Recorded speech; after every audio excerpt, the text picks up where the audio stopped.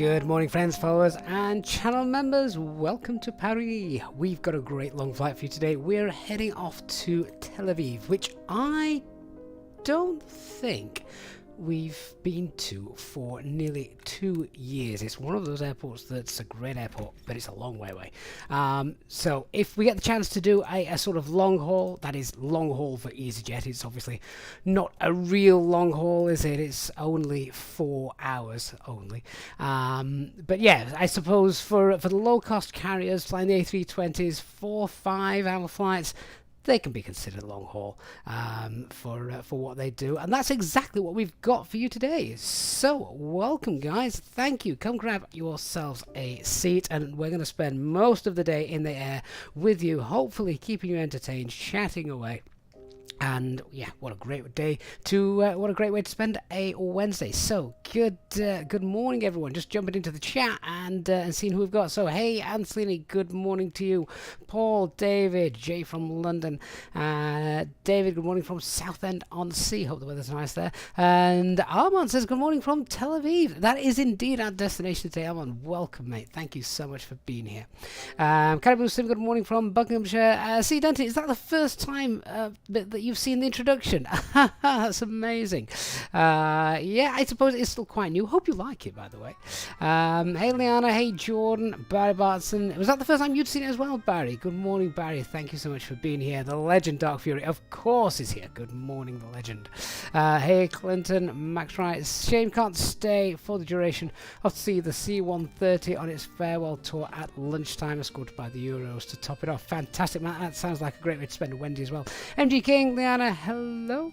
Yeah, Liana, it's long haul for me, really. That's exactly what it is. Hey, Leah, Lixel, Shaggy, Aaron, and Mike. Thank you guys for coming on board, and Aeroflots in Pilot as well on Twitch. Good morning to you. So the operational flight plan pinned into the chat as per usual. If you are watching on YouTube, another reason for doing a flight now this early in the morning is because, well, the day is just going to get very, very warm, and by the time it gets to the evening, I'm shattered in the thought of spending time in this office where it'll become like an oven after a 4-hour flight, 5-hour stream.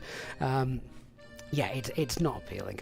So I've just been selfish and doing a nice morning flight and keeping it nice and cool. I am going to just start and lead off this with a bit of a caveat. At some point, I reckon within the next 40 minutes. I've got the postmail will be coming, and I've got something which I've got to sign for and send back out. So that will probably happen just as we start to push back, knowing my luck. So you'll just have to excuse me when that happens. Real world getting in the way, as I need to just go and sort something out with the delivery man when he comes. Hopefully, First Officer George will let us know when he's there. Anyway, let's crack on. We've got a long flight to go. So, as I say, we're in Paris, off to Tel Aviv in Israel. Operational flight plan is on the screen, as you can see. And yeah, because of the distance, we've got quite a heavy payload as well, just under 15 tons. We're going to be quite heavy today. The heaviest flight I will have done in a very long time, in the A320, of course, not counting the A330s and such. So yeah, about just under 15 tons of payload. Our takeoff weight is going to be about 72.3. Our landing weight is 62.2. Now, that means we're underloaded by 1128, as we can see there. Extra fuel? Well, we'll check the weather in a bit. Probably want to take a little bit extra. Some CVs and things might be on the way, par for the course. So we'll check those out as we go. The alternate today is an Easyjet destination. I can't remember where it is. It's some Hussein airport or something, but it is an Easyjet destination, so that is our alternate. I'll let you guys look that up for me. I did plan this prior to the stream. It was not just a random one that's been picked out. We're Alpine today, 46 Yankee Mike, and just as I say that, let me just have a look at the overlay. Is the banner working? No, let me give that a kick, and then we've got a bit more information, haven't we? So yeah, it's Alpine 46 Yankee Mike, the flight today. Hopefully that's it. That's the banner now, all working for you. What else? So a tailwind of 24, that's nice. Shear rate of 4, so that's getting up a bit, but usually above 8, that's when we start to take notice. Legend Dark Fury, Bengal 1 International, that's where we're off to today. Yep. Hey, level flight simulations, good morning. Mike, is it coming by airmail? No. At least I don't think so. That would be very uneconomical for what I'm expecting. So here's the flight route. 09 right, departure, planning runway 34 arrival. Good morning, Just Willie. How you doing, mate? Hope you're doing well. Oh God, look at the fuel. Right. Don't often get into double figures with the tonnage, so just under 14 tons of plug fuel today. That is, wow, that's a lot. Most extra we can take is 1128, and to be honest, I'm considering not really taking that much extra because the weather doesn't look too bad today. Certainly not in Tel Aviv, because yeah, we've just got light winds and basically cab-okay conditions. It's whether we have to avoid any weather en route that might add to things. So CNR is 3 tons. Hopefully that won't come into play, but yeah, that's our sort of decision fuelage, depending on what we're going to do. So yeah, let's have a look at the actual flight plan itself. So it's going to be a long one, isn't it? So into Vienna, so just under an hour, about 50 minutes into the flight. Just be aware we've got the Alps beneath us and some terrain if anything bad happens. After that, then just a little bit more terrain, about 2 hours 20 into the flight. After that, I think we've just got a bit more, 3 hours into the flight. So you can see dotted around on our flight today, there is quite a bit of terrain underneath us, so we just need to be aware of that, just in case we have any, you know, depressurizations or anything. And then once we get towards Tel Aviv, that's it. Right, here's the weather then. So all the 9s for Tel Aviv and our Paris, where we're leaving from, that's fine. Pretty much all the alternates are they're all Cat 1 stuff as well, so not concerned about those. Let's have a look at the forecast then for Ben Gurion. There you go. So basically this is what we're looking for. A cab okay, variable, 10 kilometers visibility, scattered clouds 2.5. There's no reports there of CBs or thunderstorms, anything like that. So I think we're going to be fine today. King Hussein International, that's the one. That's our alternate today. Again, at the moment, everything looks fine. No significant changes to that. A little bit of haze, perhaps. But again, it's still all Cat 1 stuff, isn't it?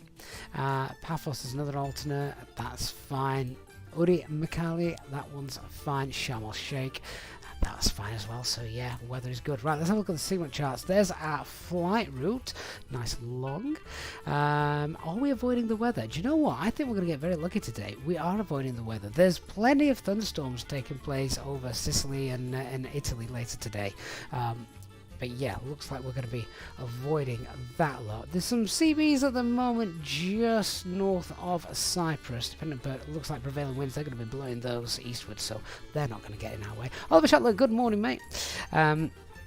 That's all our alternates docked around. That's low level, and high level looks like it's going to be absolutely fine. Yeah, there's those 3 peaks, so to speak, that we spoke of. So what fuel are we going to actually take then? Well, we're pretty close to our limit anyway, but the weather's looking great. The aircraft also doesn't have quite a realistic fuel burn at the moment, so with the Fenix we probably don't want to throw too much on. So all I'm going to do, we're going to take 14 tons, and I think that should do us right. So we'll take 14 tons of fuel, Tel Aviv fuels, that's exactly what we need in a moment, and we'll get that sorted. Let's have a look at Navigraph and see what's happening here with that. So where's our jet? We're parked today at stand Bravo 7, which is pretty close to where the real flight took off from. Annie, you're supposed to be working. You have to turn us down, Annie. Sorry. So Bravo 7, we're taxiing. Then it's going to be on Golf 3. We've got no ATC today, so we'll just sort this ourselves. So Golf 3.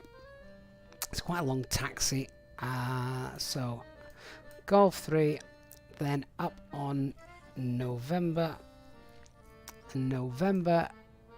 to Delta,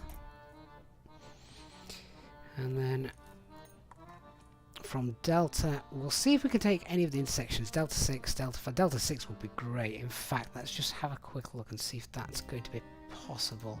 If we just have a quick look here. Oh, we've not got it loaded in. Hang on. We have got it loaded in.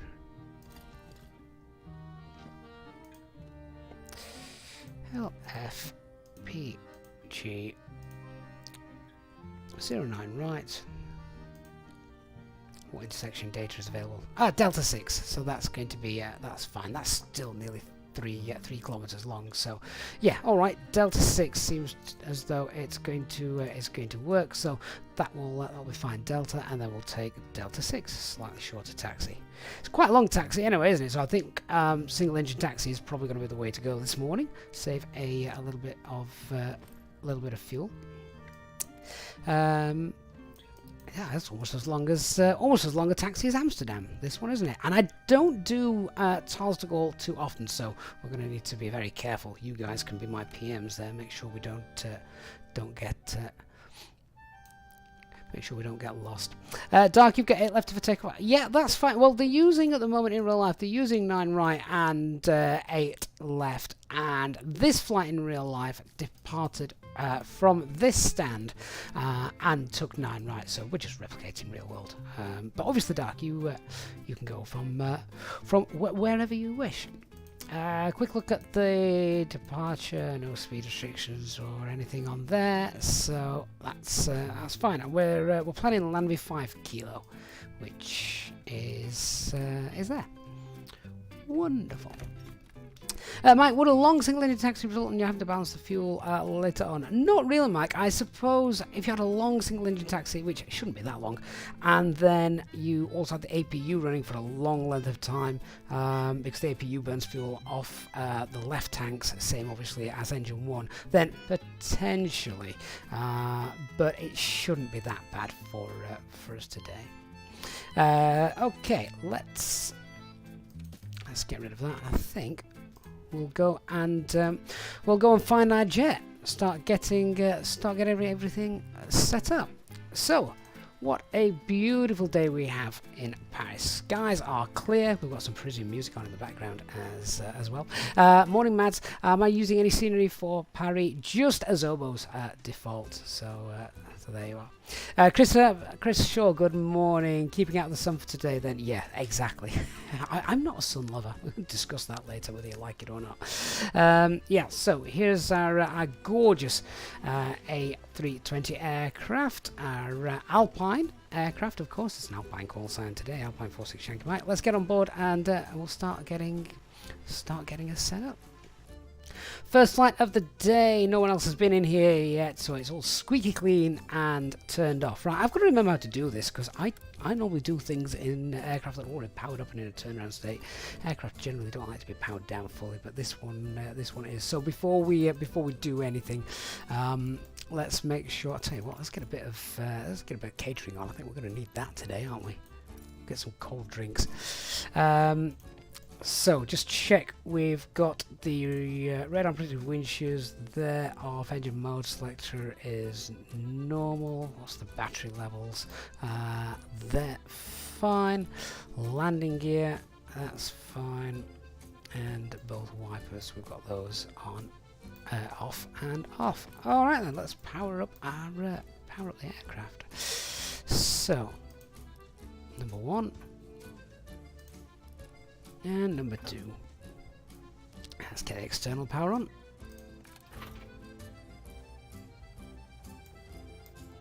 And wait for the clicks, and then we'll do the APU tests.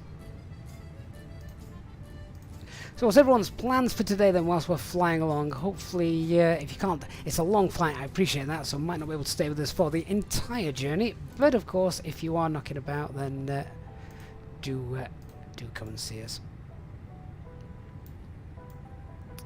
So, wait for those clicks.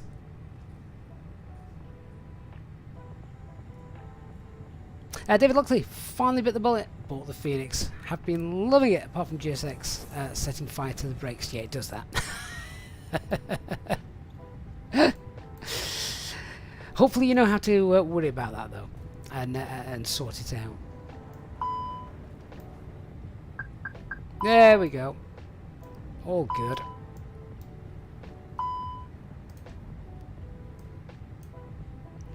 Right. They will hopefully sort themselves out as we go. Let's just do our APU fire test. There we go. And engine 1. And engine 2. So Leanna, you're in a work meeting right now. Excellent. Background entertainment for you, Chris. Fantastic. And Matt Vale. Haven't watched it live for a while. Welcome back then. Been working and watching. Great to have you, Matt. Anthony's good morning. Right, let's set that one. There we go. All right then. So let's do our usual setups then. So we want to make sure the nav logo lights are on now. We're powered up. Acupressure's in the green, and we've got our flaps, speed brakes, parking brake is all set. All right, well, let's do the rest of the overhead then. So that's got to come on. That's come on. CRV test. There we are. They're fine. That's on. We'll get that on. We need the emergency lights armed. Turn the packs off. Fuel pumps are off. That's fine. And then we'll come and set the rest of the aircraft out. We'll just check the oxygen. It's fine. It's fine. And we've got 1800 psi there as well. Just go through these SD pages, check the oil. That's fine. Hydraulics, fine. 30 degrees in this flight deck. I might have to get that door open. And we'll start getting passengers on board. Sounds like the catering crew have left, so we've got plenty of fuel and everything, and plenty of fuel for the passengers. Plenty of food on board. I should get this window open. Boiling.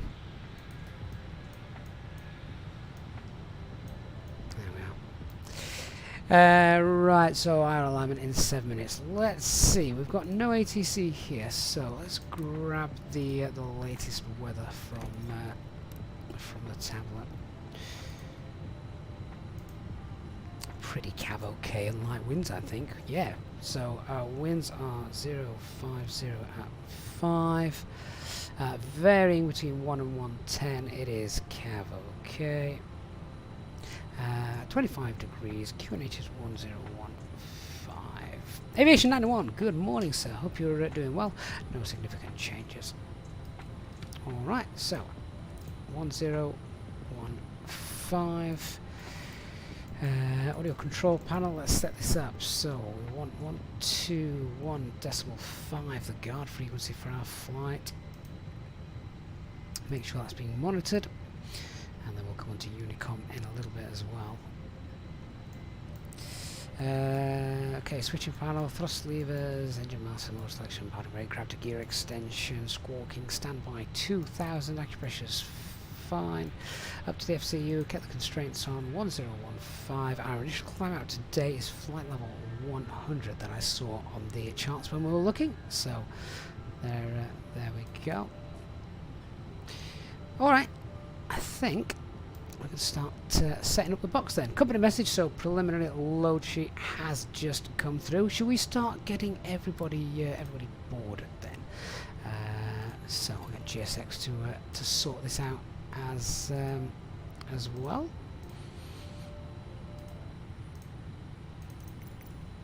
A little bit of realism.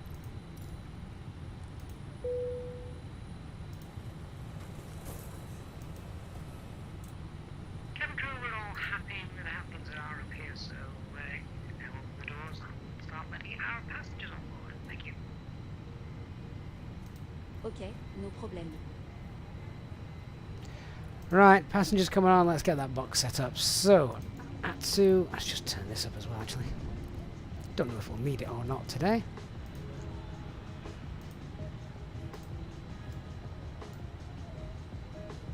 $24 in Paris already.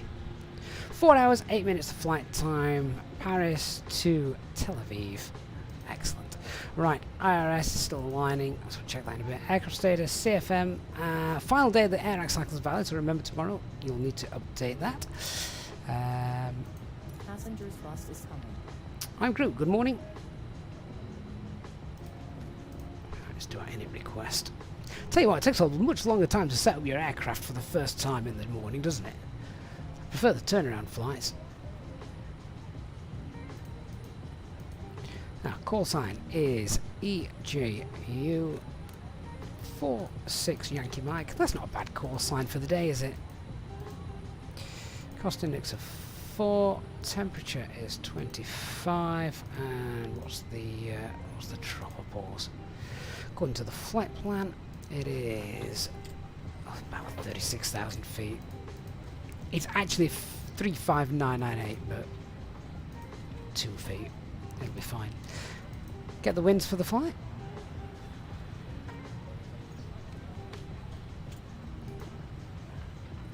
And we're cruising today at flight level 330 and temperature is 51. There we go. Ooh, now, first officer is apparently barking away. I wonder if that delivery has arrived. Ryan Videos 94, good morning, sir. Thank you so much for the last 6 months of channel membership. Really do appreciate that. Great to have you as well on board this morning. Right, flight plan. Departing 09 right on the Lanvi 5 kilo. My God, there's a lot of departures in there. Lanvi 5 kilo, that's the one. And then at the other end, expecting ILS runway 30, and that is on the Ninette 1 arrival. Now, how does that come in? Hadas or Limco? Let's check. Looks like Limco might be the one we're coming in via. Let me just see. Yep, Limco in. Oh, that's a really nice approach. I like that. Right, Limco it is. You get great views of the airport as you're coming in. I like those kinds of approaches. 1,832 miles on the OFP, and the box can't give us that yet while the alignment is still taking place. Ryan Video, 6 months of learning so much on the Airbus from myself. It's been well worth. Ryan, that is incredible. Thank you so much for your help there. Fatality COD, you want to start with Microsoft Flight Simulator. Want to know if it's an easy game to start out with for simulation. You used to train simulations, but apart from FSX, haven't flown any other flight sims before. What would you recommend? Definitely doable, as Ewald has said. And the great thing about Microsoft Flight Simulator is you can make it as realistic or as easy as you want. There's also lots of assistance, lots of lessons included, so my advice would just be, just do it. Just jump in and enjoy it. It's great simulator. Okay, RadNav page C. It hasn't worked out where we are yet, but let's manually tune CGN, and we'll tune that one in. Get those turned on, and let's have a look then at our preliminary load sheet. Hey Dan and Roble, good morning. Major Aviator, I'm afraid I've got no idea when that will release, but the guys are still working hard and refining things so that they give you the best possible realistic aircraft available. Right, so our Zil fuel weight is 58.8. GPS Prime has come alive now. So 58.8. Takeoff CFG, sorry, zero fuel weight CFG is 31.4. Fuel for the alternate, according to the flight plan, we'll call that 1.9 tons. And fuel planning. So as I say, I'm going to tell the ground crew we want to take 14 tons today.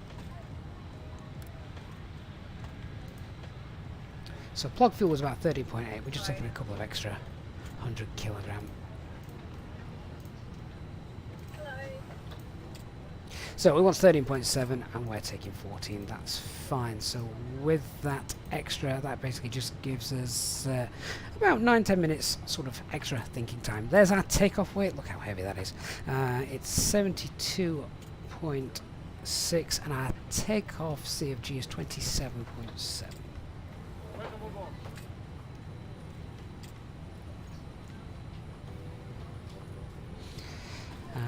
Okay, that's done. Let's have a look at the takeoff performance calculator then. So what are we doing? We are on 09 right. It is dry. Go flaps 1. All of those off. That heavy takeoff weight of 72.6. CFG is 27.7. Let's grab a live weather. And we said we wanted Delta 6, didn't we? Now, because we're so heavy, flaps 2 might work out better for us.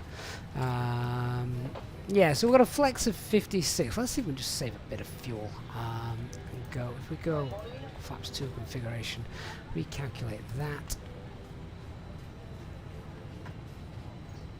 Oh, that's strange, it's not actually changed it. Fair enough. Flaps 3 is not really done too often by Easyjet unless it needs to for performance. So yeah, I'm gonna go with that. I'm gonna go with flaps 2 today, given the weight of us. So let's pop all that information into the box then. So we've got performance page 147, 148, and 152. Transition altitude here in Paris is 5,000, flaps 2 for departure and flexing 56. Wonderful. Okay, let's bring up SimSmart and we'll check out our thrust reduction acceleration values, and secondary flight plan for the engine out procedure. So here it is, 1870. So it's noise abatement 1 today, so we need to update these figures. 1870-3370.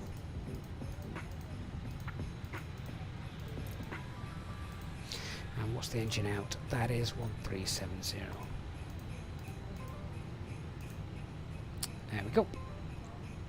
And let's have a look then at the engine out. So the engine out is standard, 1900 feet, a left turn Mopar, and enter the hold. Hey Otto, good morning. Tilted Blunder, good morning to you on Twitch. How you doing, mate? Thanks for being here. Secondary flight plan then, let's go and put all that information in. So we're copying the active.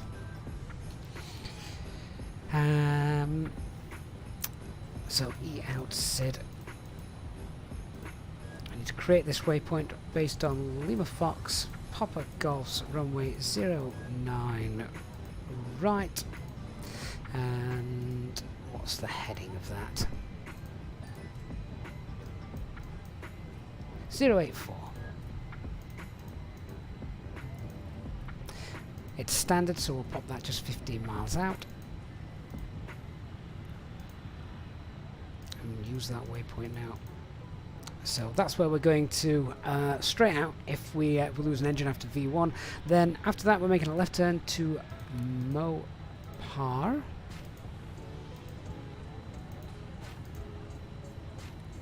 We'll enter the hold. Inbound course is 093 and it is left turns. If we have lost that engine, we'll not be carrying on to Tel Aviv. We'll be coming back here to Paris. And I believe the arrival runway they're using on the north side is 09 left. So ILS 09 left. No start. We'll use Novia although I reckon this Mope 8 Papu is possibly the veer for that. Just guessing. I've not looked, but let's just see what that looks like. Oh yeah, so that works perfectly. So there's our straight out left turn, enter the Oldham Mopar, and then the arrivals program back in. Love it when a plan comes together. Excellent. That's all done. Head 1 Chancellor, hope you're, or 414 Chancellor on Twitch, good morning. Right, Secretary Flight Plan's happy, I'm happy. I think we're pretty much about ready for the brief, aren't we? Hi, yeah, we're just about set up here, so we're happy for you to close the doors once everyone's on board, and we'll get going. Thank you. Okay, we are almost finished. He will let you know as soon as everyone is on board. It should only be a few more minutes.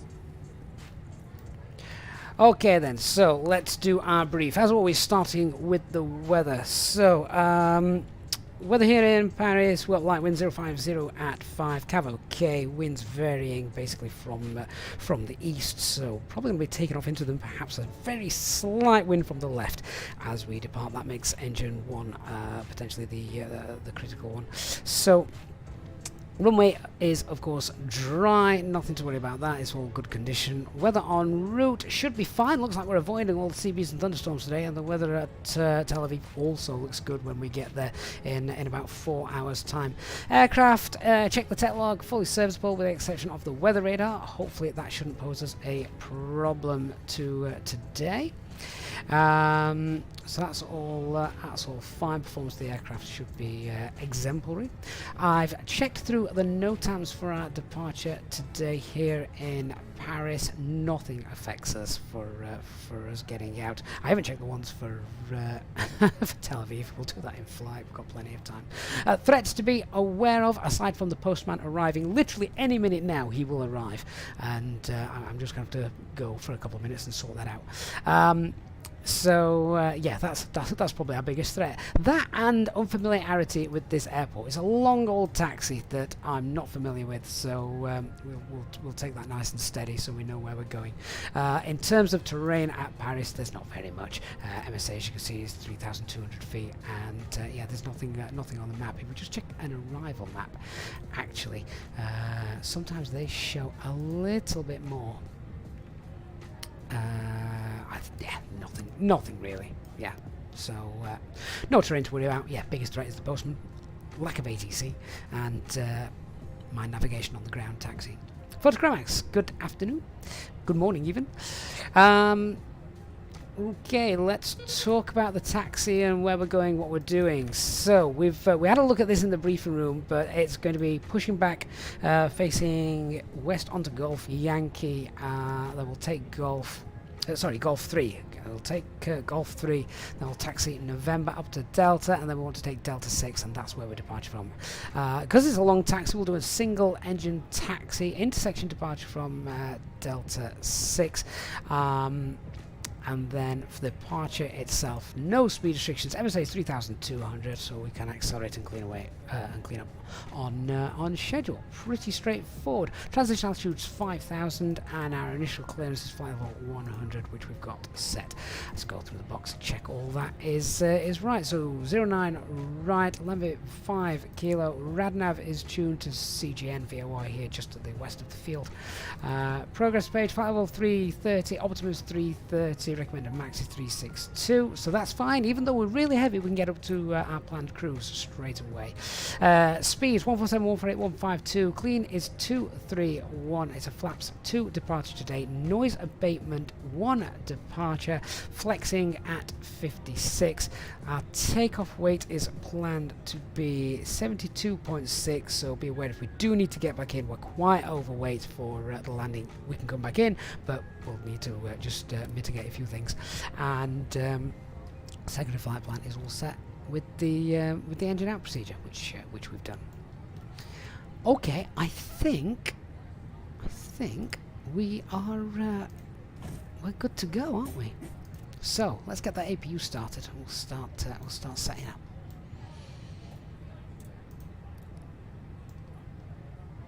Hello Gavin, everyone is on board and doors have been closed. He will get someone to bring you a drink once we've taken off. Thanks a lot. Alright, so APU is starting. Refueling is finished, so they can come back on. Seatbelt signs can come on as well. Mach 178, what's the difference between RMP and RNAV approach? To be honest, nothing really. Very, very little. The terminology has changed just because one's required navigation performance, which is basically what RNAVs are moving over to now, because the aircraft are getting so advanced they can check their own position, their own performance, and monitor if something's going wrong. So yeah, RMPs basically mean that they're a bit more accurate. You can fly closer to terrain and things like that, and know that you're safe.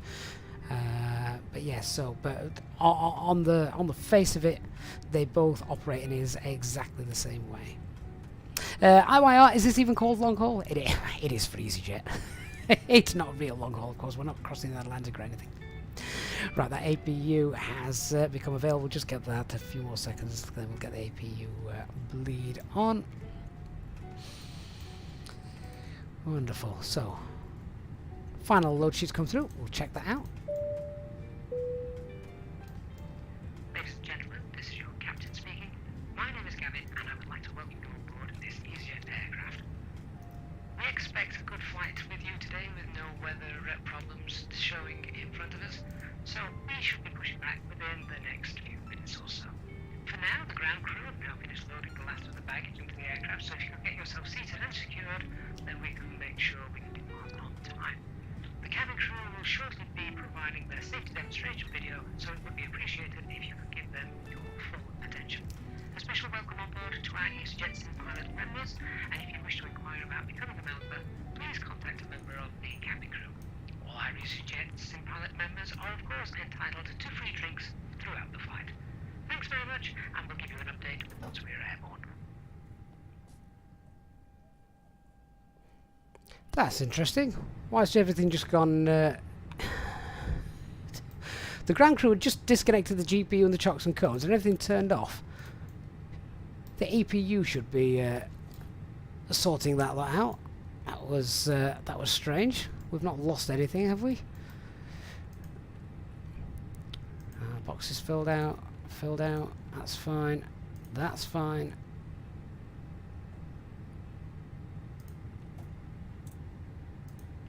That's fine. That's fine. That's fine. Oh, that was weird. How strange. Oh well, doesn't matter. So we'll just check the final load sheet. Everything is absolutely fine. Get the APU bleed on, because I bet it's going to start getting warm in that cabin, isn't it now? Just check the conditions. Yo, 33, 28, 32. Let's turn those down.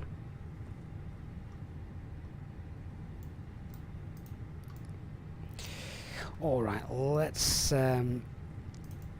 get GSX up. I will get the ground crew into position.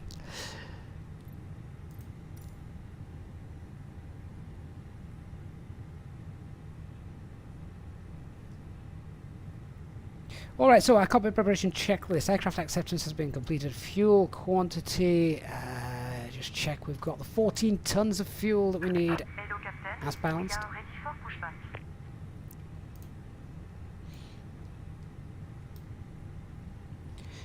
Seatbelt signs are on. Ideas, we need to check. We've got that 3 nav green actually, because we didn't check that earlier on. Yeah, 3 nav greens, and VARF QNH is 1015,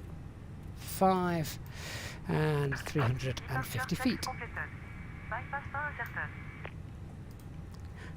What I do want to do as well is just make sure that those barrow knobs are linked. So I'm going to push back, and this is probably the moment where the postman will rock up. Brian, how can you all be sitting in front of your screens on a beautiful sunny morning? Probably, Brian, because most people are working. So we're going to be putting back facing west on the Orange Golf 3.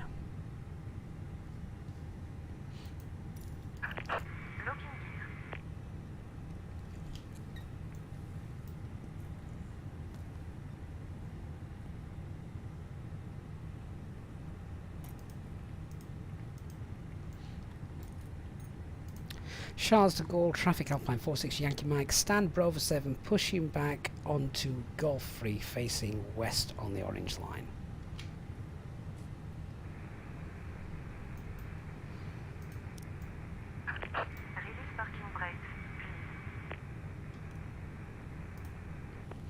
So there was an aircraft just transmitting there, but we only got static, sadly.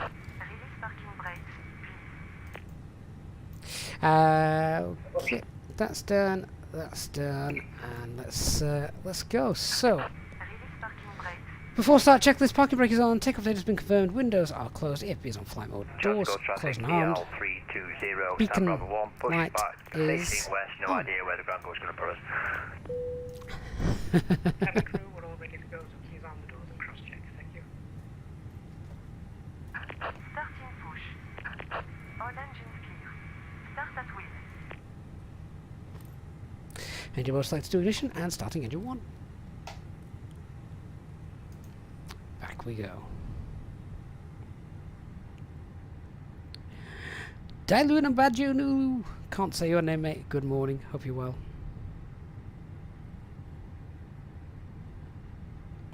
Mike 178, I think I might have missed your question. If you can stick around, let's get airborne, and then we've got a heck of a long time. What was that?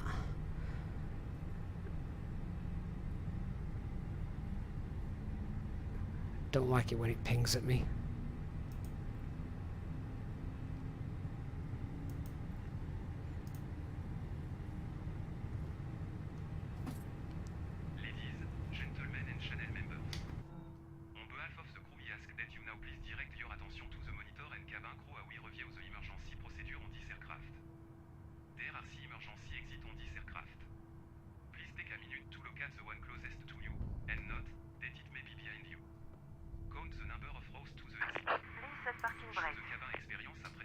Cockpit to ground. We have a good engine to start. You can disconnect.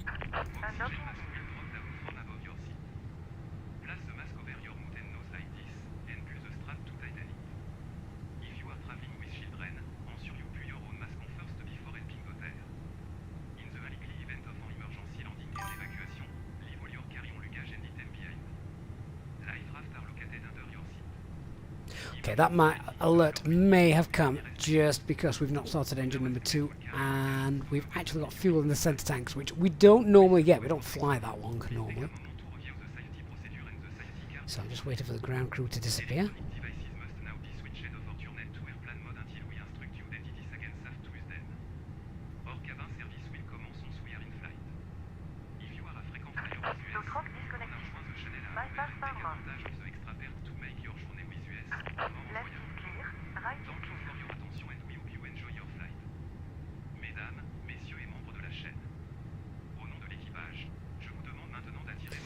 Left is clear, right is clear. Where's she gone? She panics me, she always does.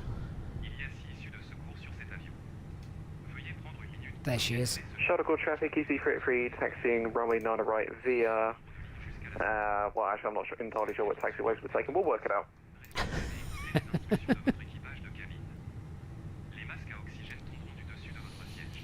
Okay, engine 1's happy, so engine 1 selects us back to normal, bring off the APU bleed and get the yellow pump on.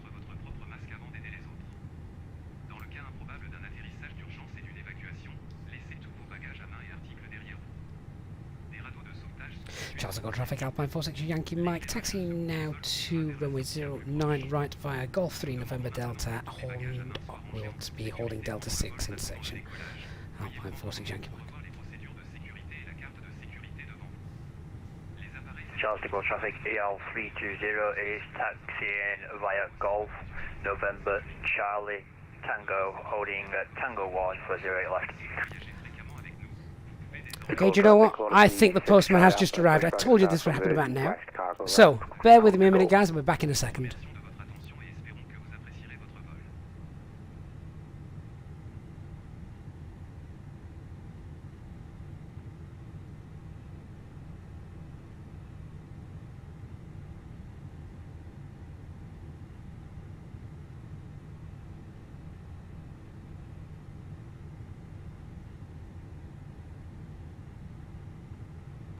Go traffic Easy67, Foxtrot Mike's pushing off, stand Delta 5 to face west.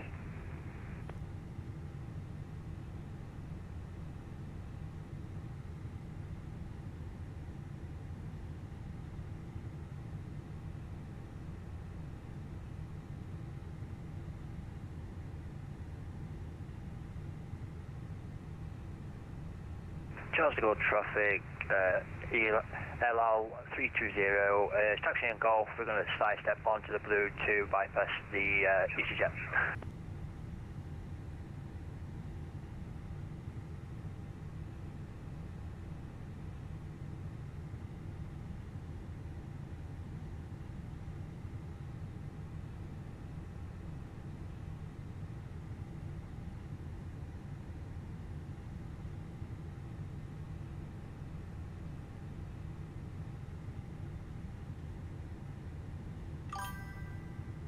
Paris traffic, runner 126 heavy. 3 miles final George White.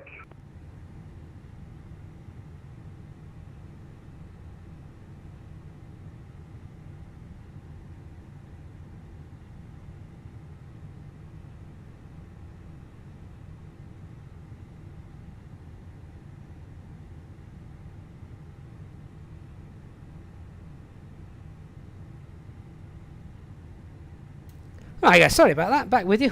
Oh, at least we're not worrying about when that will happen. Okay, let's go.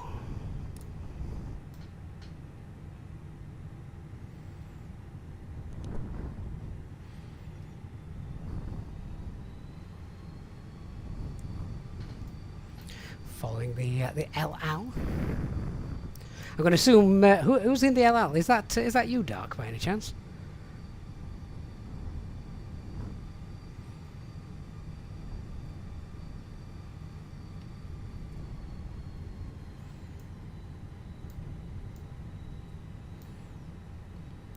So do the flight check, full left. Delta 3606 after Full right. Easyjet passing behind me, push and stop. Full up, full down, rudder, full right, rudder, full left. That was the other way around actually, I did full left first then full right.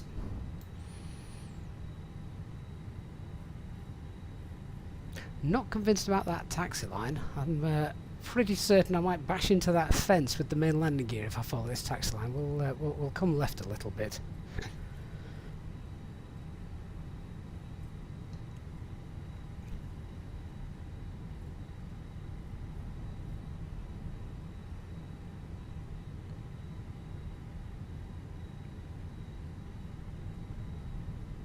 And to go traffic, quality 6 Charlie Alpha, taxi to runway 0 and right via Mike and Bravo Delta. First traffic, runner 126 heavy, clear up the runway.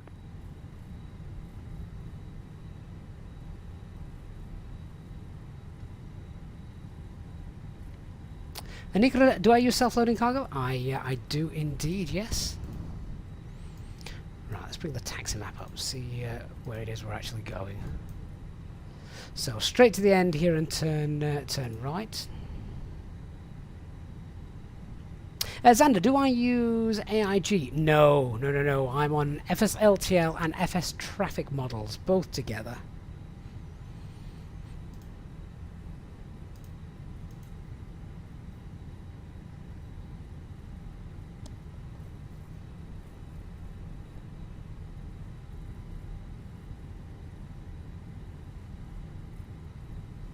Danny, I think Dark is departing on a different runway to us. Golf traffic, Easy 67 Foxtrot Mike's taxiing Golf 3 November Delta 3 via Delta. Bit of a bump in the taxiway there as well, look.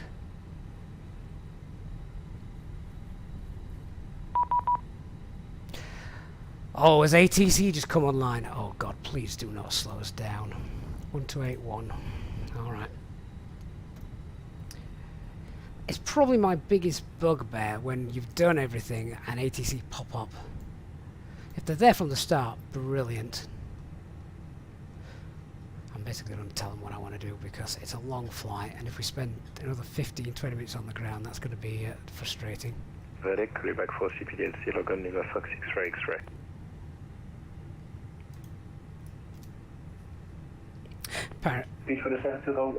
Just wait for run back, read backs. Alpine 72 Romeo Charlie, squawk 1000, direct to Vedic. 1000 and Vedic for the 72 Romeo Charlie. Paris Centre, good morning, Alpine 46 Yankee Mike. We've pushed back plan 09 right departure, Landv 5 kilo, A320 and off to Tel Aviv. Alpine 46 Yankee Mike, clear to Tel Aviv. That's right, just to know able for runway 08 left. Is it possible to stick with 09 right, Alpine 46 Yankee Mike? 08 left is closest, but if you prefer 09 or right, able. Yeah, if 09 right is available, we'd prefer to take that, please. Alpine 46 Yankee Mike, keep running on November, and you're cleared for to Tel Aviv, 09 right, Landv 5 Golf departure, initially flight level 100, squawk 5705. Cleared 5 runway 9 right, and just confirm the Landv 5 Golf departure, squawk 5705, initial climb flight level 100, Alpine 46 Yankee Mike. Yankee Mike, read back on rec, QNH 1015, taxi via November. QNH 1015 and continue taxi on November, and we'll be able to take Delta 6 intersection for departure, Alpine 46 Yankee Mike. Rico. Right, should get the squawk in, and I just need to update the Quality 6 Charlie Alpha, SID. short of 09 right, request clearance to Athens. Bonjour, Quality 6 Charlie Alpha, clear to destination 10 asphalt, runway 09 right, Landv 5 Golf departure, initially flight level 100, squawk 5706. Okay, quality 0, quality clear to Athens, Landv 5 Golf departure, initial altitude flight level 100, squawk 5706, quality 6 Charlie Alpha. 6 Charlie Alpha, read back correct, QNH 1015, report ready for departure. So I just need to quickly check the 5 Golf departure then. Easy 18 Alpha Juliet on frequency. Easy 33 with you, requesting IFR to Tel Aviv, please, and we are currently holding short of Delta 7 runway 5 Golf. Are they exactly the same? Bonjour, call back in a minute. Chamog 545, bonjour, news squawk 5711. They're lucky, don't they? There's nothing there that suggests anything different to me. Not on first viewing. 5 Golf, 5 kilo. Right, okay. Let's continue. Great, 6 Charlie Alpha, sorry, wind 050 is fine, not runway 09 right, cleared for takeoff. Clear takeoff from 09 right, clear, 6 Charlie Alpha. Easy 33, bonjour, keep rolling on Delta, short Delta 6, runway 09 right, call back for Xander, you hate having to contact air traffic control who appear out of nowhere. 6 and call back yeah, Easy 33. I think 320 on the frequency. if it's not going to affect anything, Control, if you can just say, this is what I'm doing, Bonjour, 320, keep running on November, short Tango 3, runway 08. you know, direct us to the runway, give us the taxi clearance, and then off we go then. Tango in November and Tango Hotel, short, no Tango 3 and call. Particularly if short, EL 320. the clearance that you're doing on frequency. is one that is being used in real life, which at the moment, yeah, this runway is.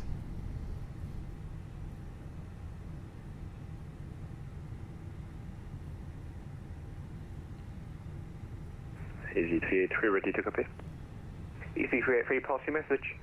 Easy 383, clear to Tel Aviv, asphalt runway 09 right, Landv 5 Golf departure, initially flight level 100, and squawk 5712.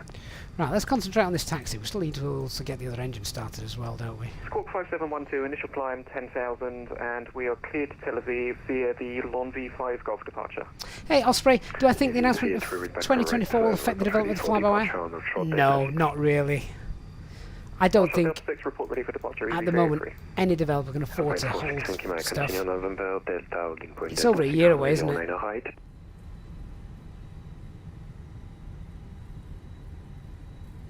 Alpine 46 Yankee Mike, continue on the November Delta, short Delta 6, runway 09 right. Continue on November, take Delta, hold Delta 6, runway 09 right, Alpine 46 Yankee Mike. Hello 320, clear ready to copy. Oh my god. Hello 320, pass message. Hello 320, clear to Tel Aviv outside, runway 08 left. Long V5 hotel departure, initially flight level 100, squawk 5713. Okay, so let's look out for Delta, which is coming up in a minute. Right, I'm going to get that. Oh my word. This is awful. Read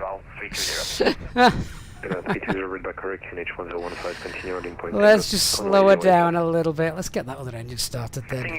Engine mode selected to ignition, let's get the bleed on. And we'll start engine 2. With you, flight level 370 inbound 6 Right now, 1682, bonjour, squawk 1000. Squawk 1000, right air 1682. Easy 18 Alpha Jet on frequency. Easy 383, ready for departure, Delta 6. Easy 383, Delta 6, line up and wait, runway 09 right. Line up and wait, 9 right, Easy 383. Great, E6 Charlie Alpha, you identify, climb flight level 190. Climb flight level 190, call E6 Charlie Alpha. So you can see I'm having to give our engines quite a bit of thrust because of how heavy we are. So we're going to start engine 2, it'll just help us with the taxi, I think. Easy 67 Fox Mike, bonjour, clear to destination outside runway 09 right. Opal 5 Golf departure, initially flight level 100 and squawk 5714. Roger, clear to Bristol off runway 09 right, Hotel Golf departure and climb flight level 100, squawk 5714, easy 6 and Fox Mike. Easy 67 Fox Mike, feedback is correct, clean H1015, report ready for taxi. Clean H1015, call ready for taxi, easy 6 and Fox Mike. Right, number 2 is available. Engine mode selected back to normal. Takeoff 09 right, Easy 383. Get rid of that. 320, Tango 3, line up and wait, Get rid of that. Pop those to auto. Hello 320, Tango 3, line up and wait, runway 08 left. Tango 3, line up 08 left, EL 320. And I just want to check, did I set that trim? Easy 18 Alpha Juliet on frequency. It's fine. Alright, the after start checklist. So anti-ice is off, ecam status is checked. Pitch trim is 27.8, rudder is neutral. Bonjour, Delta 3606, follow Alpine traffic at the A320, call back for So just past the clearance. North Tower. We should be taking a second taxiway here then on the left. Request taxi. Okay, so a quick pet check now. Slight departure change, however, no real difference. I think one's for props, one's for jets. So we've updated that. Check that. Still no speed restrictions or anything, and we're fine. So Delta 6 figures in the box. Everything's still valid for us. Opal 5 Golf departure. Initially flight level 100, squawk Working out where we are here. Cleared Opal 5 Golf departure, squawk 5716, Delta 3606. Delta 3606, route back correct, follow KNH1015, follow the Airbus A320 just ahead of you, taxi via Delta holding point Delta 6, runway 09 right. So we're actually taxiing on Quebec now, I'll just tell him after this. Do you see that, please? Follow the Alpine traffic just ahead of you. Follow the traffic ahead of me, Delta 3606. And Alpine 46 Yankee Mike, apologies, we've come onto Quebec, but if we could just continue on Quebec, then we'll make a left turn back onto Delta for Delta 6. Yankee Mike approved, break Easy 383, climb flight level 190. Climb flight level 190. Okay, back to that PEDS check. Shouldn't have done that whilst we were trying to navigate that.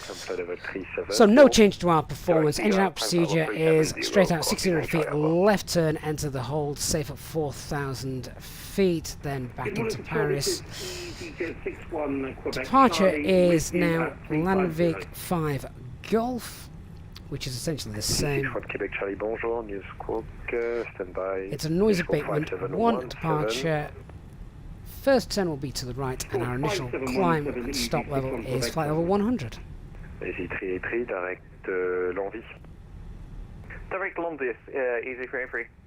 Ryanair 1682, contact Brest 125.5.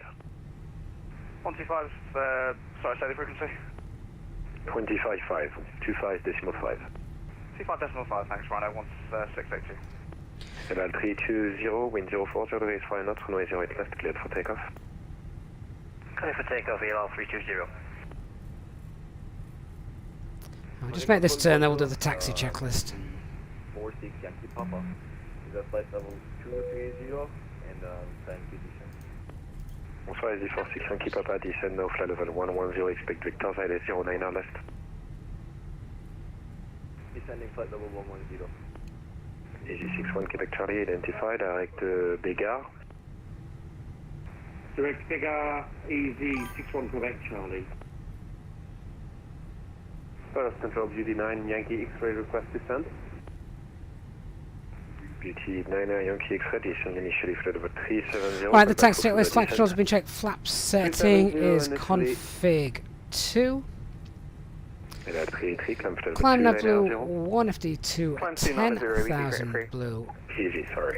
Radar and predicted wind shears are on. ECAM memo is takeoff. No blue. EFB is stowed, disconnected. Delta 3606, continue taxi on Delta holding point Delta 5, runway 09 right. That's Delta 7, so our next right should be our taxiway.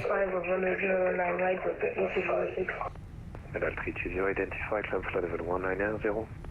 Climb flight 190, ELL 320. The airspace in Paris is very busy for a Wednesday morning, isn't it?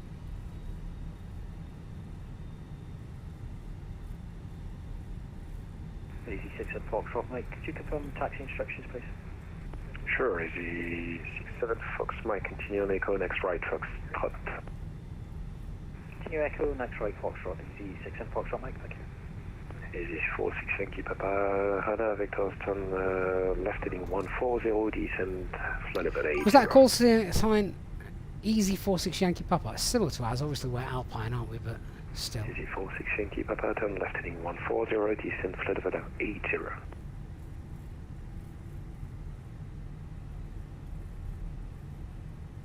And there's Delta 6. Easy46, Yankee Papa, Paris.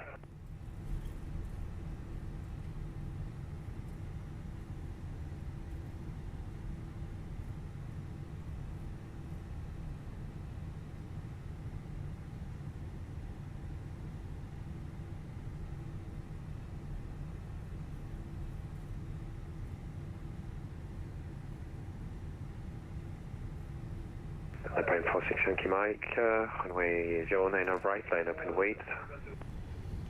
Line up and wait, runway 09 right, Alpine 46 Yankee Mike. Nearly caused us easy then. Right, approach path is clear. Direct L'Envie. Direct L'Envie is ELL 320. Easy46 Yankee Papa, Paris.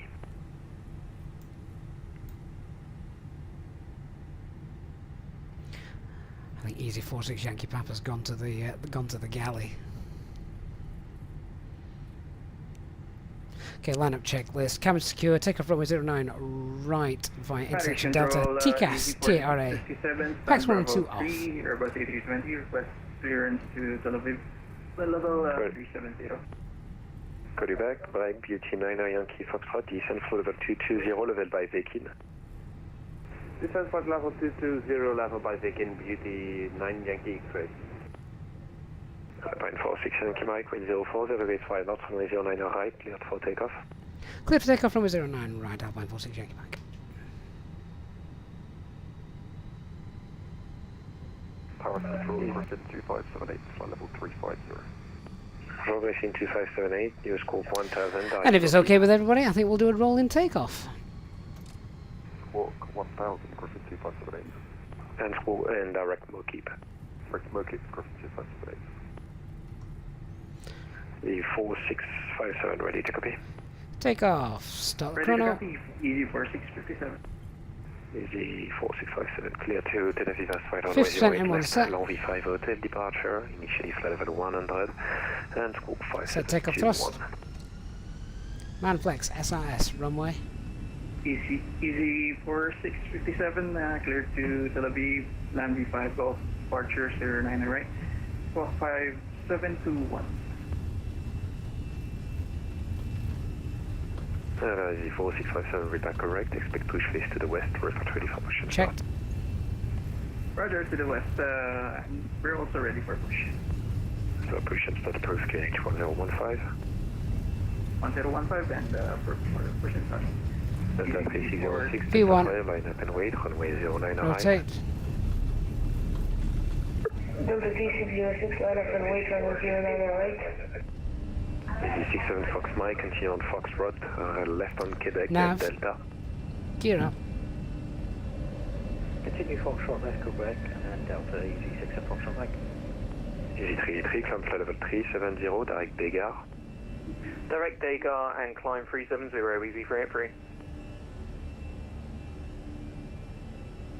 And Easy 383, my bad, direct Lupin. Direct Lupin, Easy 383. Autopilot 1 engaged. Alpine 46 Yankee Mike, identify, climb flight level 1990. Climb flight level 190, Alpine 46 Yankee Mike. Radar 320, climb flight level 350. First climb direct SRS. Lupin. Climb 3, flight level 350, direct Lupin, ALL 320.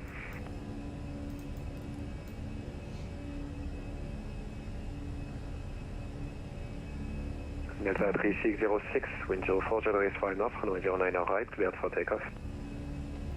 Delta 3606, runway 09 right, clear for takeoff. Flaps 1. Speeds checked. Flaps 1. Easy 46 Yankee Papa.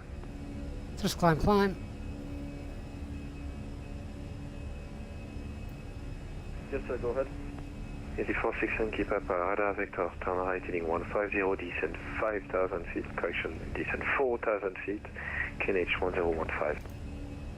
QNH 1015 descending 4,000 feet and continue indicating again, please. 150.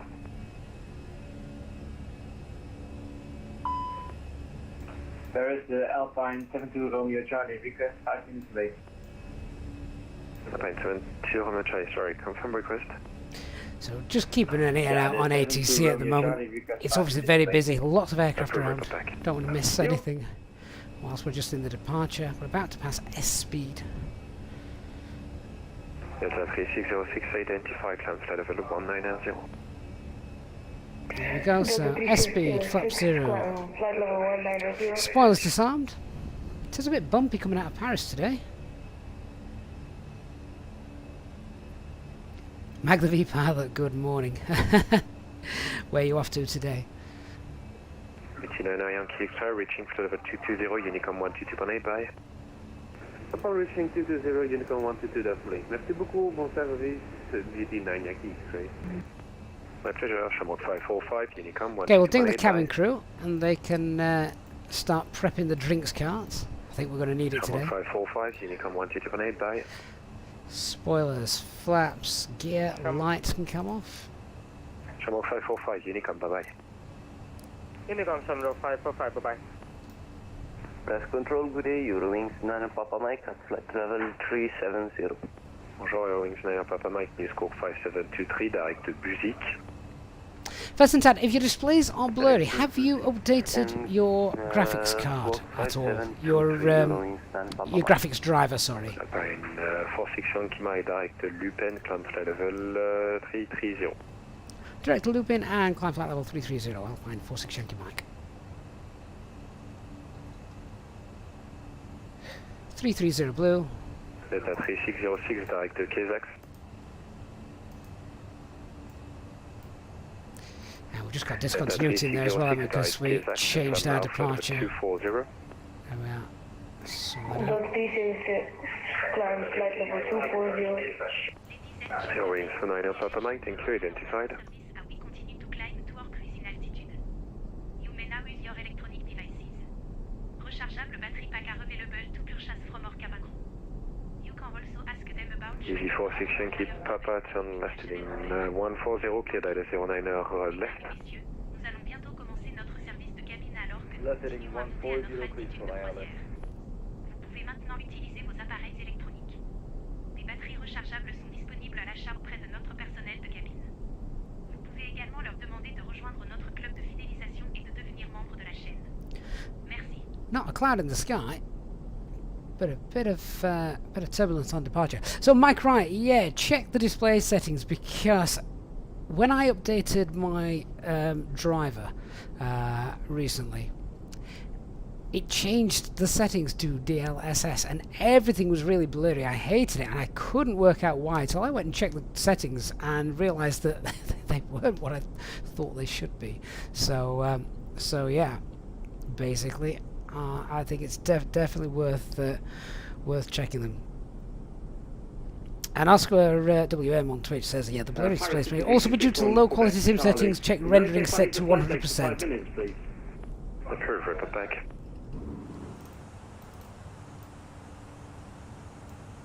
Easy461, keep up at on right, heading 050 to intercept localizer 09 on left. 09 on left. Right, 10,000 feet. We'll get airports on our displays. Radnav page. I'll clear that out. 330 is fine. That's where we're headed to. 0 at cost index. And we'll clear out the secondary flight plan.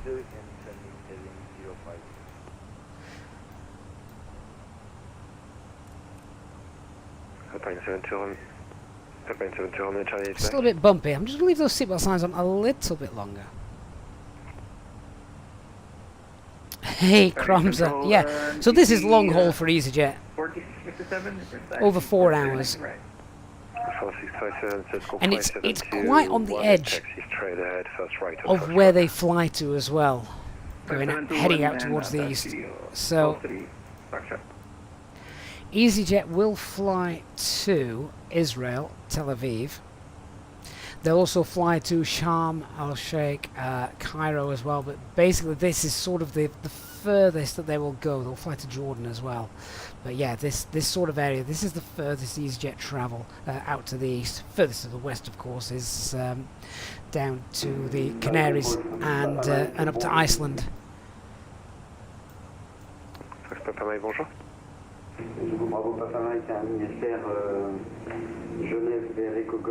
Peter, benefit moving cost index to 0. It does get us up to cruising altitude a little bit quicker. Just increases the rate of climb a touch.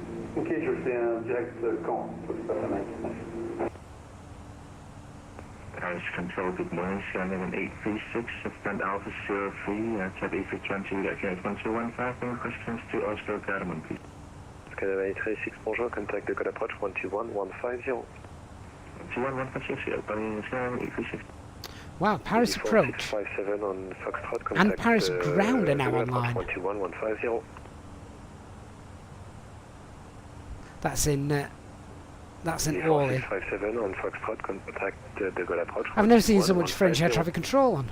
Switch to approach 121150 for easy for 657. Are the real ones on strike? 461, keep up contact now to the Gaulle approach 121150. Are they all doing it virtually now instead? Peter, so with the cost index, not all airlines do this. It's an EasyJet standard operating procedure thing. Oh, forgot to start the timer. That's okay, we can get the information from the box.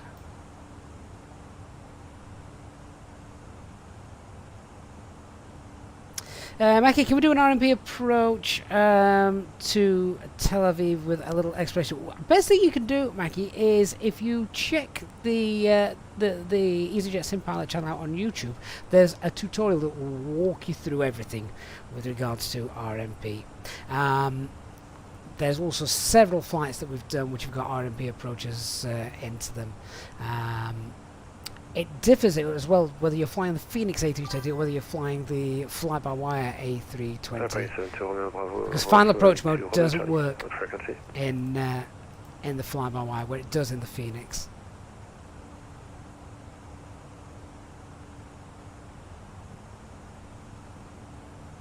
Griffin 2578, reaching Moki, Unicom 122.8 by 128, 2578.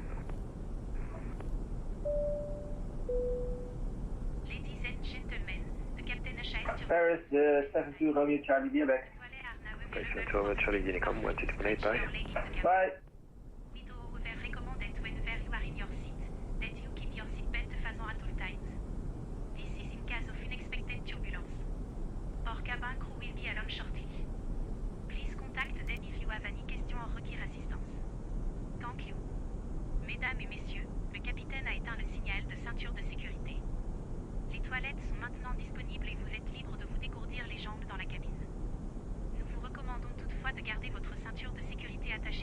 chaque fois que vous êtes à votre place. C'est en cas de turbulence inattendue. Notre équipage de cabine sera là sous peu. Veuillez les contacter si vous avez des questions ou si vous avez besoin d'aide. Merci. Right, clear skies ahead and all around us. Europe is really getting the sun, isn't it, at the moment? Well, apart from Italy, they're just getting rained on and thunderstorms. I saw the south of France, and I saw Spain yesterday. Didn't look too good either. Kromza, you're French pilot? Yeah, I don't know what I mean by French strikes. They're only on strike for the foreign airlines. And yeah, absolutely, real long haul is you know, a 7-8 hour flight and above. This is just an A320 long haul. You know, it's over 4 hours, which is starting to get to their limits, isn't it? 4 or 5 hours. This is for the A320, of course. The A321, the Neos, the XLRs, they're going to be going for a lot further. But yeah, a rotation to Tel Aviv and back, that's a long day out.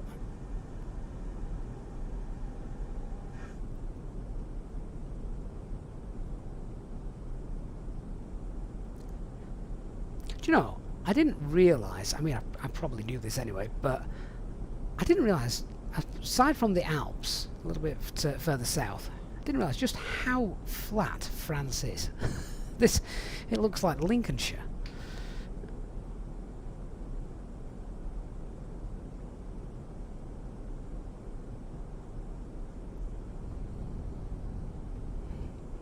Cromsey still amazed that Air Transat makes the Paris to Montreal with the A321 LR. Yeah, and of course, who's the other one? Lisbon. Lisbon. There's lots of flights from TAP Air Portugal, the A321s, crossing the Atlantic.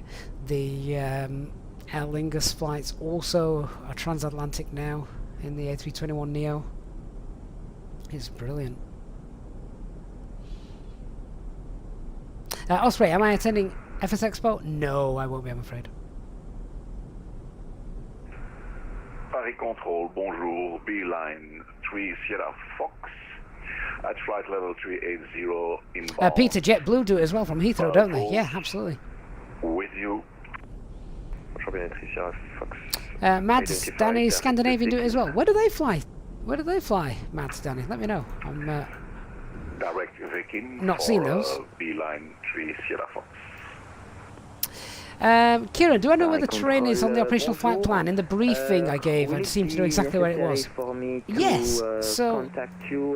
This is KLM 239er tracking direct. If we bring it up, at the Frankfurt so Airport. the minimum off-route altitude, the Mora, the grid Mora, which you'll see on the charts, 2,500 feet, 2,600 feet. So you can see then when it starts to get towards the Alps in Vienna, it's 11,800 feet, 13,900 feet. So you can read on there where the terrains are going to be. And your wings 9 up Papa Mike, contact address 125.5, au revoir. Rest 1251, decimal 5, your wings 9 Papa Mike, bye. Crossing the pond with a single aisle aircraft, obviously the passenger comfort is not the priority. I've seen a few reports though of people that did it, you know, when they started to do it, and they thought, actually, do you know what, it wasn't that bad. I've never done it. But I guess, what added benefit do you get from being in a wide body to a narrow body? You're still sat in a small seat with not much space in front of you. And Alpine 46 checking my apologies, we are direct Landv. Would you like us to go direct Lupin? Yeah, family, I've been cleared to Lupin. Okay, direct to Lupin for Alpine 46 Yankee Mike.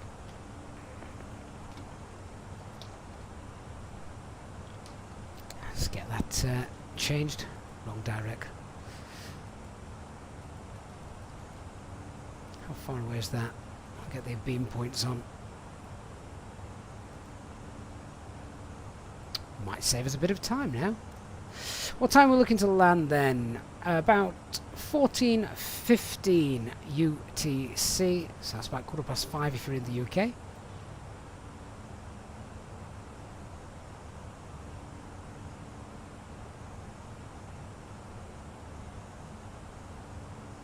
Steve Elliott, if we're routing over roads, you'll look out for us about 3.5 hours and wave. Just Willie says, actually he disagrees. He says he loved flying on the 757 transatlantic. It was quick to board and quick to get your food. That's true, there's not as many people on it, is there? So I suppose that's one advantage. If you're not trying to please and serve as many people, then suddenly everything happens a lot quicker and a bit easier for the cabin crew.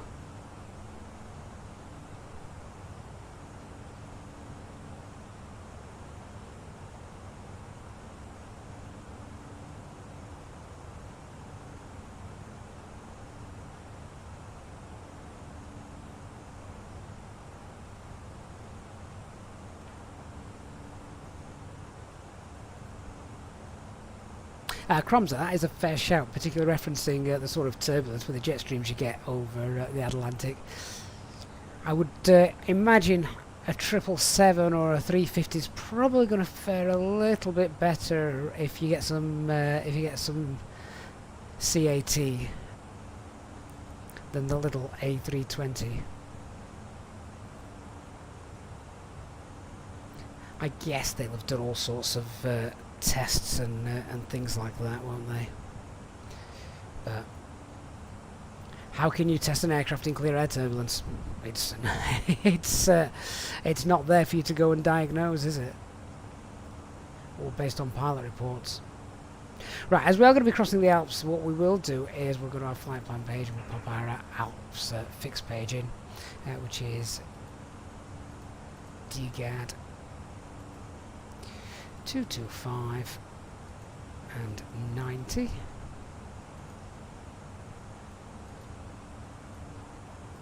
if we zoom out, see that's a little bug here on the Phoenix. These lines should extend to sort of infinity. We're not actually crossing directly over the Alps, but it's just good for situational awareness. We know where they are, where the terrain is. Okay, a couple of thousand feet to go, and then we'll be at Delta 3606, Unicom 122.8 via. Delta 3606, Unicom 122.8, thank you for your service.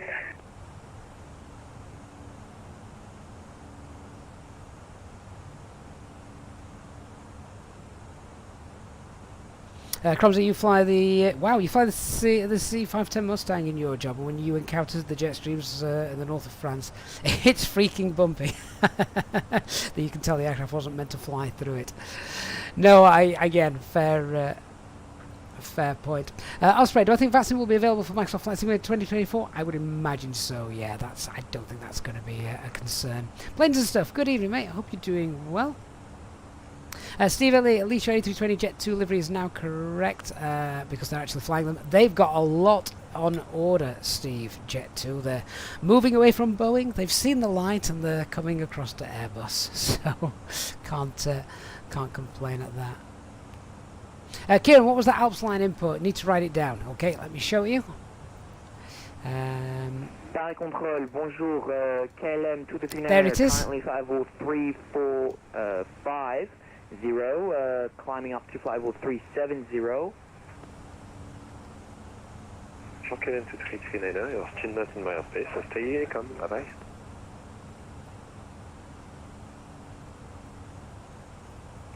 So according to that, this is also what I really like. So we should be sort of transecting that line, the eastern line, in about an hour's time. Over there. Right, we've got Mac Alt Star. Hey J-Hog, how's the garden looking? Mine's looking dead. Unicom 122.8 via. Out cruise. Unicom 122.8, au revoir. TCAS to below. And we'll pop our cost index back to 4. Lovely. Let's cycle through the SD pages, make sure everything's still working. Air France 1680, avec vous, niveau de vol 250. Bonjour Air France 1680, transpondeur 1000, autorisé bivax 9 écho. Transpondeur 1000 et approche bivax 9 écho pour Air France 1680. On peut commencer notre descente si possible. That's interesting. Air France 1680 direct Mopar et descendez, niveau 100, stade de Mopar.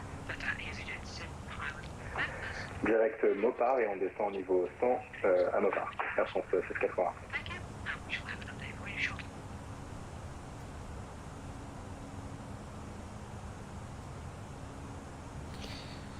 It's because we had fuel in the center tank feeding the APU. That's why. So I know I was just looking at that, thinking, why is everything still balanced? That's never normally the case. It's because we don't normally fly long enough to have fuel in the center tanks. That's why. So what fuel have we got left? We've got 12 ton, and we've burnt 2105 with you climbing to flight 330. 2 ton, which is the 14 ton that we took. So no fuel leaks. Squawk 1000, correct flight 330, and can you repeat the rest? 2105. Route direct Ducra, Delta Uniform Charlie Romeo Alpha. Delta Uniform Charlie Romeo Alpha. Direct ran at 2105. Paris Control, Beeline 3 Sierra Fox, request starting descent into Brussels. 93 Sierra Fox, descent level 2. Comes the fuel on board is we've got three C510s.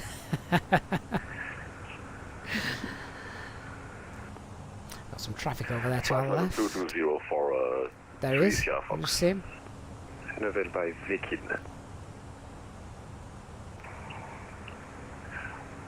Level at Vikin. And 2105, you're identified.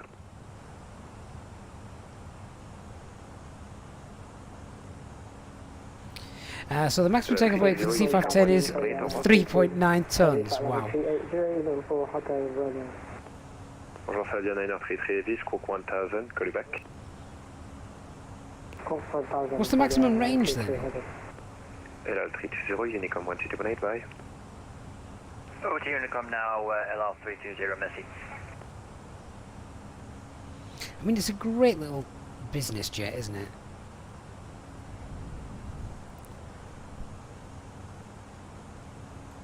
Fabian 933 identified avec Ibera. So let's have a look at some en route weathers then.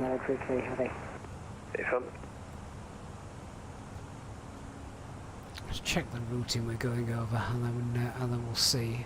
So we'll have a look at Munich. We'll have a look at Venice.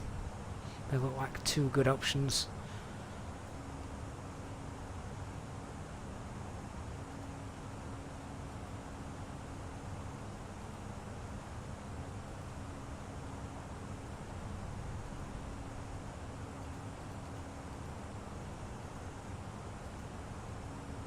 I don't imagine any of these to come back looking nasty, to be honest.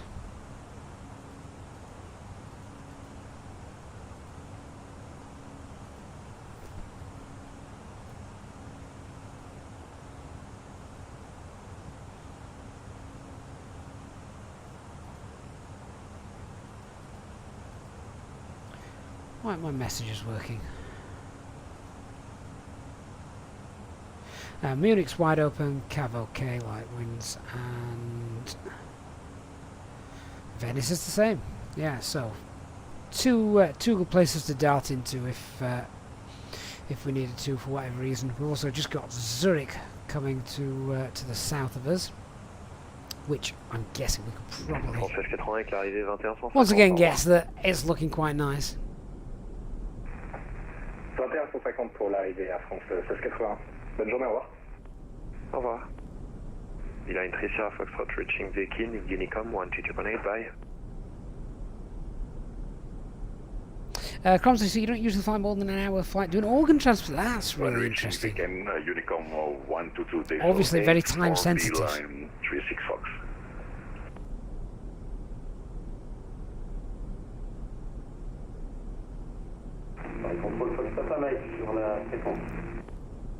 Just looking to see if I can see any cloud anywhere, just to confirm that live weather's working. That's all I want. Just give me a cloud. Just a tiny cumulus cloud. Anywhere around us.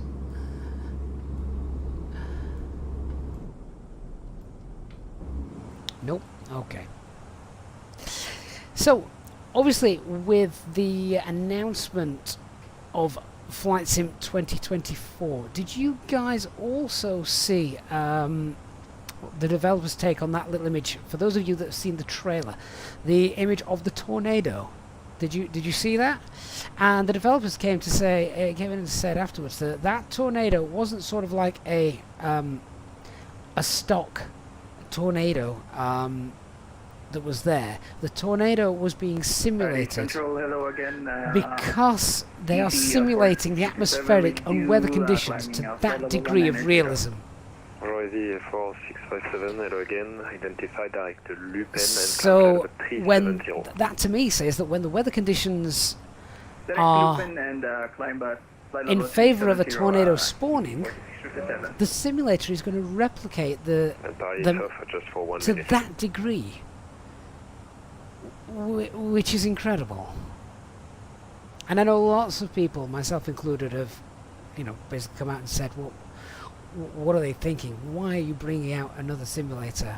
It wasn't on the roadmap, it wasn't planned. And I think that's possibly why lots of people were angry, I guess, at the announcement of a new flight simulator. Because, tell me what you guys think. I thought Microsoft Flight Simulator, which was called Microsoft Flight Simulator, wasn't it? It wasn't called Microsoft Flight Simulator 2020. It was just called Microsoft Flight Simulator. I thought Microsoft Flight Simulator was it. Maybe for a good sort of 10 years, until there was a major development in the next generation of consoles or graphics, that kind of thing. So I think that's why people were really frustrated, because they'd thrown everything behind the simulator, not expecting any change to the main platform, but it would just be upgraded and enhanced and optimized, like they have been doing with the sim updates, the world updates, that kind of stuff. So when they announce a brand new simulator as amazing... Over to Unicom, thanks so much for the service, Alpine 46 Yankee Mike, goodbye. And yeah, because everything looked so amazing in the trailers, so you can't fault them for that. But I think everyone was just a little bit, oh, we didn't see that coming.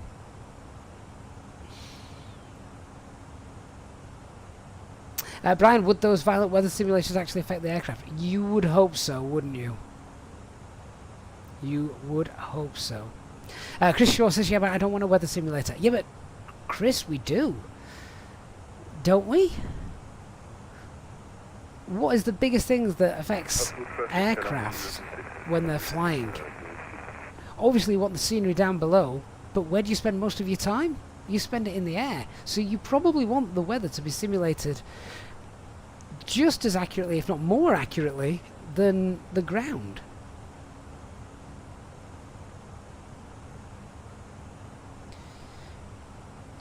And I think the ground textures are probably as good as they can be at the moment, with the satellite data. A couple of other things noticed on the trailer. The airport aprons looked much more realistic, didn't they?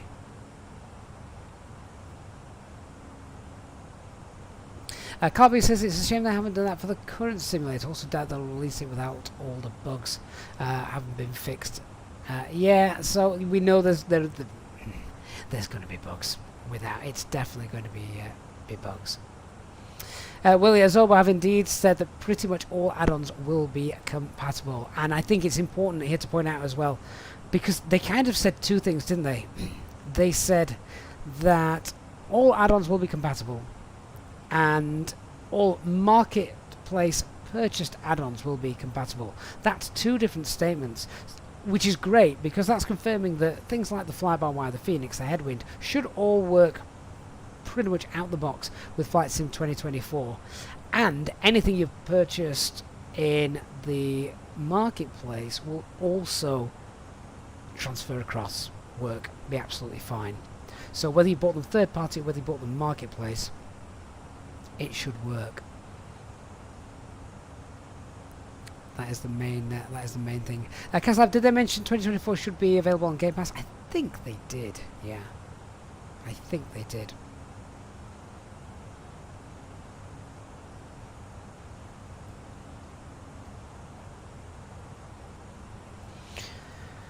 Right, where are we now? We're just flying. We've got Strasbourg down beneath us. Yeah, we'll just be able to see that. There it is. That's a gorgeous view. Look at that. That is awesome. Well, we're on Unicom now, so we are on our own for a little bit. I didn't imagine there to be too much air traffic control available this time of day.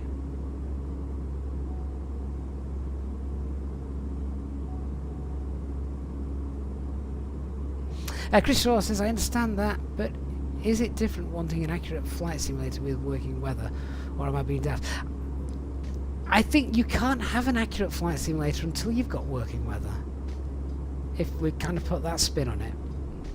So like the turbulence that you get, the wind shear, that kind of stuff, all those flight dynamics, if you can throw those into the simulator, I mean, that is essentially what...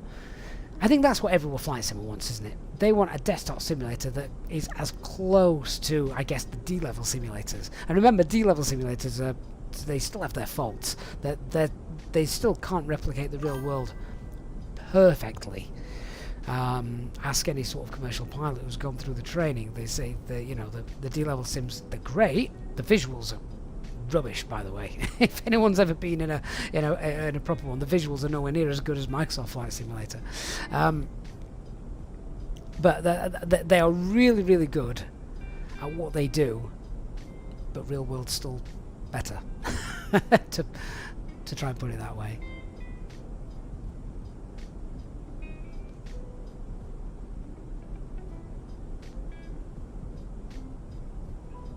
Elliot, what you'd like to see is a walkable avatar, which you think it suggested that. Skydiving, walking to the crop duster. You want to be able to walk in the terminal, down the jetway, onto the flight deck. That's almost GTA, isn't it, that?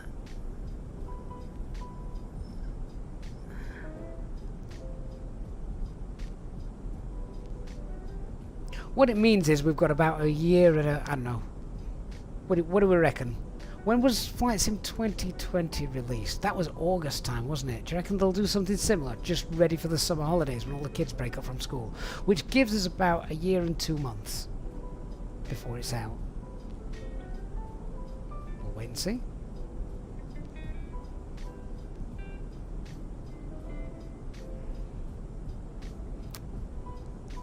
Chris Shaw, it came out in late August 2020. I reckon, if they can release it prior to the school holidays, then I think that would probably be more beneficial for them.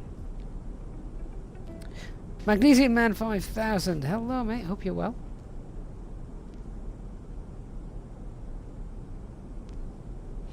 Just Willie says there is a working theory that Microsoft Flight Sim 2024 will debut with the NVIDIA 5000 series around June. I tell you what is going to be interesting. It's going to be the specs required for Microsoft Flight Simulator 2024. Now, that said, surely they can't be that high, because it's going to work on a console. And if it's going to work on a console, you're obviously limited, aren't you?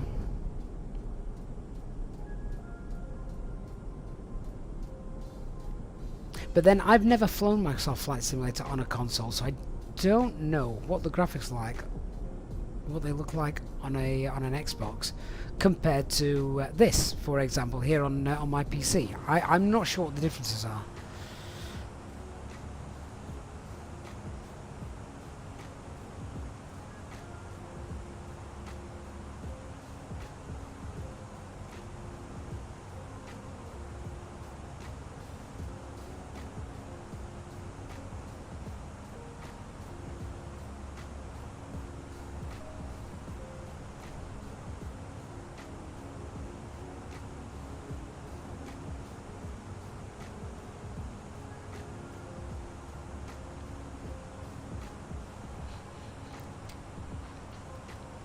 I'm just reading back through the comments in the chat. Yeah, so I think it's going to have mixed reviews for a long time, isn't it? Until we start getting drip-fed more information from Microsoft and Azobo about exactly what's going to happen. But I tell you what, so if you're in the chat at the minute, just if you can, answer me this question: which of these 3 words describes your reaction for Microsoft Flight Simulator 2024? So, excited, disappointed, or reserved judgment. I was trying to think of a single word for that, but you wait and see sort of thing. So yeah, are you excited? Are you disappointed? Or are you meh? For the want of a better word. Yeah, let me know. Just tell me what you think. Single word into the chat, guys. I want a very unscientific poll. I just want to see what you guys think about it. So Elliot's gone for excited. Liana is reserving judgment. Willie's excited. Mitak is excited. Brian King reserving judgment as well. Carl B reserving judgment. Mackenzie neutral. Delac meh. Captain KV reserved. Callum disappointed. You're the first person, Callum, that said disappointed. That's interesting. Magnesium Man 5000 says he's excited as well. Dark Fury is reserving some very cynical judgment. Mark, a mix of excited and meh. Andrew's going to reserve judgment as well. Chris Shaw, you're neutral. You're happy with the existing one. Does all it needs to do for now. Quite right. Quite right. It just needs bugs working out, doesn't it?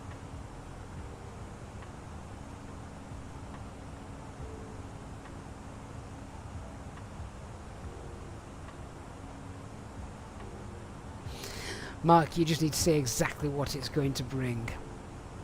True. Roland Thompson says it's just a profit generation thing. A few people have said that. I probably wouldn't go as far as to say that. I think what we've got to remember as well is we used to get a brand new simulator every 2 years, didn't we? So if I start at Flight Sim 95, because that was my first flight simulator, we had 95, 98, 2000, 2002, 2004, FSX.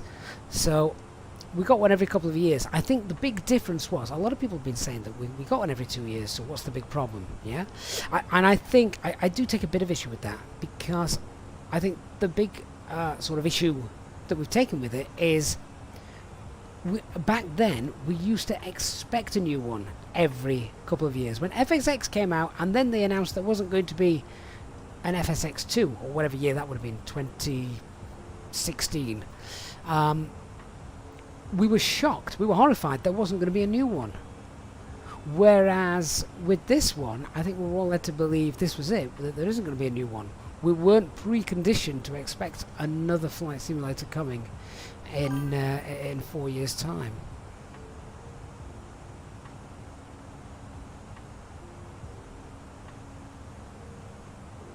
Alan says nice to see us flying to Tel Aviv. It's certainly not one we've done for a while. Just Willie, I skipped over Microsoft Flight. Yeah, I've never even seen it, so I couldn't comment on it. Was Microsoft Flight just FSX? What was the difference? What could you do in Microsoft Flight that was different with everything else? Did it have all 28,000 airports in around the world? SureStiff991 rating us with a party of 5 on Twitch. Good morning, guys. Hope you're all very well.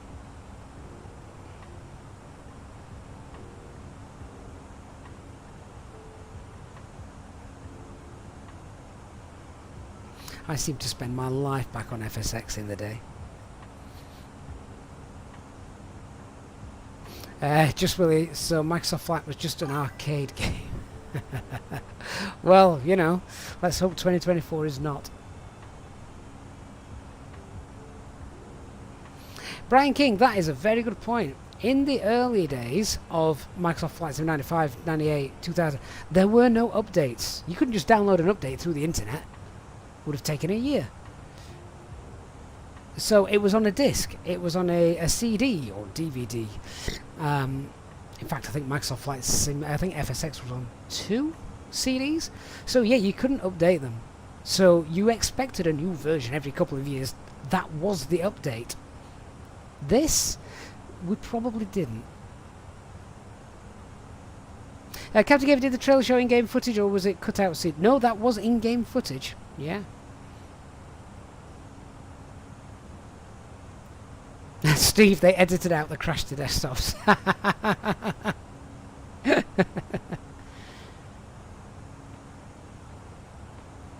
Photochromax, you don't think it'll be a new simulator engine, just a new commercial version with some technical improvements like better CFD ray tracing and some bells and whistles for Xbox users? Fair enough.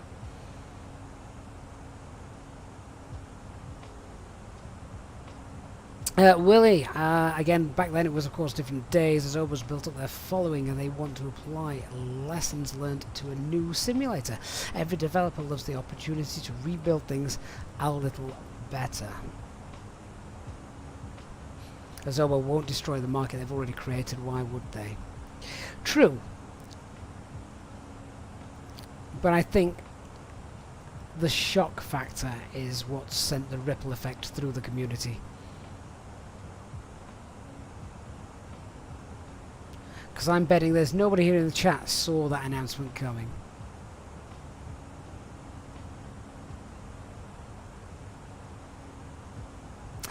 Salt chat, a question. Salt Flight, a question for the chat. I'm going to leave that question to the guys in the chat because they know much more about the tech side of stuff than I do. Brian, here comes the Alps with snow still on top. Apparently so.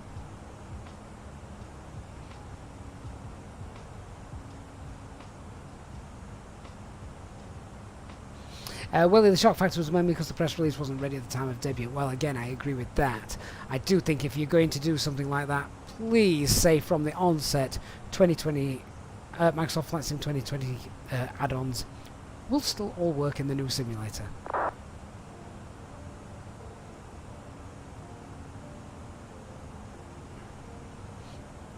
What I do worry for is the developers now, because I'm sure none of them will ever come out and say it publicly or reveal information on it. But I would hazard a guess that their sales over the last couple of days have absolutely tanked.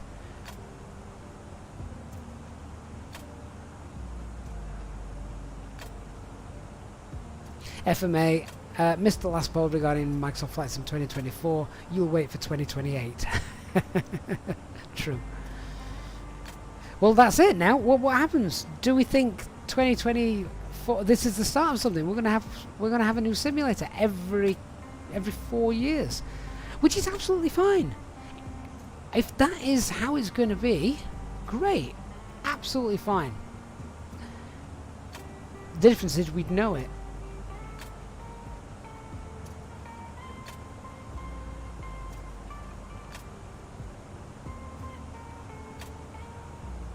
Hey, Lewis Brown, so scenery for Charles de Gaulle was default Azobo, and Tel Aviv is the mega airport from Aerosoft, which I've not visited. I've never seen it, so that'll be interesting.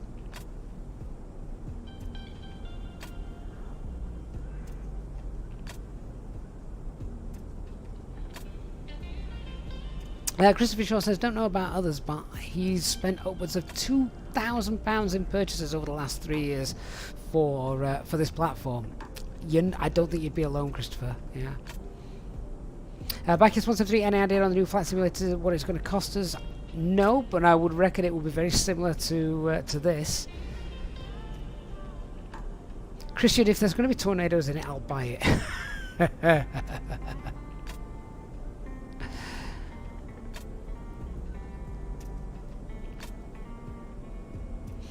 Derek, you think fly-by-wire? Do you think fly-by-wire, the A380 Aerosoft 330 PMGG 777 will wait. No, I don't think they will, Delic. No. They can't.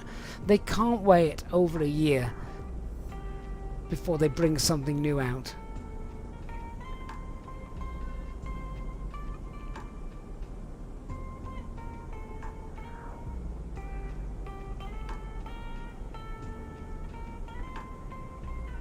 Miss Should Have a Song says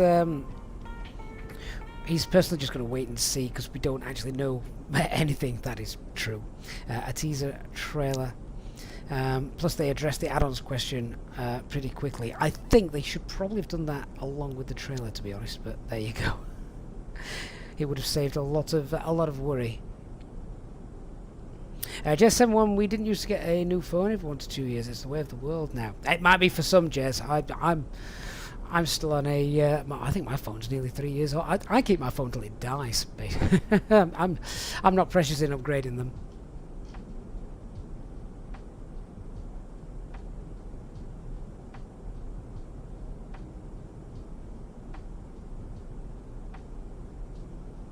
Dean, you were the last one to depart from Paris, bound for Tel Aviv. You received a full ATC experience. Yeah, we did from the point of sort of the taxiway. But then I did see the sort of ground and approach control, and everybody else came online, didn't they? Liana, helicopters are machines that turn money into lift. That's a good way of looking at it. I'm not a fan of helicopters.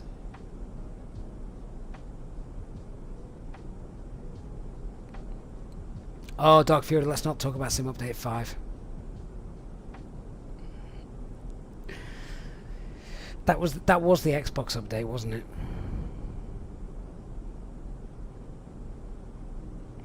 it? Ewald, yeah, exactly. The developers, they've got to keep working with what they have. No one knows a thing about Microsoft Flight Sim 2024 and the software development kit, so there's no point waiting for it. And they can't wait for it anyway, because they're a business. They've still got to keep working. They've still got to keep releasing products. Christian, to be fair, Sim Update 5 was the worst. It wasn't great, was it? Lewis, you think, will they offer a discount for those with the premium deluxe version of Microsoft Flight Simulator? I don't think so. Again, it's all unknown, it's all speculation, but it's a brand new simulator. So you didn't used to get, in the olden days when you upgraded from Flight Sim 20, from Flight Sim 2000 to Flight Sim 2002, there was no sort of upgrade reduction and discount. Good morning, Nick. Have you just woke up?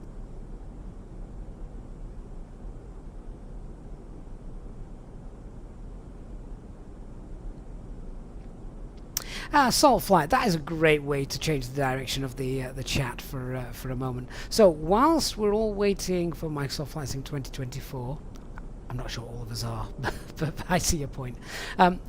What's the big thing we're looking forward to now in Microsoft Flight Sim 2020?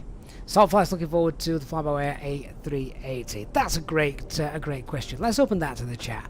So, what aircraft or airport or add-on, anything, are you looking forward to for Microsoft Flight Sim 2020? Ladies and gentlemen, we are about to commence a service of hot drink and alcoholic beverage. Please assist us by ensuring your traitable or down and bag are stored away. Our drink menu can be found in the pocket in front of you. We serve a variety of local and international coffee, teas, beers, wine, and spirit. Please note that alcoholic drink will not be served to those under 18 years of age. Mesdames et messieurs, nous sommes sur le point de commencer le service des boissons chaudes et des boissons alcoolisées. Veuillez nous aider en vous assurant que vos tables à plateau sont baissées et que les sacs sont rangés. Notre carte des boissons se trouve dans la poche devant vous. Nous servons une variété de café, thé, bière, vins et spiritueux locaux et internationaux. Veuillez noter que les boissons alcoolisées ne seront pas servies aux moins de 18 ans.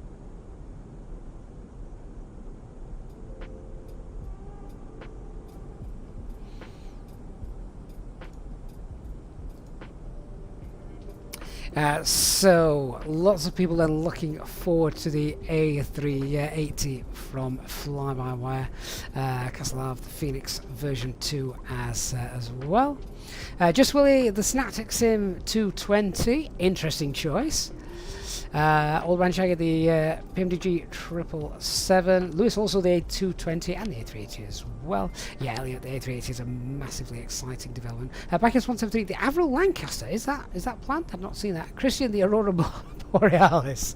Again, something which I don't know if it's simple enough to add in, but that would be nice, wouldn't it?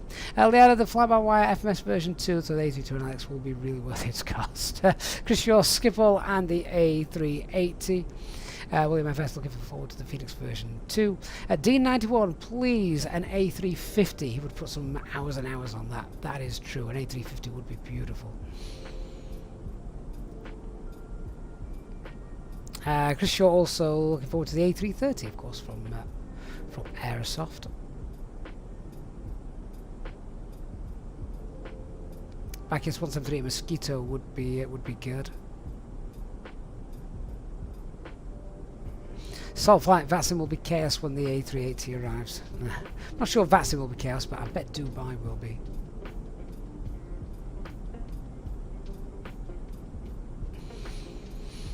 Just really, Nick wants a hot air balloon. Does he? You'll get that in 2024, I think. Fenix, of course, my hometown airport. Flight Tampers, Amsterdam. I want Aerosoft's Milan.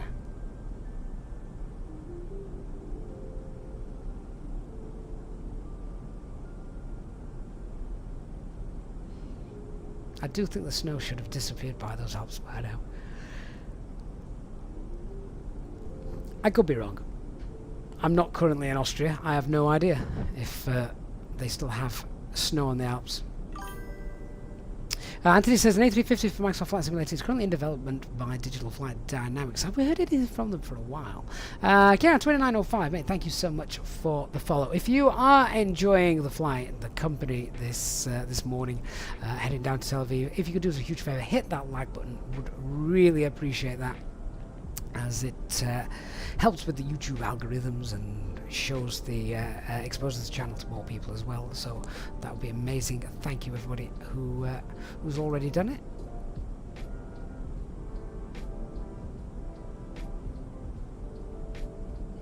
Carlson Track, are you at Innsbruck right now, Carlson Track? He said there's a little bit of snow. Maybe not as much as been depicted in the simulator then.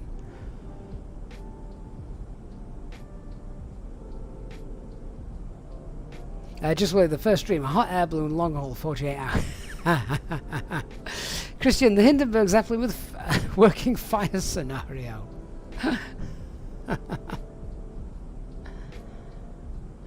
Cars on track. Oh, right, you're in Munich. So not far away. You can see the Alps. Is there snow on top of them? Do we get a Chinese spy balloon? Dark Fury.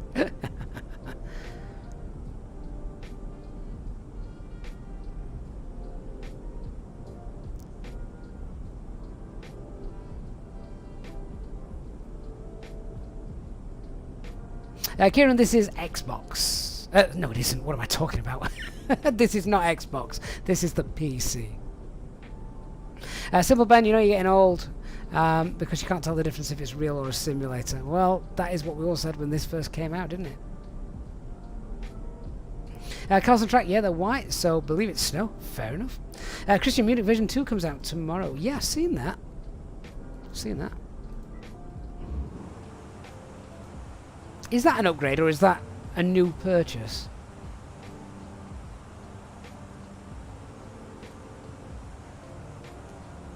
Skiing might be a thing of the past in 20 years' time. Poor global warming.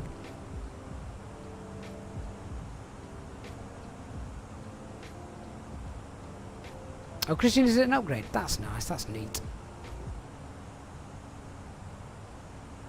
NL Arlander from Orbex looks pretty good. I've not got that. Is that out? Christian, it's Aerosoft, not MK Studios. I don't know which one I've got. I might have got MK Studios. Gavin Wallace, there is snow on the Alps, came back from Tel Aviv last night. I'm presuming, Gavin, you're talking about in the real world. Hopefully you're not just talking about the simulator, because you then have seen pretty much the same as I'm seeing right now. Movie Battle Supreme Court on Twitch. Good morning to you. It is still morning, isn't it? Yeah, I'm not used to saying morning. Andrew Gray, thank you for the follow on Twitch.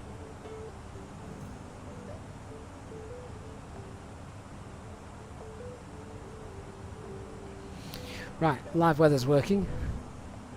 You can see clouds.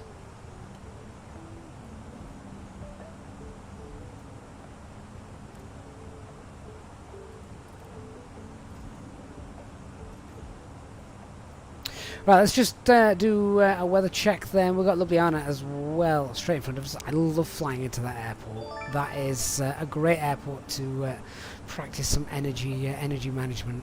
So we'll check what that's looking like out as well.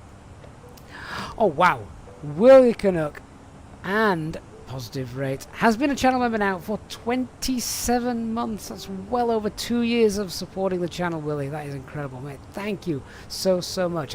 And I know when we do get when I do get to do daytime streams, you're usually here. Obviously, at night times you're busy doing things. So I do like the fact that that we do get to see you during our daytime streams. Has anyone seen Digital Flight Deck recently? I've not seen Digital for a few months now. Simple Ben, you live right next to Stansted. It'll be interesting to see if it loads your house on this game. You know what, Simple Ben? It probably will.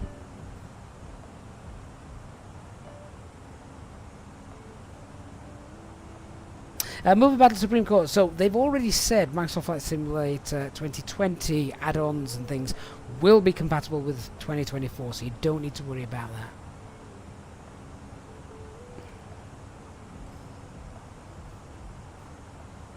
Right, I've got that weather message. Let's have a look. So what's happening? Ljubljana, a few class 4,000 feet, visibility is fine, winds 10 at 6. That's a bit of a, if I remember the runway orientation correctly, I think that's a bit of a crosswind, not a massive one. Hey Felix, hey Lewis, good morning and good evening. Oh my word, Salt Flight, your house got struck by lightning on Monday. I had no internet since. Missing doing flights after work. Hopefully it'll be fixed tomorrow. Wow, hope it was okay.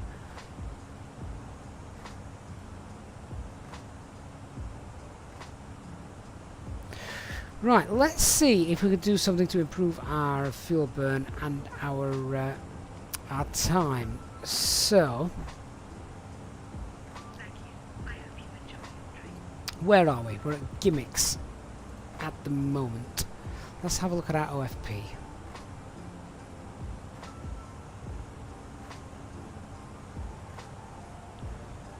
Okay, so we're currently flying heading of 117. So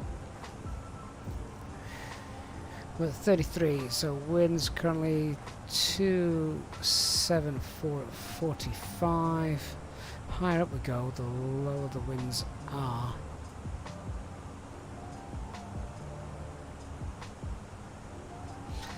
And at the moment, we've got a nice tailwind of 45 knots at 330.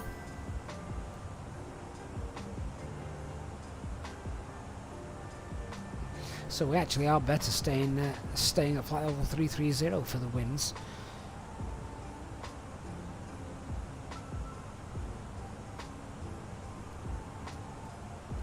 It might be better to climb a little bit later on.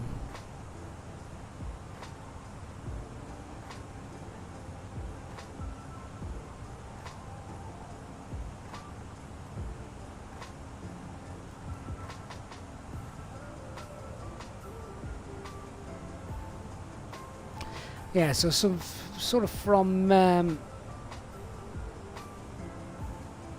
Rodip onwards.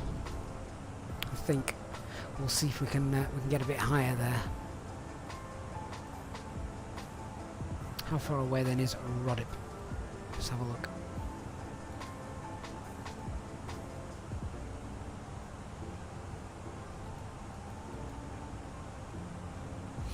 So looking to pass that at 12:07.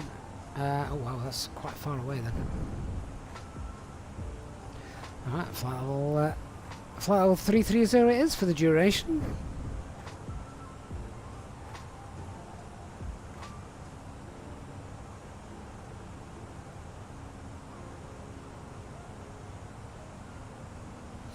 Gavin, can I simulate the loss of the GPS primary ADSB12 and nav speed for extra realism once we get close? What you mean when all the jamming comes into place? you can fail those things on the aircraft. I'm not gonna, but you can fail them.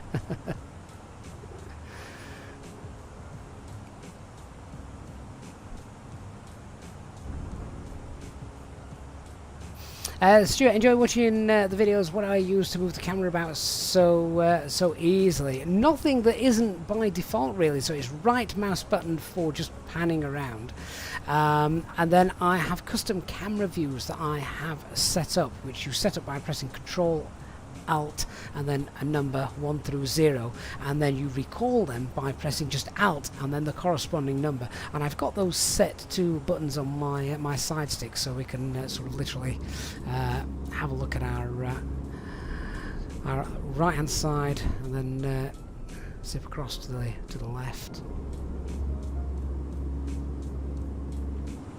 So yeah, it's easy to set up and do. Some aircraft though don't let you escape the flight deck. The Fenix does, of course. You can open the door and go for a walk if you want to. Christian, guess this is the Ben Gurion Mega Airport. It is, yeah, which I've had for a while. We've never flown to it, so it's going to be great to see it.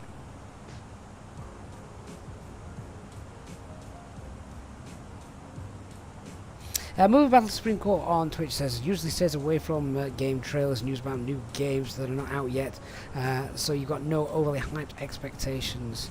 But when you saw the Microsoft Flight Sim 2020, you thought they'd never get a replica of the full Earth working, but here it is. So seeing the news for the new trailer, he now believes that they will actually deliver what they've promised. Aircraft flying above us. Paul, will I fly the 747 again again? I don't think I've ever flown it, Paul. It's one of those nasty Boeing aircraft. I don't know how it works. Too many buttons for me.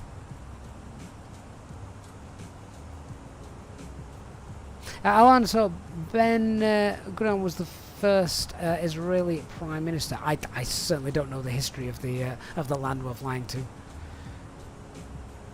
Dark, you're saying the latest update to Tel Aviv has texture issues. I guess we'll find out together when we get there. Mickbear181 on Twitch. So I think Microsoft Flight Simulator is performing better than P3D version 5 at the moment. I have never owned a copy of P3D, so I'm certainly not in a position to help with that.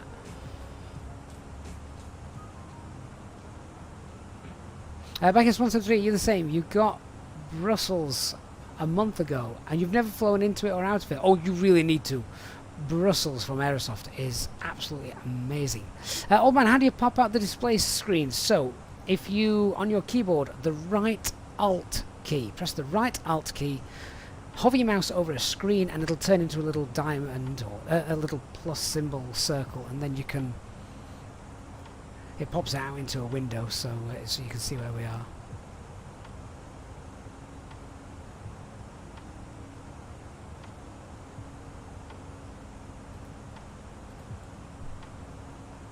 Klaus Hansen stepping out for lunch. See you soon. It is nearly lunchtime, isn't it? Right, looks like the CBs haven't built up high enough that we're going to have to divert around any at the moment, so that's good news. Where are we?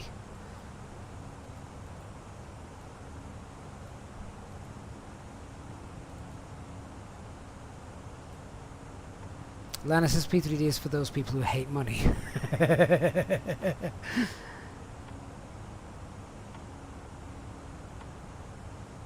Louis Brown, is the Phoenix worth getting, or should you stick with flight by wire? My stock answer to that, if you're familiar with it, is if you like the fly by wire A320, you would absolutely love the Phoenix. Move about Supreme. Is it too late to board the plane? Nah, you can do anything in the virtual world. Christian, buying an airport and never flying there. First world problems. Paul, hopefully we'll get the Aerosoft A330 soon as well. I hope so, Paul. All of these sort of teaser images and things that they bring out there, it's getting closer, isn't it? It is getting closer.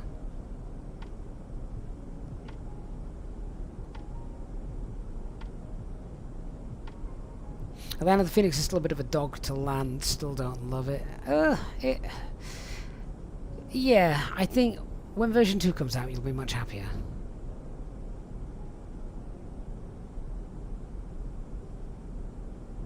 Hey, Dark Fury, you leave my CRJ alone. It's now in a museum.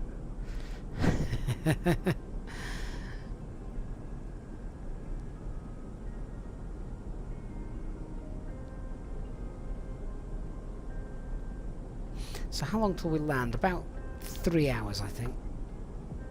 Lewis, when's version 2 coming out? When it's ready, Lewis. When it's ready.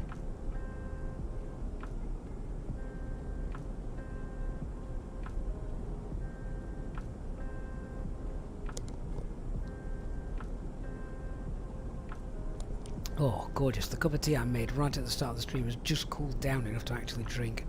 It is in a thermos, though, not not in a cup. It's not like an iced tea. Captain KV, you was gifted the Phoenix last week. You enjoy flying it. My advice would be stick with...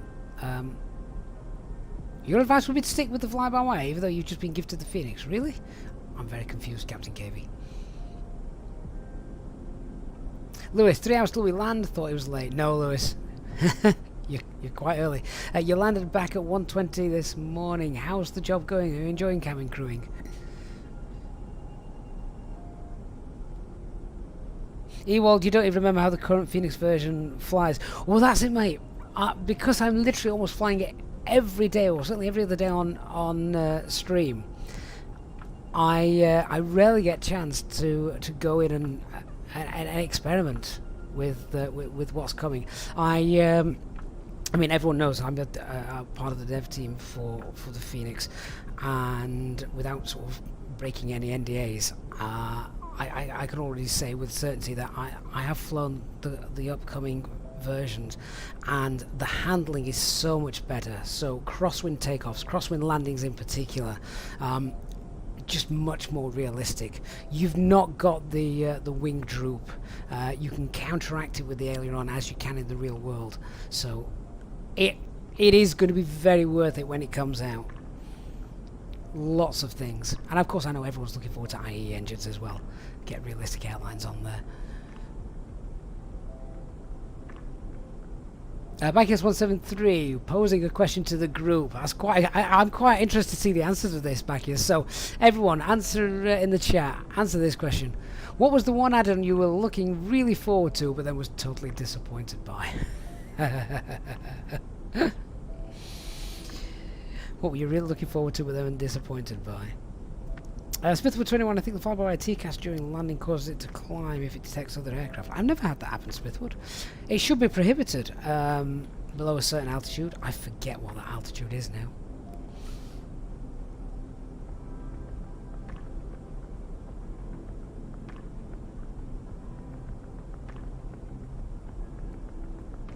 PT, you bought the Phoenix last week, loving the extra detail of the system.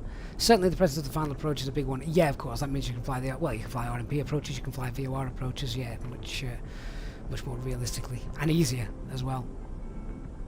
Oh, Leonardo, you were disappointed by the... How could you be disappointed by the Phoenix? What's disappointing for you, Lena, about that? Christian DC Designs Concorde? I've not heard anyone mention that add-on for a long time.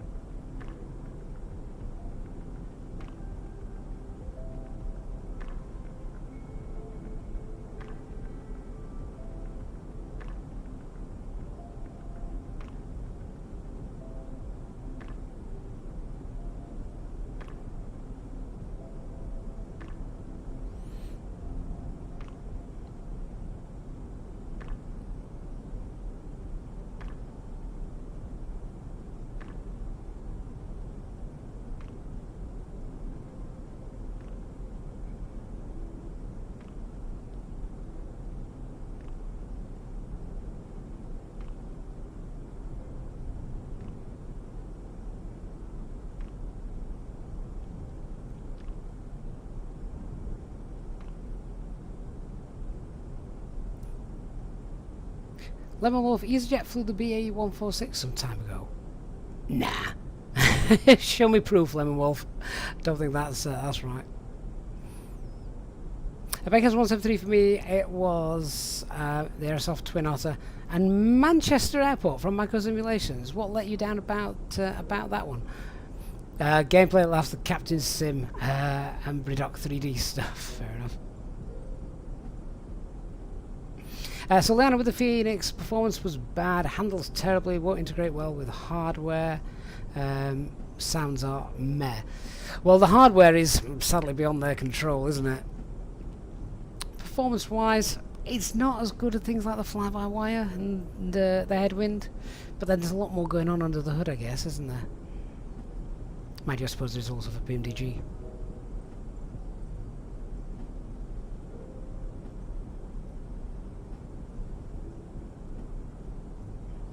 077N, surely would have heard of the City Hopper. Yeah, British Airways. Well, they've now got their own little airline, haven't they? BA City Flyer. But the BA 146 used to fly out of... I don't know. Have they still got them? Do they still fly out of London City? I used to love the 146. Oh, look at that. It's such a small aircraft, but it's got 4 engines.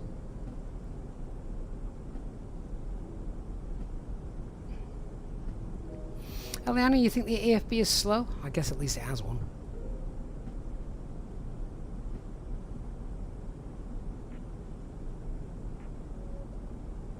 Because it has a huge kill coming onto the apron from the runway to the point the front wheel left the ground. I think you may need to refresh your cache. I've flown into Manchester so many times.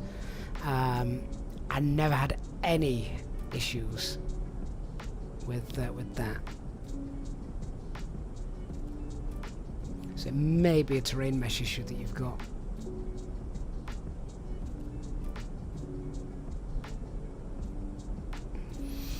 Just as well that we have the headwind A330, you have your reservations about the Airsoft A330. It won't be anything like the Fenix if that's what people are expecting. No, I mean, does everybody, for those of you that used to fly in sort of FSX and things, does anyone remember the Airsoft A320, which was probably, I would say, similar level to the fly-by-wire now, wasn't it? Not Phoenix level.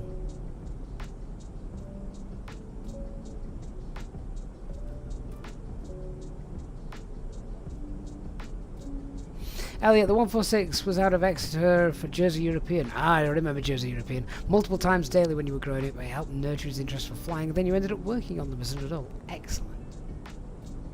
Michael Hall, of any third-party developers made comment on Microsoft Flight Sim 2024's announcement? Yes, they have. They've all said it changes nothing. We're just going to continue doing what we're doing because none of them knew that 2024 was coming, essentially.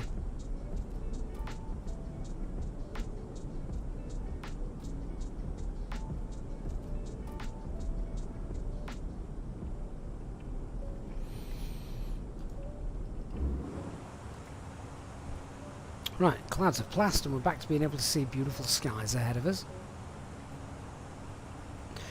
Let's have a look and update our en route weathers then and see what we've got. So Dubrovnik is down here. We've got Split, basically just the Croatian coast. So let's have a look.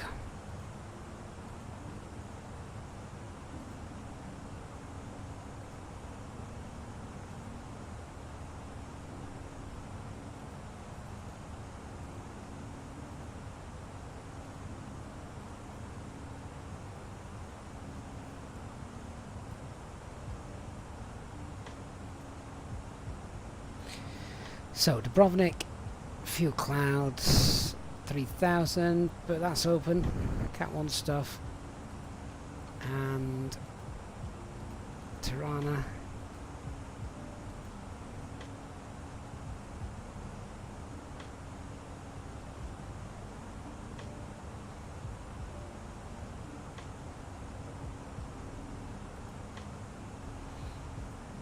Oh, there's some towering cumulus there. We were going to be scooting around the weather today, weren't we? We'll keep an eye on our fuel as well. How long we've been airborne for? Just over an hour. So we'll do a fuel check then at Gorpa, see what we've got. Yes, let's do that fuel check now.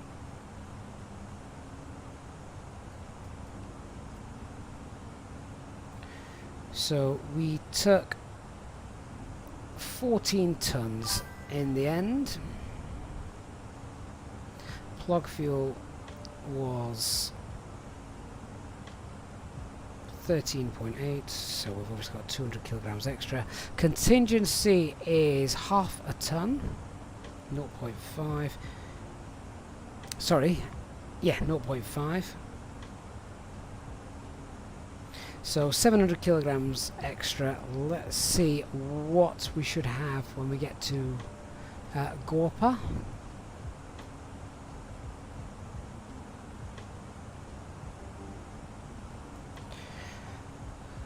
9 tons, so basically we should have about 9.7 tons in the tanks. Let's check that out. We've got 9.9. That's fine. Well, we did get that little direct as well, didn't we, from ATC? So that probably helped us. Bob Freak, thank you for following. Hope you're having a good day.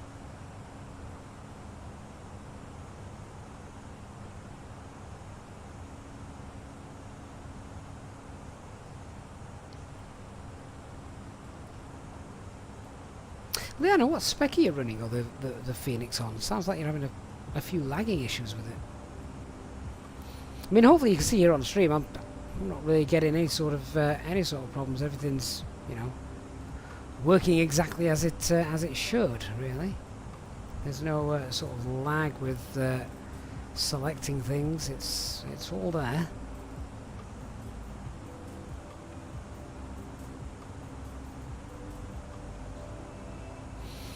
So what's our landing weight predicted to be?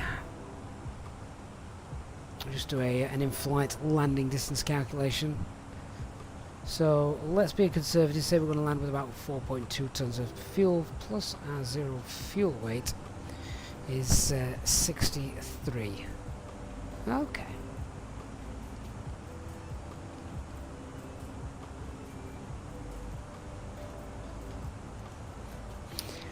So then I'm no expert, but that sounds like a high-spec PC. So are you suffering with performance worse than what you're seeing here on stream?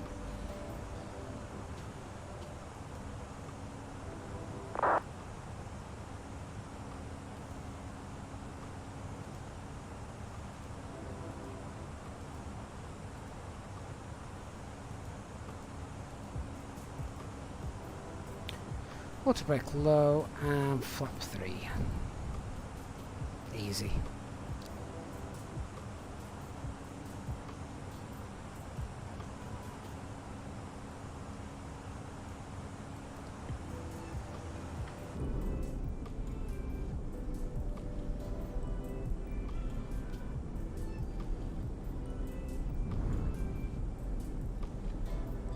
So my son today, he's he's obviously at school, and the school have selected 6 or 7 players or kids out of each class to go and take part in a cricket tournament today from all of the schools around our area.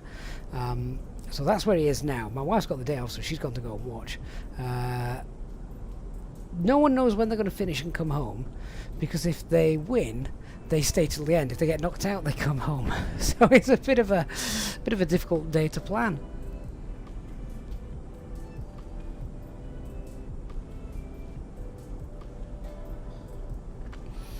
So Leonard, on your McDo, whenever you click a button, it takes a moment for things to happen.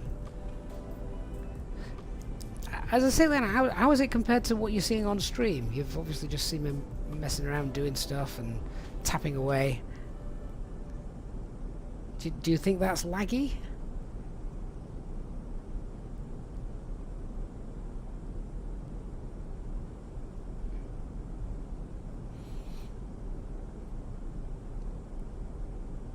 Do you know what, Willie? I'm not a fan of cricket. My son loves it. What I do love about it is taking him to the matches, sitting in the nice weather and enjoying a few drinks. That's what I like about cricket.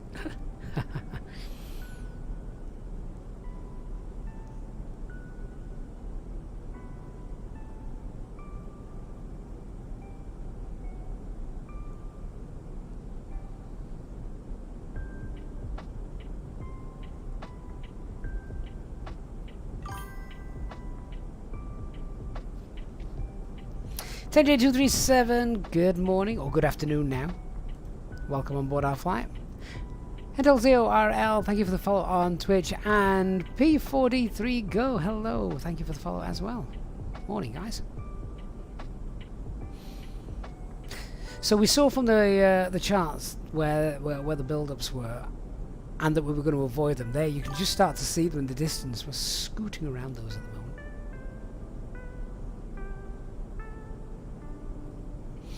Leanna, well, just going back to the box, then you can see when I click because the button depresses.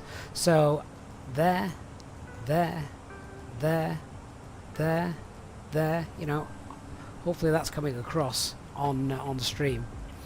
There's no delay at all there for me.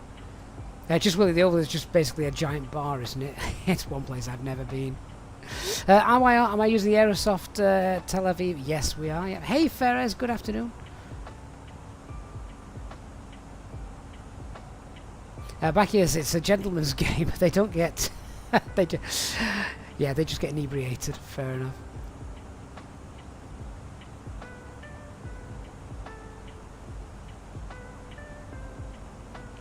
MW, quick question. Do you know what determines the call sign of a flight? The flight planners. It's nothing to do with the pilots, the air traffic control, anything like that.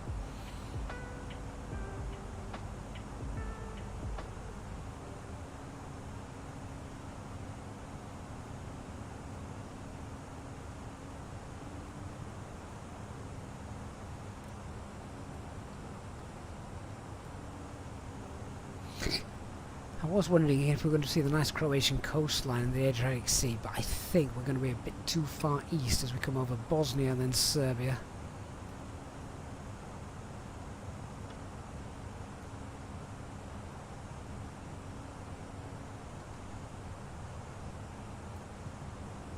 Let's just have a look at the charts for Tel Aviv. I don't know it. I say I might have been there once in the simulator before.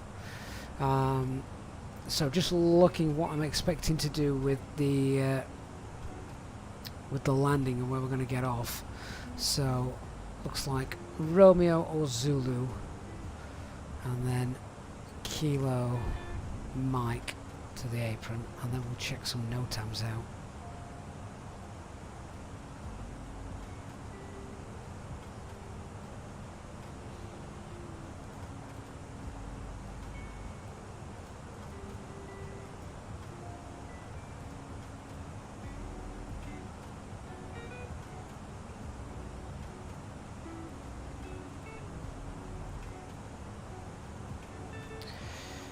Okay, working in progress will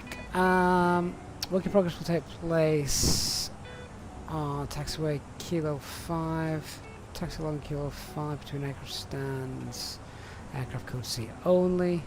Okay. Aircraft taxi along Kilo 4, Kilo 5 required to use minimum engine thrust. Are we going to be using Kilo 4, Kilo 5?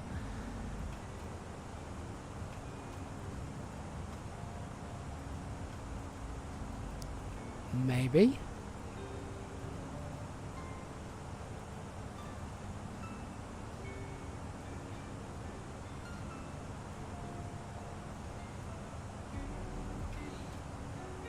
Drilling tower erected. What's are they digging for oil?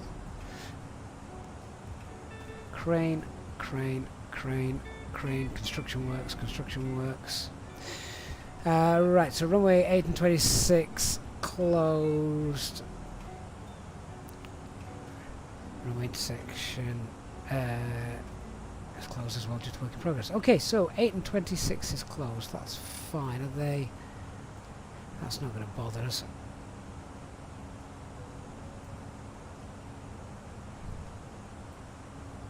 And given the winds, I don't think we're going to be using runway 03.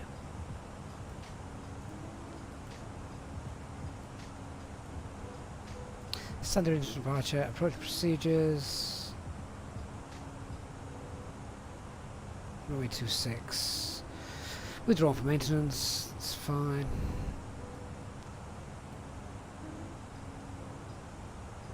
Alright, doesn't look like there's anything that's going to affect us then today. Might just have a look on Flight Radar 24, see where this aircraft actually taxied to in real life. See what stand they use. I don't know what stands Easyjet use in Tel Aviv, so we'll try and replicate it. FG fuel, how long until landing? About 2 hours 45 minutes. So I'm just having a look now. What are we? Alpine 46 Yankee Mike.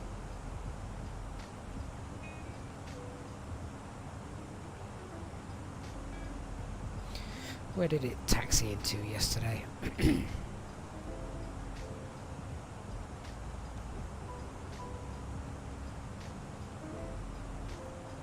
Oh, it doesn't say. They'd shut the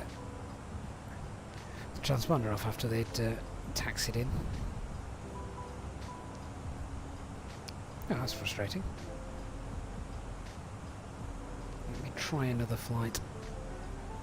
See if I can find out where Easyjet are going to park. Unless anyone in the chat's got local knowledge of where they go.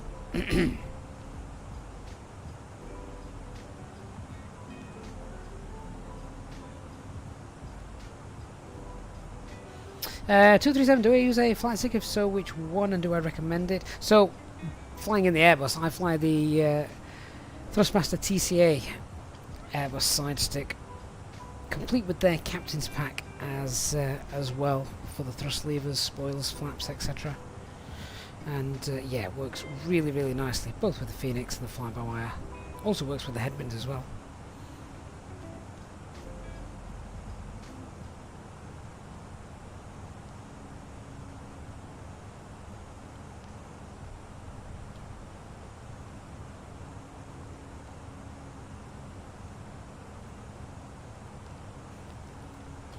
Guess we'll park anywhere.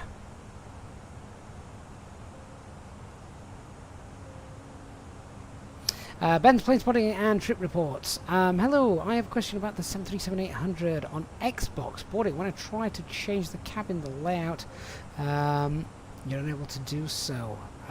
Okay, so I don't fly this on Xbox, Ben, so I'm afraid I certainly can't help you. I'm not sure if anybody else in the chat is able to help you with that.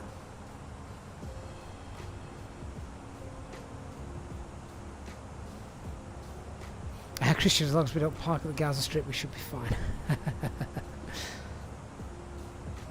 Janto, you're thinking of buying some rudder pedals. Not sure which ones to buy. You're thinking between the Thrustmaster, Simtech, or... Yeah, so I've got the Thrustmaster Pendula ruddles, the TPR ones, which are brilliant. They're not cheap. You know, they are quite expensive. But you've got the pedal braking action as well, which very, very useful. Particularly when you're flying the fly-by-wire Neo, which just rolls away, as it does in real life. So they've nailed that. They've got that spot on.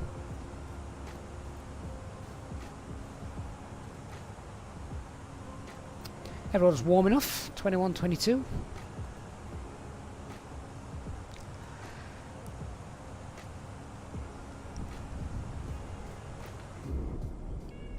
Starting to see some of those clouds build up, but I don't think any of them are going to affect us.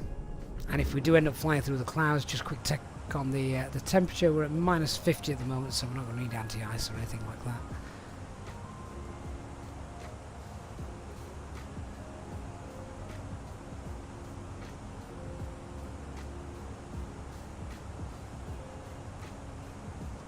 So equitime point is showing that. That's basically the halfway point between Paris and Tel Aviv. We should probably update that to something a bit more realistic. Ooh, let's put that back in before he dies. So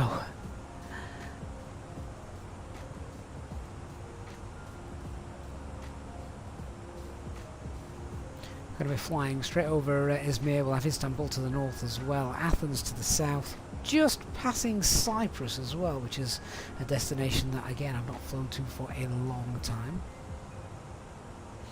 Elliot, can you change the level of cabin lighting in the Phoenix? You seem to remember it being possible. You can turn the lights off or on. There's no sort of variable amount. There's no dimmer switch.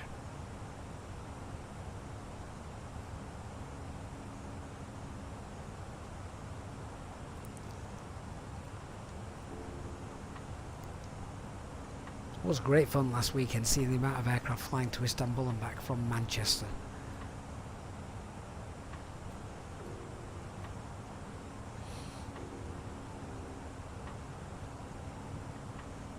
Fortunate enough, I say fortunate, some people wouldn't consider it as being fortunate, that we live under the departure and the arrival path for Manchester. The arrival's just a little bit to the north of us and the departure's usually to the south for those heading out to Europe and over to the east.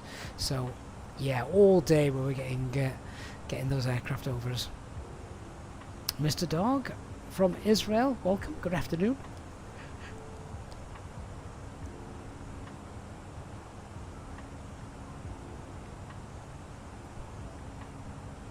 Tangent 2673 says, parking the aircraft, all Easyjet flights to Tel Aviv arrive at Terminal 3.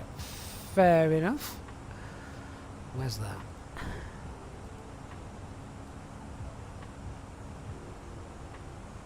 Oh, Terminal 3. Terminal 3 looks like the biggest. Where's Terminal 1 and 2 then? Are they really small? Terminal 3 looks huge. In that case, what we'll do is we can do with a Romeo or Zulu. We'll enter via Mike 2, and then we'll just park up somewhere. That's quite surprising if they use Terminal 3, because they'll use a jetway. Easyjet don't normally like to pay that much. Oh, Mr. Dog says now that they use Terminal 1. Well, that's interesting. Is Terminal 1 this one just here? It doesn't actually say. I have no local knowledge of Tel Aviv. These remote stands. I mean, it would make sense that they would use the remote stands. So if you want to give us an aircraft code, Mr. Dog, then that would be great. A parking stand code, sorry. So are you talking about the hotel stands, the hotel apron, or perhaps the Echo Hotel stands here? Low-cost carriers don't like to pay for jetways.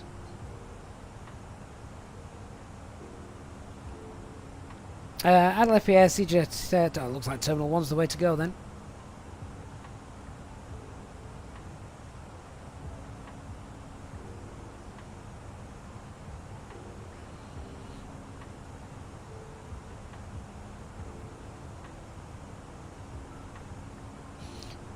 It wouldn't surprise me if they had them on the hotel stands, to be honest, just sat out there in the middle of nowhere.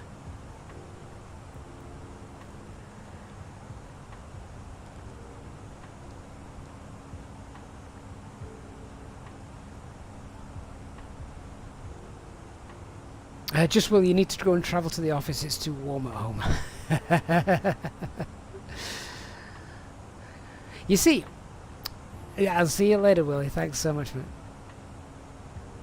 Mr. Dog, there are more after the runway. Let's have a quick look. So that's the hotel apron. Oh wow, Terminal 1's all the way down here then. Let's get the other parking stands up.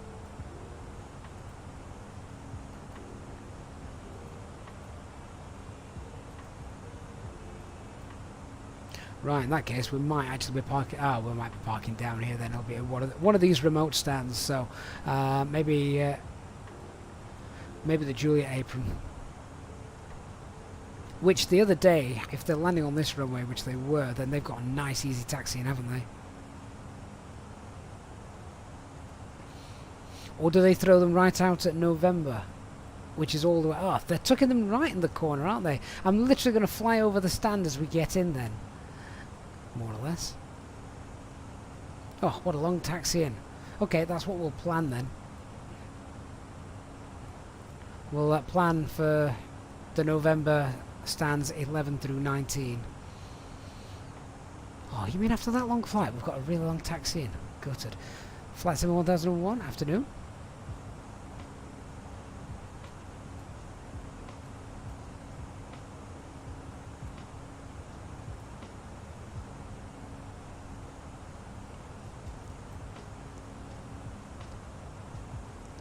They're all remote stands actually, looking at Terminal 1 and the way that's shown.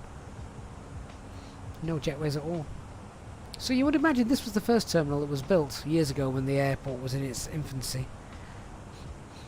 ILFS says November is the cargo stands most of the time. Oh, is it? Right, in that case then we'll go with the Lima stands. Lima 1 through 6. Yeah, that makes sense. I don't know if we can actually pre-select this on GSX now already. No.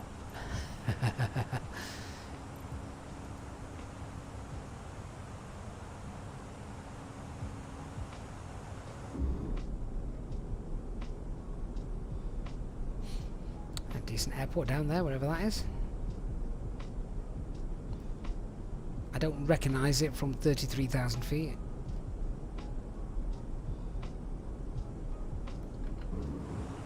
Looks big enough to get into. Where is that?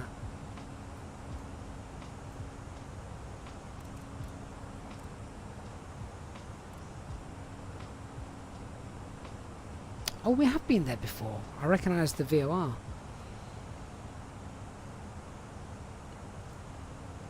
The TZU. Can't recall which airport it is though. Oh, that's not Tivat, it? No, it's not Tivat, that. No. Tivat's over here somewhere. One of my other favourite airports.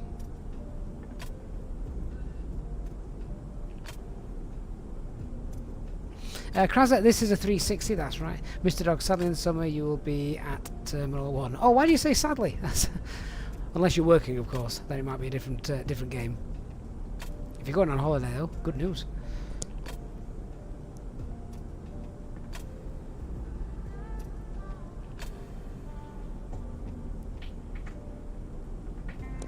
I'm just looking at our local time. It's now just gone 12:30. I'll have to go and grab some food from the galley in a minute and go and close the curtains at the front of the house. Terminal 3 is much better to fly to, I'm guessing. It looks much newer and bigger. Trike on Twitch, good afternoon. Oh, guys, on Twitch, we've just passed 3,300 followers. That's amazing. Thank you so much, guys.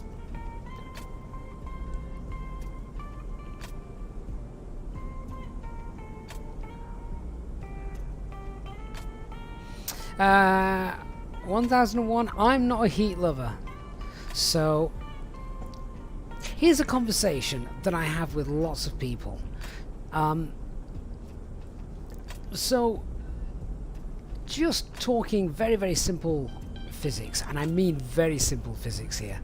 What I do, because I don't like the heat, I don't mind the heat so much if I'm on holiday and I can have a cold drink and I can just jump into the pool, but if I'm basically in the UK and working, the heat's awful. So what I tend to do is overnight I have most of the windows in the house wide open, and obviously the earth cools down as the sun sets on the UK, and it drops down to sort of anywhere around 15-16 degrees. It might have been a bit lower last night, but basically, yeah, the house is wide open on every window, and you get a breeze through, and over the sort of 7-8 hours that you sleep, the air temperature cools down. The temperature in the house cools down. Almost as soon as I wake up then the following morning, I will go around, I will close all the windows, I will shut the curtains which have got any sunlight shining into the house, and basically prevent any infrared light from the sun penetrating the house. All the windows and doors, they're all closed to prevent the warm air as it gets warm outside entering the house. And my house then stays beautiful, chilled and cool compared to outside. And I'm walking, I could be walking down the street and I look at everybody's houses on a boiling hot day and they've all got the windows open saying it's too hot, and I come into the house and it's chilled, and I think, is it not some sort of common sense to let the cold air in at night and shut the warm air out during the day? That is basically how I make sure that the house is cold. So even now, sat in the office streaming, yeah, the PC's kicking out some heat, but I'm not overly, in fact I'm drinking a hot cup of tea, I'm not overly exhausted by the heat. And if I actually leave the office and go out into the house, which I will do in a few minutes to grab some food, then yeah, it'll be cooler out there than it is in here. Krabby 1978 says, you do exactly the same in your house. I know, but trying to tell people, I think it's just a preconception. It's hot, let's get all the windows open.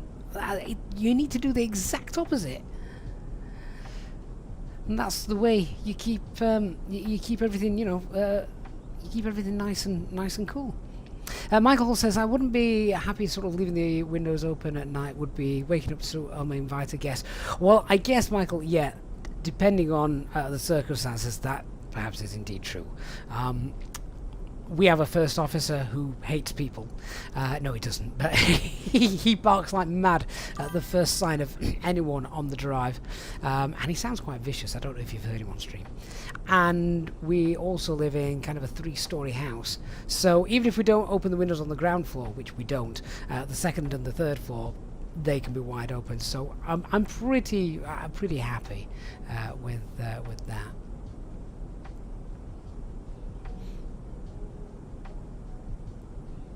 And Krabby 1978, yeah, if you leave the windows open during the day, then it just sucks in the hot air into the house, and you've basically got the same air temperature in your house as you have outside the house. The plan is to lock that cold air in the house and not let it back out again. Peter says, I've just reminded him to shut the windows, thanks. And we're doing the exact same in my house with a fan pointed at the desk. Yeah, that just gets a little bit of air flowing, doesn't it? Alana says it's common sense, but this house and the houses I've lived in before do heat up during the day with heat traps. I guess it all depends on the make and perhaps the age of the house as well. Elliot says, makes perfect sense. Due to the location, my house would fill with wildlife if I left the road. Do you live on a zoo, Elliot? But yeah, that is the other thing, though. I don't want to open all our windows until we've gone to bed and all the lights are turned out. Otherwise, yeah, you just get all sorts of rubbish flying through the house.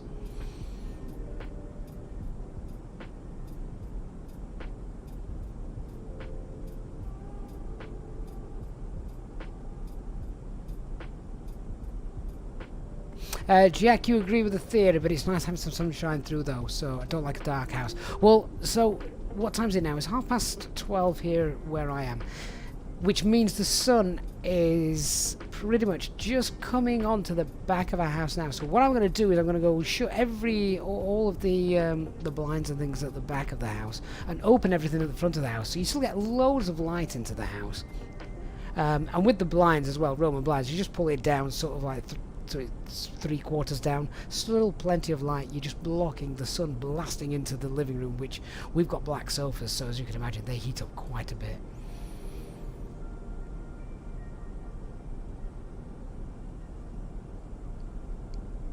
Nick, oh, there you go, that is such a Nick statement. I've invested in aircon during COVID, never looked back. I bet you cut in line to get it as well, Nick. I have thought about it, Nick, quite often in the past about buying an aircon unit. Is it a portable one that you can move from room to room? I have thought about getting it, but then I think, I used to think, well, I only use it for a week or two per year, but I think times are now changing, aren't they? Global warming.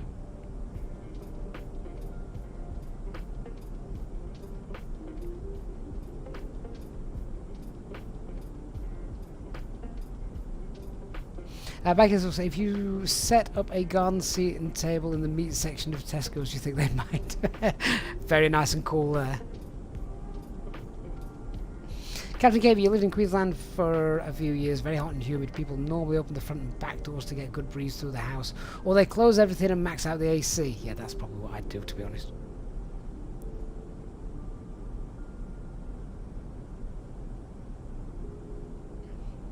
Elliot, the small single room aircon units are good too, they work very well. AEG make a fantastic unit for about 300-400, and it's a total game changer. You see, £300-400, could I justify it? I might just keep my windows open and closed and block the sunlight out.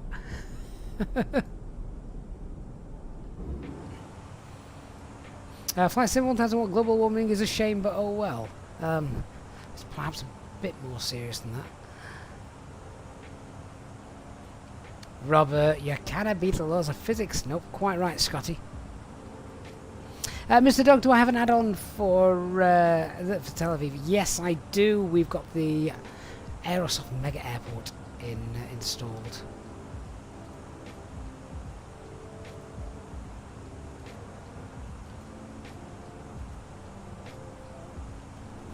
Although now you've said that, I want to just double check it. Make sure it is installed, otherwise I'm going to be very disappointed when we get there. Yes, it is. It's installed. Phew.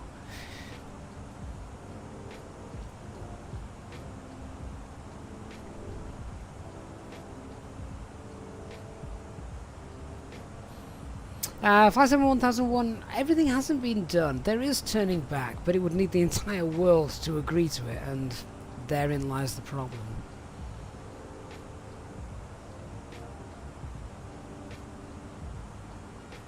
Mr. Ox, good, because if you didn't have the scenery, it would show that Gates Echo are still being built, which they're not. They're working right now, and you want to fly with them.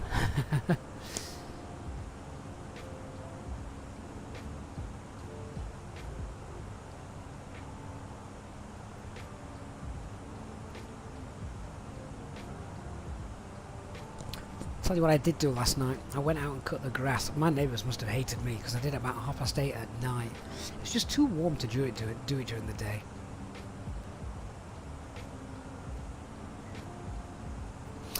Keith says, as long as I remember, it's always this hot every year. Exam season, always super hot.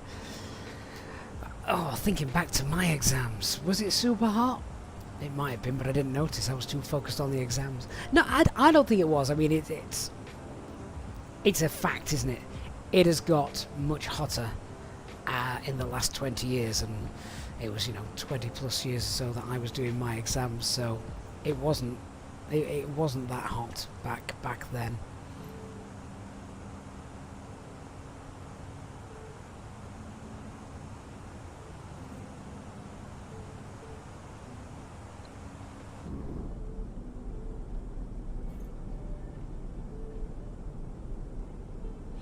Keith, you're right. I think it was always sunny, but I don't think it was this hot. It was in the news a couple of weeks ago about the El Nino as well in the Pacific, wasn't it? That's going to affect global temperatures for the next year or two.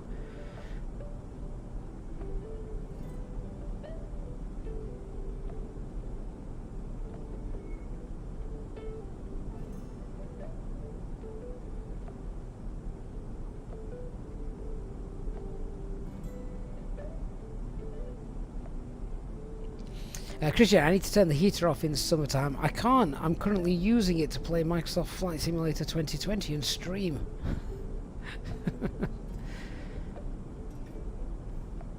Old man, you did your exams back in 1986. You can't remember that far back.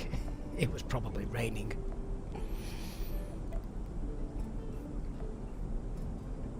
Tell you one thing I had noticed. I don't drive long distance as often as I used to now, but sort of 20 years ago, maybe a little bit less, 15 years ago, I used to do quite a lot. I used to do a lot of commuting for work, and whenever I was driving down the M1 and back, I knew, particularly in the summer months, I knew that my car was just going to be smashed with bugs. The windscreen, the bonnet, the number plates. You could clean your car on one journey down the M1 for 30 miles and that's it. You might as well have not bothered. But I did a similar journey not long ago, and it just struck me looking back. I looked at the car and thought, well, where's all the bug splatter? There isn't any. I used to be driving down and you just get things smashing into the windscreen over and over. You'd be forever using your wiper blades and windscreen wash to smear the guts off. It doesn't happen anymore. It's clear that insects are are on the decline. At least that's the way I got it. So that was my scientific experiment. How many bugs did I kill in the journey?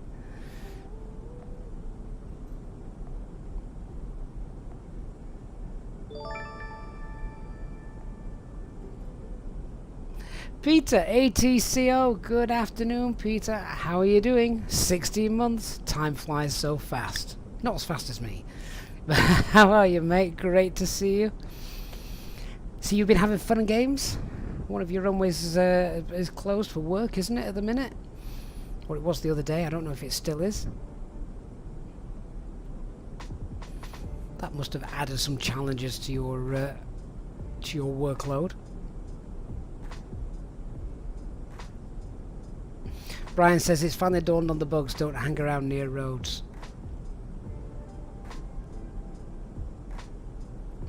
Mark, you also keep the curtains shut in the afternoon. Makes it more comfortable. Yes, indeed. Who was it who's just said it's the new aerodynamic shape of the windscreens means they don't fly into them?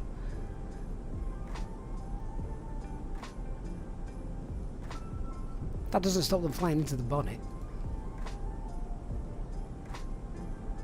Captain Gave it also noticed that in Australia, less bugs. Michael Holt used to drive from Lossiemouth in Scotland to Liverpool on a regular basis. My God, that's a drive. I'm sure I single-handedly eradicated many bug species. Well, yeah. I used to spend forever as a kid trying to scrub them off.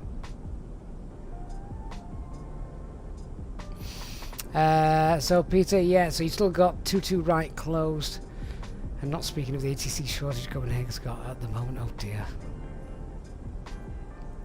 Are you on a break then? Are you working at the minute?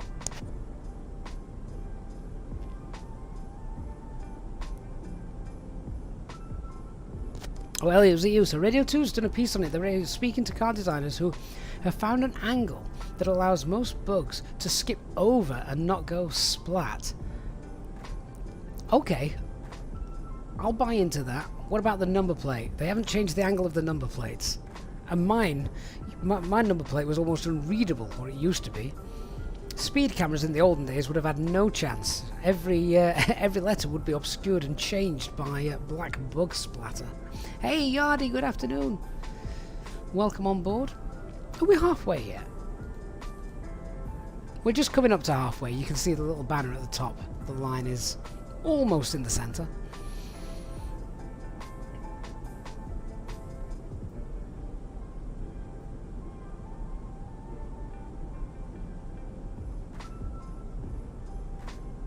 Leanna says, walking the dog, sometimes the sun hits things just right, and then over a stream you see thousands, probably millions, of mosquitoes flying over the stream. Not convinced there are fewer. I mean, I suppose from a mosquito point of view, they usually stay near warm, wet stuff, don't they? They're not usually found in the middle of the M1.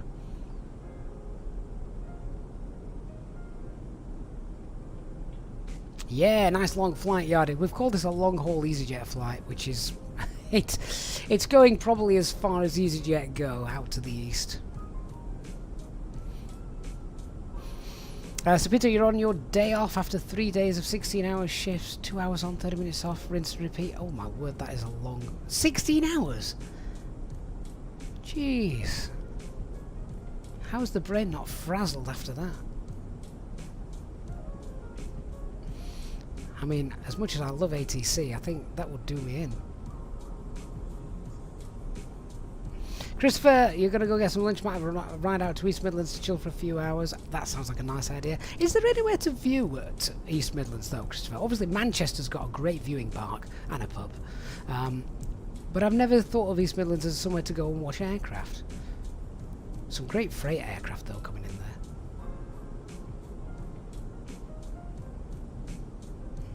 Peter says it is. Simple maths is now very hard.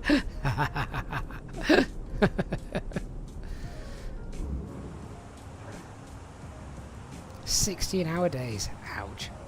Oh, Christopher, you're going to have to get in touch with me and let me know where that is, because I've often thought about going to East Midlands with my lad to see some of the larger cargo aircraft, but never really thought of it as having a viewing area.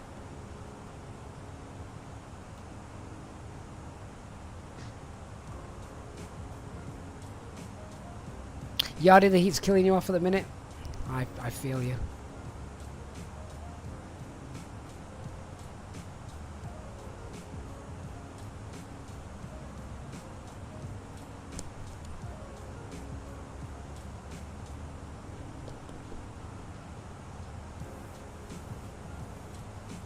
Carbe, viewing area to the northwest at the end of runway 27, only open during half the year. Oh, I'll look forward to the pics, Christopher. Yeah, send those. And then a picture of Google Maps with a big circle around it. Could try and fly it. It's probably not. It's probably just as easy to get to East Midlands from where I am as it is to Manchester, because someone's put the Pennines in the way. Actually, no. There's now stupid roadworks on the M1 heading down south. I'm not doing that. J1N just heard us on frequency. Did you? I don't think I've made a call on frequency for about an hour and a half.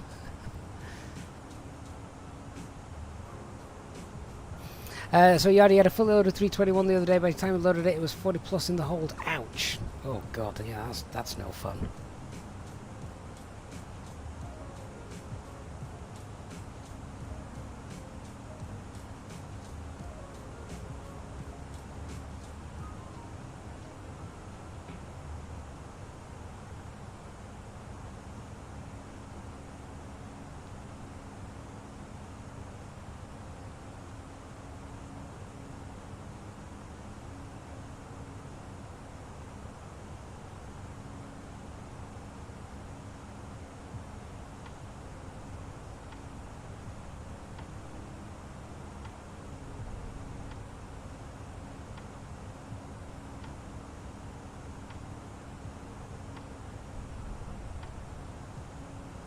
Elliot says, you know, Gav, there's something in what you said. It's roasting outside here on the south coast, but your house is very comfortable at the moment, as it's been completely closed up all morning. There you go, Elliot. Thermal dynamics. Hot air wants to balance out the cold air. The temperatures want to equalise. Shut the windows, don't let them. Keep that hot air out. An account of 747 going into East Midlands last Friday went right over me. Decided to get a picture, but the phone decided nah. I know. Never could you open the app quick enough. Hey Kalita, welcome to the stream. Osprey, when do I think the 787 from Heavy Division will be released? Absolutely no idea, I'm afraid.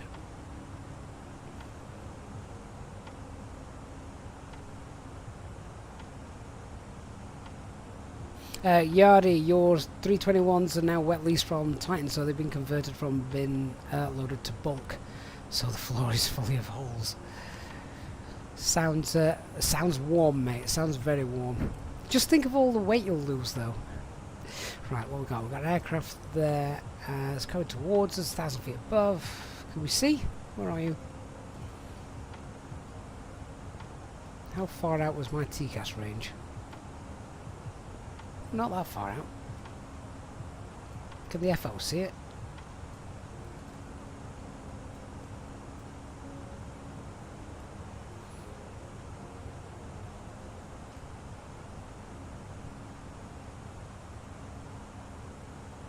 Nope, I don't have a visual. Oh yes I do. There he is.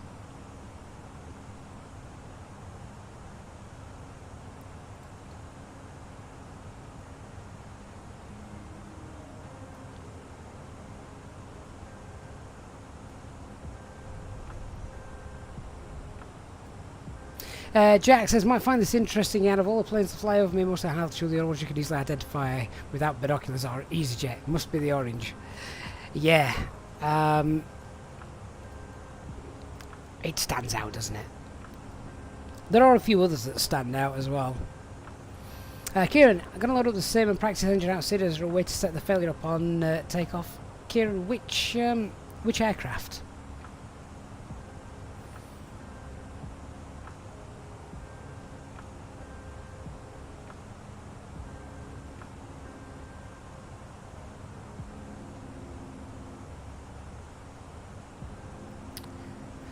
Right, well it might be time to go and feed the first officer. He'll be getting grumpy if I don't. Might feed myself as well. So let's just do a couple of other checks. We're now 2 hours into the flight.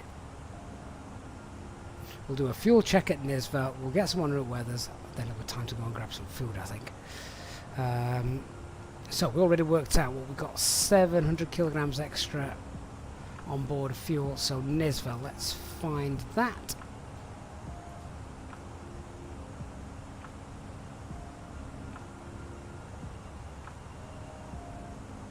Nisva, so we should have say about just under 8 tons of fuel. What we got? No, we're okay then at the minute.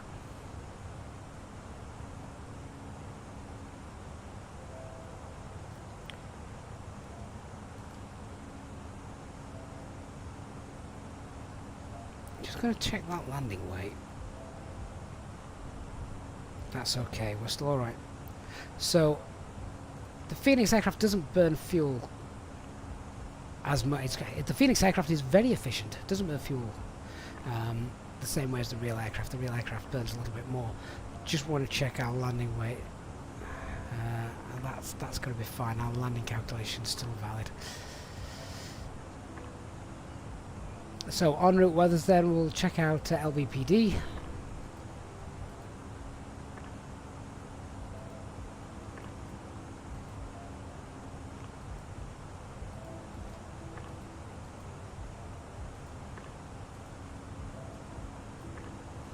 Where else can we check?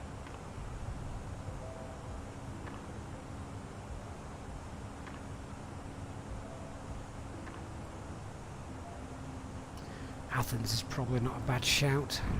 Looking at where we're going down to now. And Istanbul.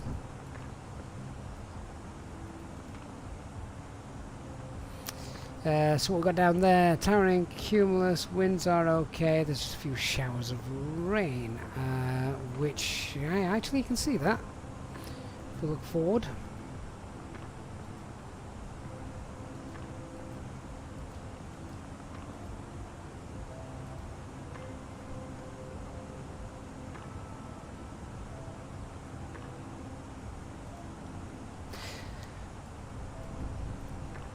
Tirana, which is just behind us a little bit. Towering cumulus, that's fine, but that's still Cat 1.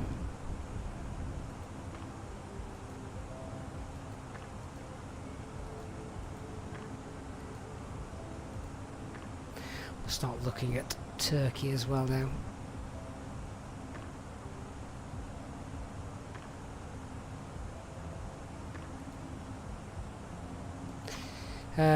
Oh wow, okay, what's going off there then? So the winds are varying for all the different runways. Fair enough. Visibility's fine though. Broken 2,500 feet. That's okay. Where was the other one? I was just going to... Athens.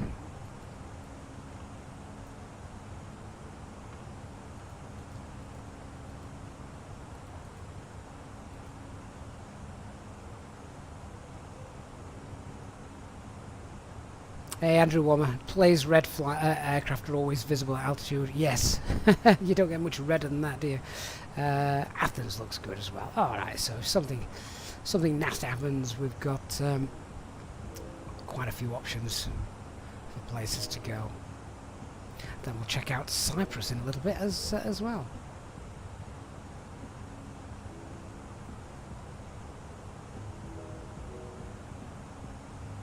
Osprey, is the ETA for the arrival change or still the same? Yeah, it's still the same.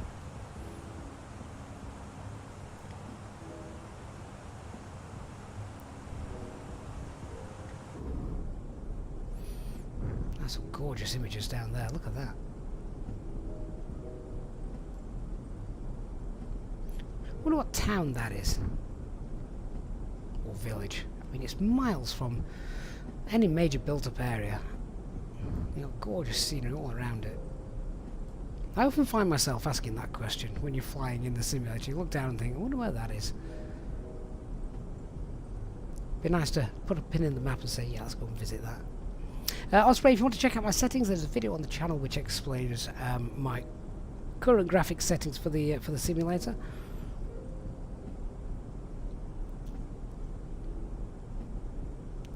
So what are we now? We're just about nearly 3.5 hours into into the flight, into the stream, sorry. If you have enjoyed it and we're keeping you company for the day, then please do consider hitting the like button on stream. I say it does make a difference. So thank you everyone that's done that and showed a bit of support for the channel. Lewis, gonna grab some food back in a bit. Yeah, I'm starting to feel hungry myself. And I need to go and shut the curtains at the front of the house.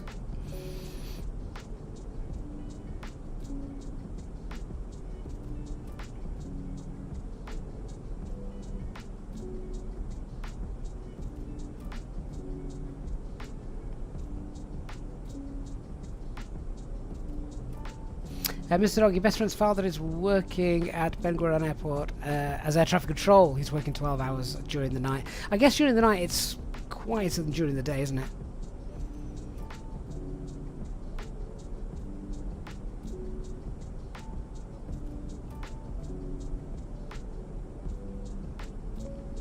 it? Mikey Farr. So I have had very good instructors. This is the short answer. As for tinkering around with simulators and things like that, I've done that for 20 plus years. But being able to sort of do things as realistically as per the real world kind of such, yeah, I've been lucky enough to know people that have basically taken us through a lot of training.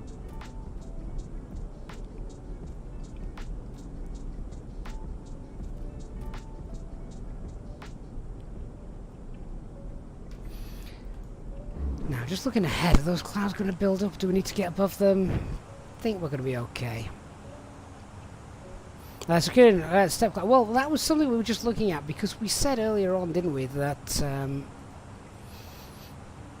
when we got to... Where are you?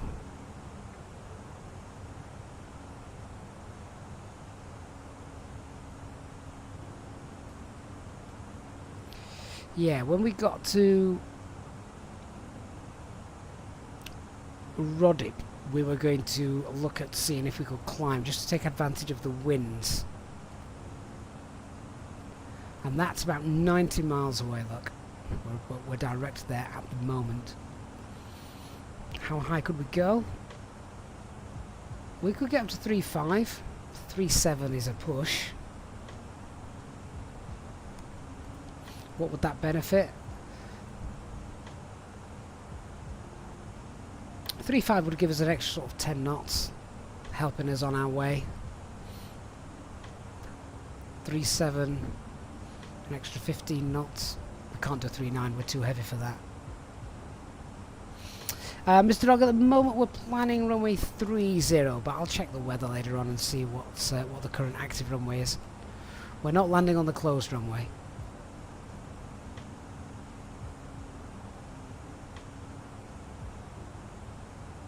But yeah, it's going to be more beneficial to at least go flight level 350 and run it. There's no difference at the moment passing Nizva, but yeah, we'll get a little bit higher in a few miles. We'll take advantage of the winds.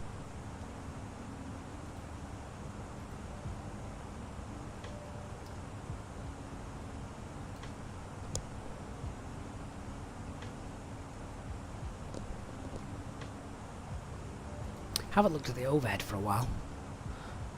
Always worth checking to see if anything's got a fault light on it, anything that's not monitored, and would ping up an ECAM. No, all's good. All's fine.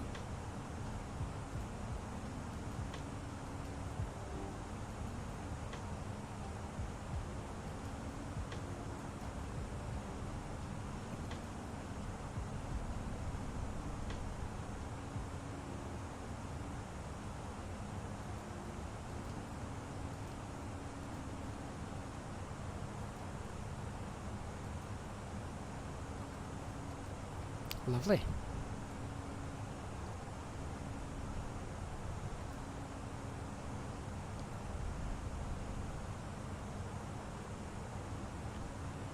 I think we're over Bulgaria at at the moment, and then we're going to be coming down into Greece pretty soon. Just check to see if there's any air traffic control. None at the moment, sadly. Mikey Farr, what's the best way to learn everything? You're currently pushing buttons and following tutorials. Well, Mikey, if ever you've got any questions, I'm happy to answer them. Bear in mind, I know nothing about Boeing, so I can only really give you decent answers for the 320.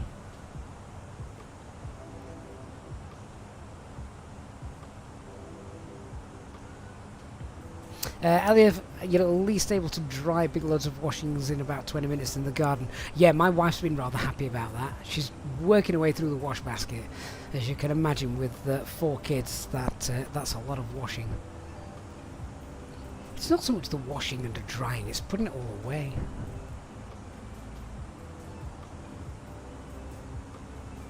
Yeah, Mr. Dog, long taxi back. We said that earlier, didn't we? Mikey Farr, glad to see your Airbus all the way as well. Yari, when's the next 737 stream? when the 757 comes out, probably, Yari. I always did like the 757. A cool aircraft. Not as easy to fly as Airbus, of course, but yeah.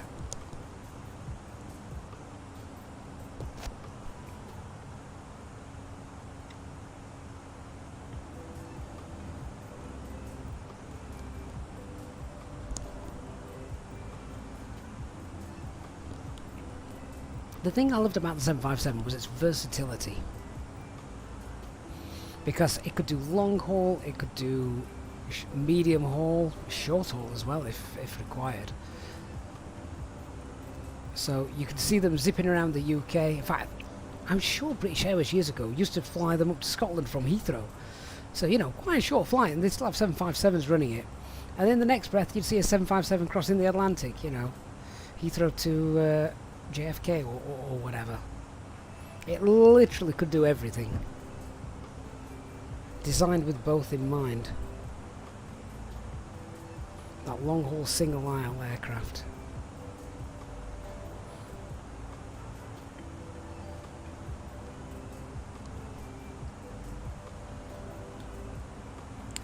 And today we are in our Alpine aircraft with its new livery, thanks to the legend Dark Fury, the livery creator.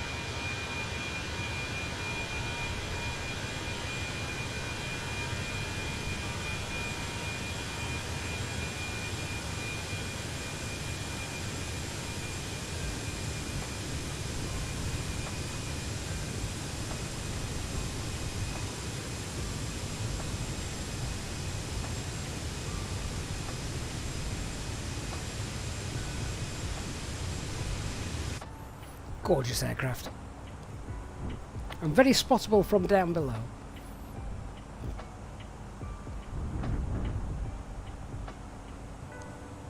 Hey, Talvin says he's having trouble in Microsoft Flight Simulator again, having bad freezing on landing, and you've got a decent PC, the RTX 4070.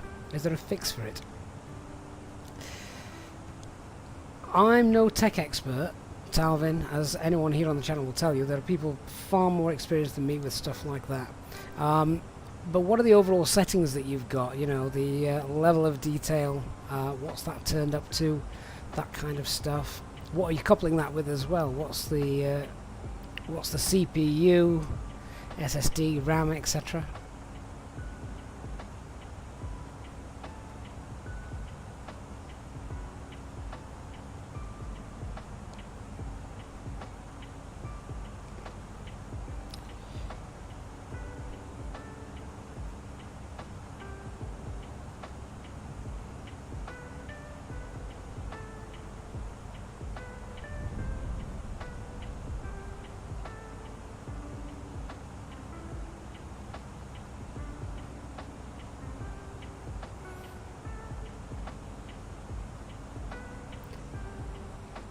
I've just realised Elliot is gambling his life savings away.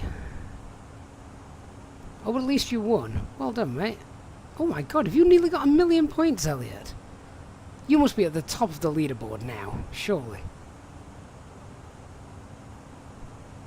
Where's Eastburst? Eastburst was sat at the top of the leaderboard for a long, long time with his points. If you break 1,000,000 points, it's champagne all round. Excellent. We'll look forward to that. Maybe I'll just have a small glass.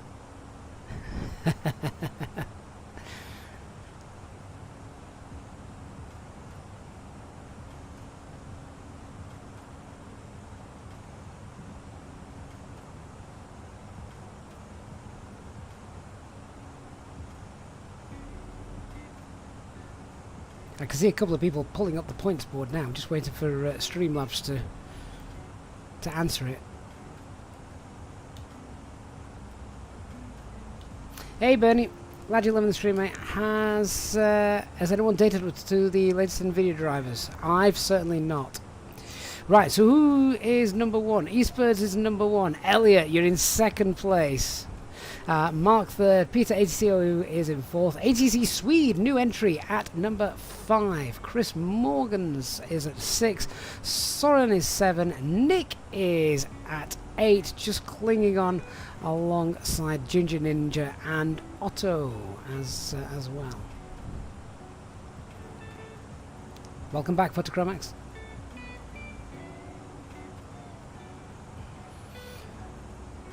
Right, can now just start to see the Greek islands coming up to the right of us.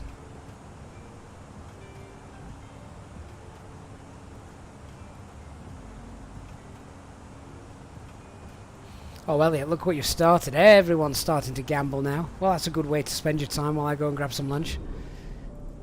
And that is a gorgeous view to enjoy as well, isn't it?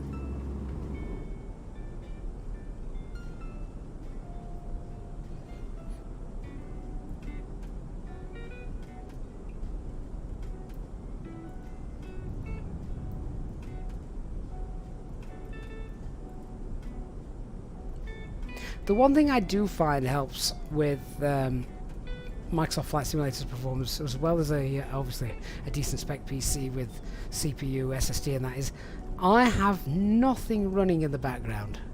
Now I say that, obviously, when I say I've got nothing running in the background, I mean aside from just the essential stuff I need. So we've got the simulator itself, we've got Streamlabs running, obviously, for streaming. We've got Flight Sim Studio, which provides the overlay at the top, FS Realistic, vPilot, self-loading cargo, and Navigraph. They're the only things running.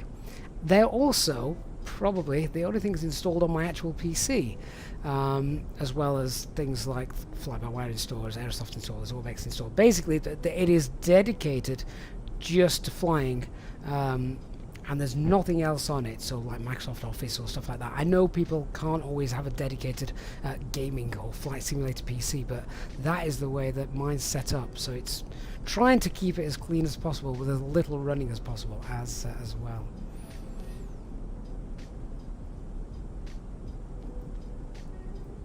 And also making sure that my settings are sort of tailored for what it is I've got and what I can expect. So I haven't got everything set to ultra. In fact, there's a few things that are just set to medium and low. And if you want to check those out, there is a video in the on the channel, so you can check out my settings if you want to try and maybe replicate them and go from there if you're happy with what you're seeing on stream.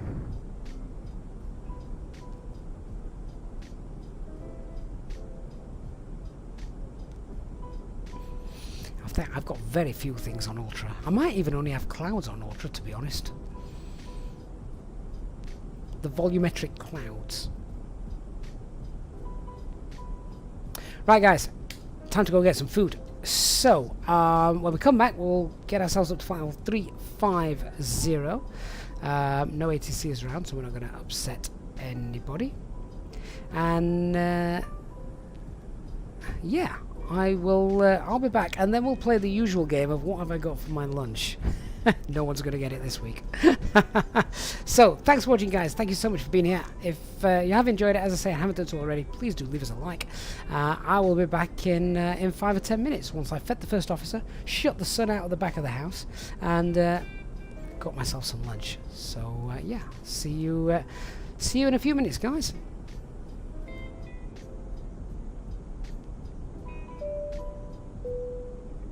Ladies and gentlemen, our cabin crew will be around shortly to serve our Milan snack service.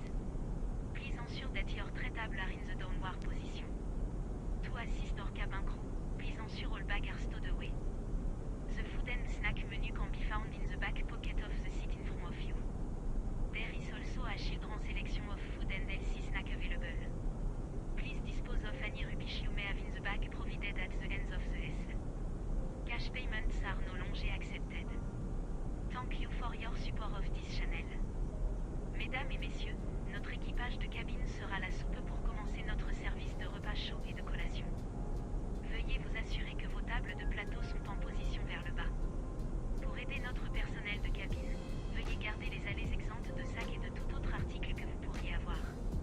Le menu de la nourriture et des collations se trouve dans la poche arrière du siège devant vous. Une sélection de plats et de collations santé pour les enfants est également disponible. Merci de déposer vos éventuels déchets dans le sac prévu aux extrémités des allées. Nous n'acceptons plus les paiements en espèces. Merci pour votre soutien à cette chaîne.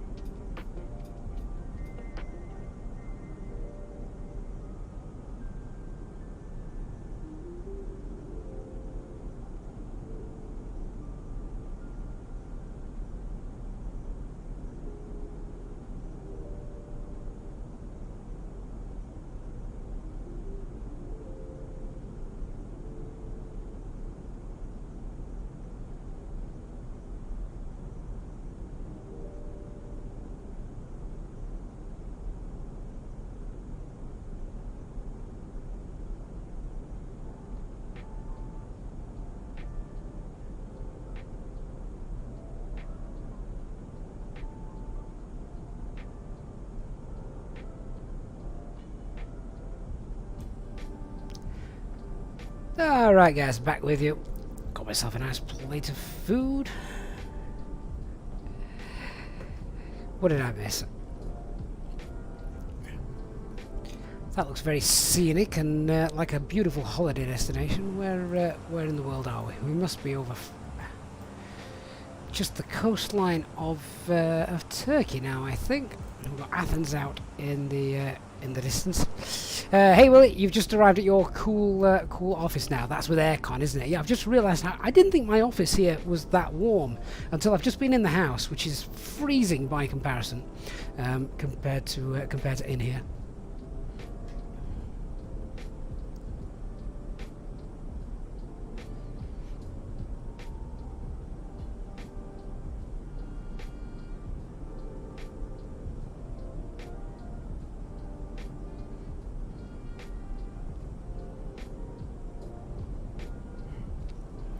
Now, normally, guys, we on a long haul when I'm grabbing some lunch, you normally take a stab at what is on my plate for my lunch today. I've thrown totally left field. There's no way you're gonna list every item that is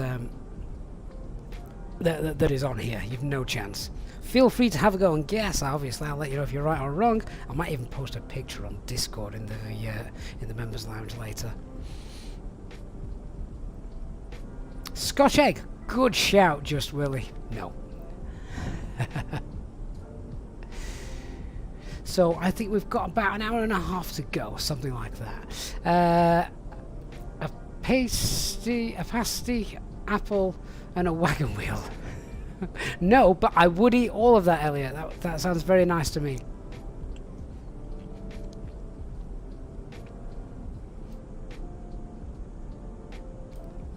Ooh, Bernie, sardine sandwich? No. Liana, pork scratchings? Not this time. Though I wouldn't say no to that either.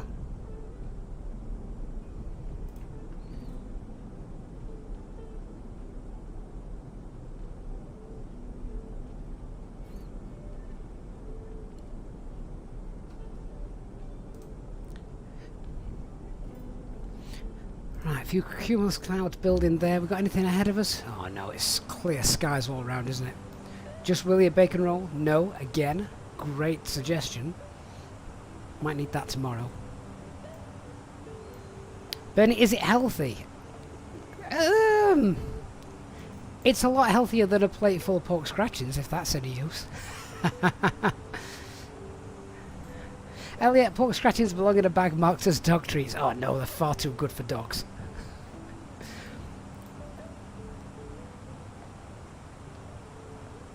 Just Willie, sausage roll.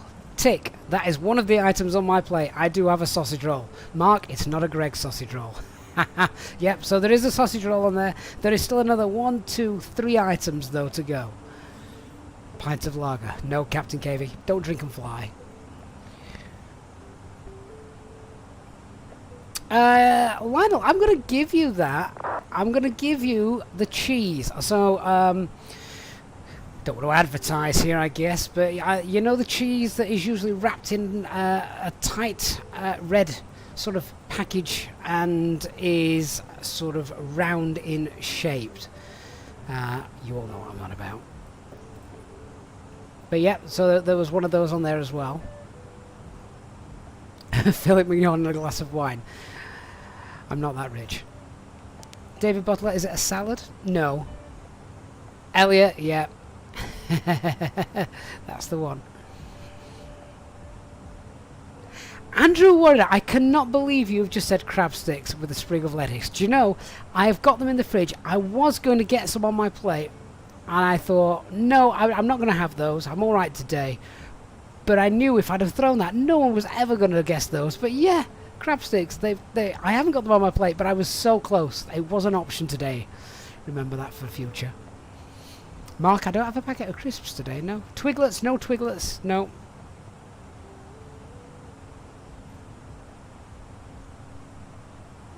Twang68, personally you can't eat when it's so hot, so even abroad you eat very little. I know that feeling. How's he? Anyone know how to add an airframe profile into the sim reef? So you don't download anything. you literally just click a link to a SimBrief profile that someone has provided. It then opens up in the web page at SimBrief, and it adds it to your fleet collection. A pickle or a gherkin? No. Yeah.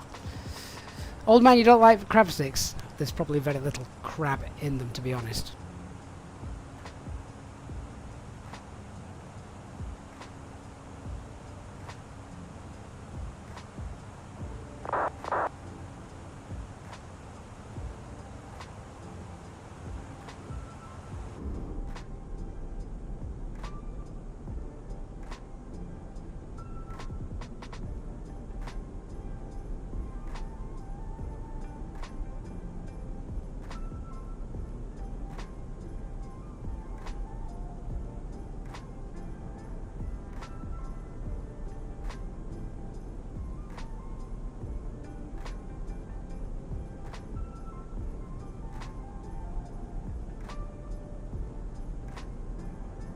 So sorry, I'm just muting the microphone occasionally whilst I am chewing away on my sausage roll.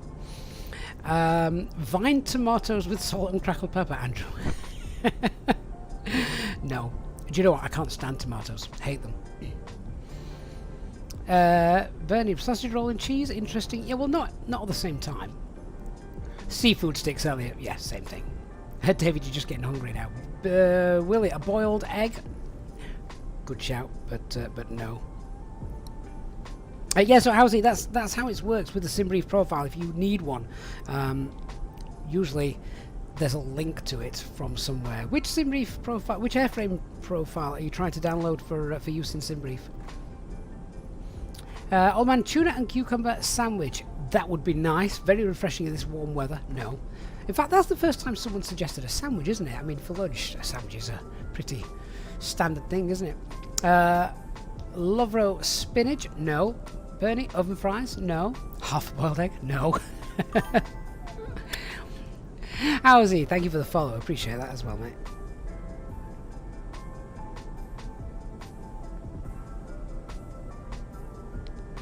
So what's left to be identified? Two things you left to be identified on my plate.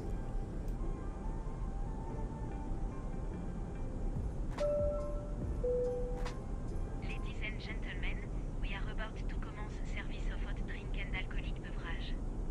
Please assist US by ensuring your tray-table are down and bag are stored away. Our drink menu can be found in the pocket in front of you. We serve a variety of local and international coffee, teas, beers, wine and spirit. Please note that alcoholic drink will not be served to those under 18 years of age. Mesdames et messieurs, nous sommes sur le point de commencer le service des boissons chaudes et des boissons alcoolisées. Veuillez nous aider en vous assurant que vos tables à plateau sont baissées et que les sacs sont rangés. Notre carte des boissons se trouve dans la poche devant vous. Nous servons une variété de café, thé, bières, vins et spiritueux locaux et internationaux. Veuillez noter que les boissons alcoolisées ne seront pas servies aux moins de 18 ans.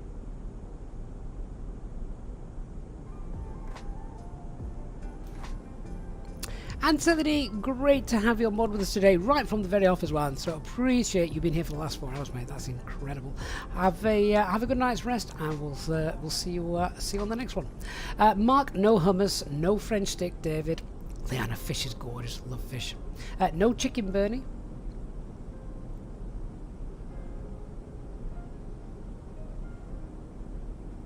I think I may have just heard my first officer in our bedroom. That's not a good sign. Andrew, cheese and onion crisps? No, if I'm having crisps, it's not going to be cheese and onion or plain or anything like that. Salt and vinegar usually for me, or some steaky barbecue flavour. FG Swift 21, good afternoon. Afraid I have no idea when the fly-by-wire A380 will be out. A few months, a year, who knows? Who knows? Mark, a yogurt? Oh, that would have been nice, but no. No yogurt. Oh, you guys are giving some great suggestions, though, for food tomorrow.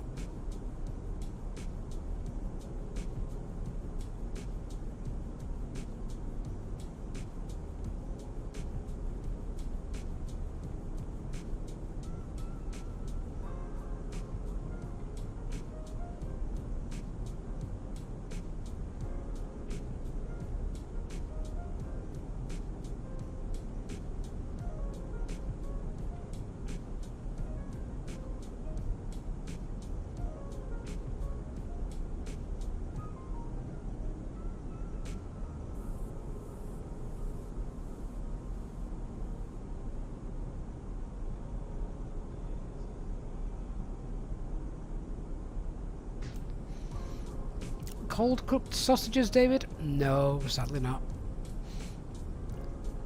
Would have gone nice with the sausage roll though, wouldn't it? Andrew, Turkish delight. Well, we're over Turkey at the minute, so that would have been topical, wouldn't it? Old man, a bowl of cornflakes. No. A couple of suggestions have been very close, but not quite nailed on. Lee Cole says, work brought us pizzas today. No complaints from me. I'm not sure I could eat a hot pizza whilst we're in a warm environment, warm day. Ron van der Sar, toasty. No, a bit too warm for me, I'm afraid. Everything I've got, Bernie, is cold. So hopefully that's a little teaser. No chocolate eclair either, Andrew. I haven't got anything sweet actually on here. Well, maybe. No dessert food.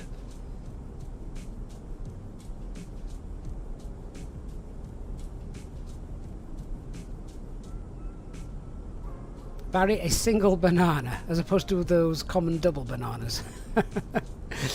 No bananas for me. No nuts, David. A rice salad, no. Pickled eggs, no. There's no salad.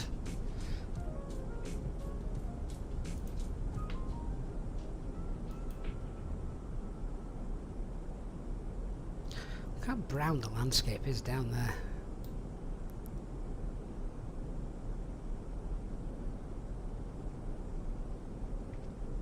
Elliot, a Kit Kat? No, I was going to get some Jaffa cakes, but I thought, you know what, they'd probably just melt. A muesli bar? Yeah, no. I can't stand like the fruit and nut things or muesli. I might as well just eat cardboard. A blue ribbon? Oh, Elliot, I've not heard of that for years. Mullah rice? No. Onion bhaji? Great suggestion, but no. Rice cakes? No, Liana, but the kids love those. We've got those in the cupboard. Did you know they now do rice cakes in salt and vinegar flavoured? That's just wrong. A sweet potato? No.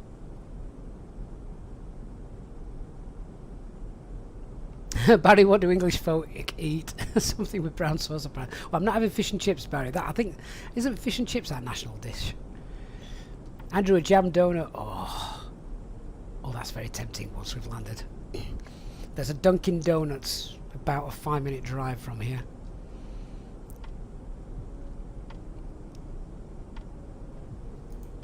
Oh, would it be wrong to go and grab a box of 12 or whatever it is they sell them as?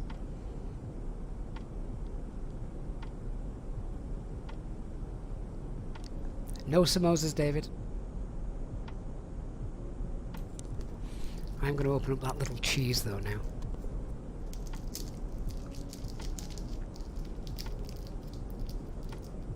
Leanna, the smell of rice cakes alone makes you sick. Well, they all smell different flavours, don't they?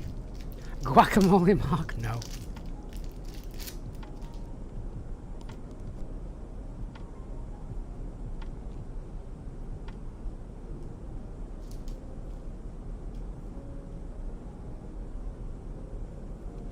Bernie, is it another sausage roll? They don't have 2 sausage rolls. No.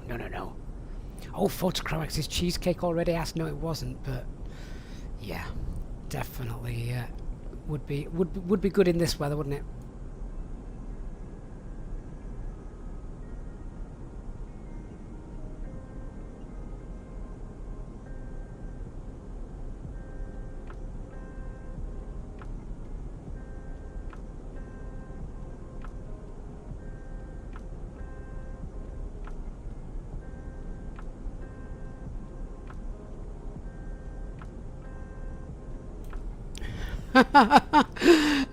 Right, I'll come back to that in a minute. But Mark, you've got it.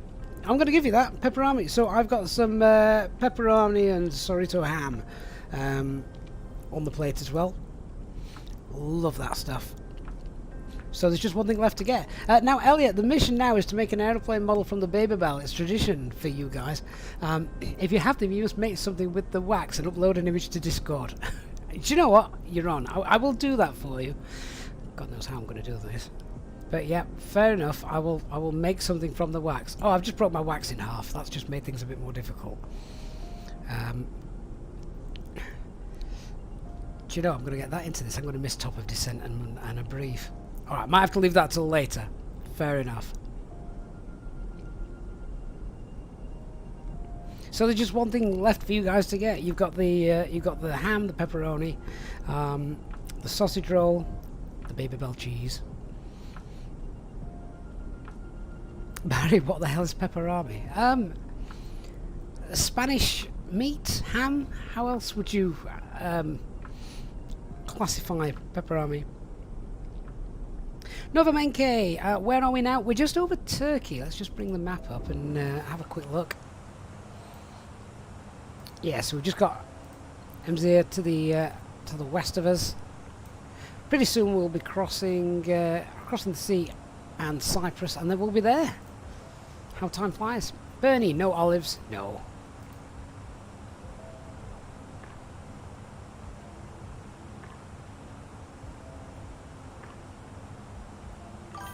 Lee Cole, pepperoni is a bit of an animal. Yes, but which bit? No, don't answer that. Don't answer that. I'd rather not know.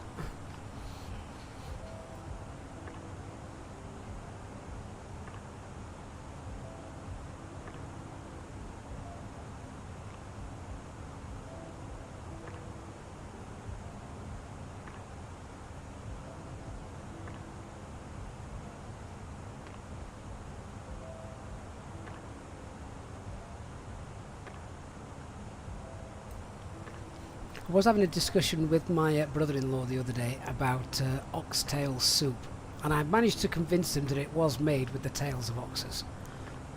Why else would they call it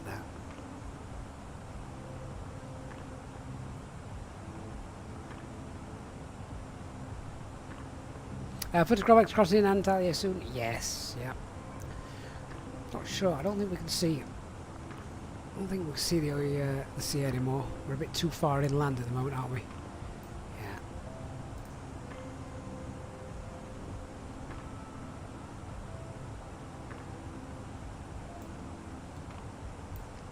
Leanna, there's so many things in this world that I really like, but I don't want to know how they're made or what they're made out of.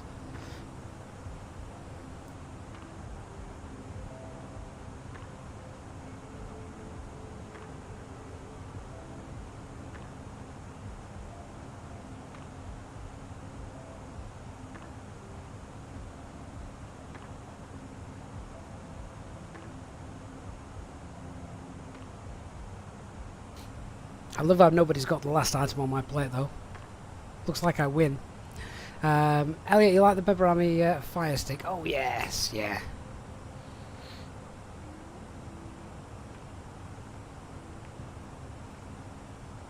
You can get the mini ones as well. The things with pepperami sticks is they don't have to be in the fridge, so they're great for snacks. Mark likes savoury duck. Love them till you know what's in them. Yeah.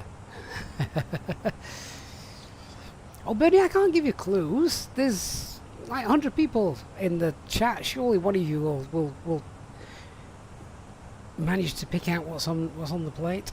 Only one more thing. Oh yeah, have I had a pepperoni pizza bun yet? No? Pepperoni pizzas, yes. What's a pepperoni pizza bun? Photographics, don't try to convince him that cocktails are made with something else.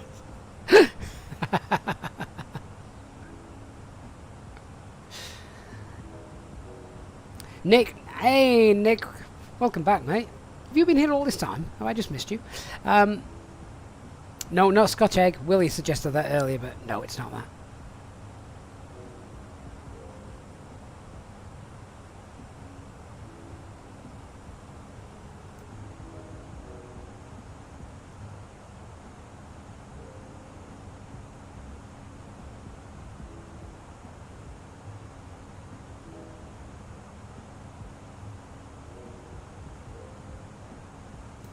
Mark, mozzarella sticks, no, just the Baby Bell, that was enough cheese for me today. The other item on the plate is a mini roll, Elliot, no. Though that would have been nice as well.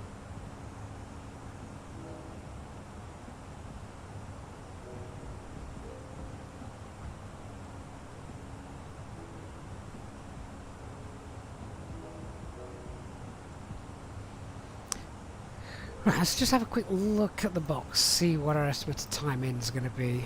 Won't have changed that much. 1404. Okay, and now with the winds, we're going to just go up flight level 350. Quick check, there's no TCAS issues there, so thrust climb up climb 350 blue. I'm just going to check, we've got winds 43 behind us. Nice tailwind, hopefully that'll maintain itself. A serviette, David.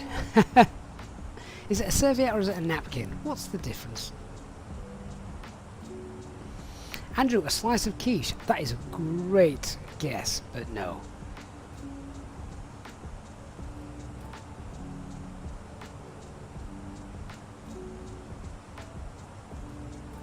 Good job you've just had lunch there. I know all this chatter might have made him go to Greg's. Old man, am I basically eating the kids' packed lunch today? No, they wouldn't eat this. Well, they might do. Some of the kids would have eaten this, to be fair. Mr. Dog, why we climb up flight level 350? Just to take advantage of the winds. We're a little bit lighter now after we've burnt all that fuel, so it's a bit more fuel efficient to get higher up. Optima is also 350 as well. In fact, we could do 37, couldn't we? Where are we headed to at the minute? Nesil. Let's see.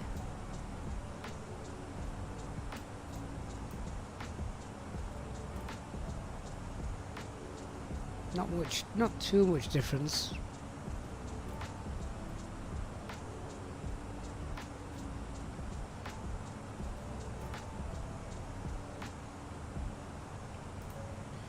But yeah, okay, so wind's looking good. We might actually make that a 3.7. Let's get up to 3.7 then, we can do it. 370 blue.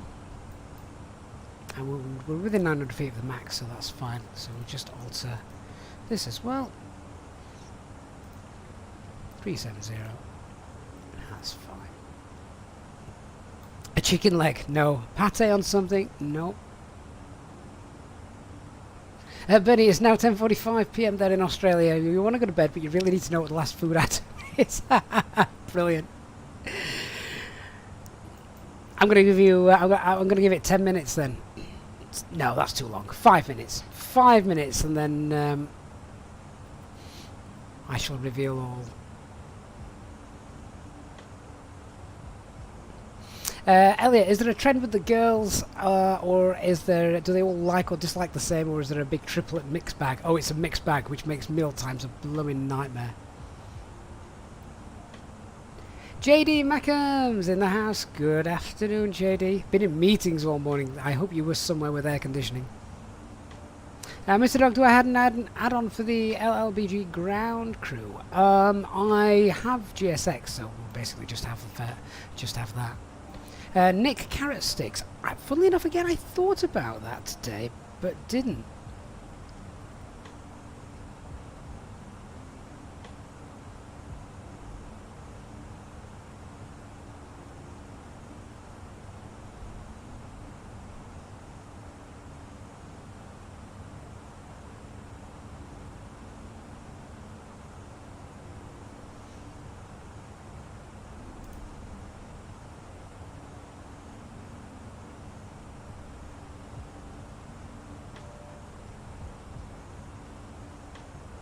Leek old pork pie, hot dog, Sean? No, afraid not. JD, a fire door propped open with a box is as good as aircon as you got. Each.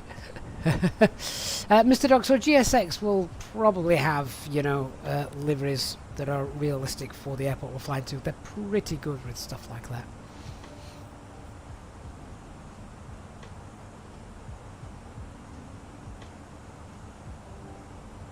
Ron Van der Sar, we've got ATC online, do we?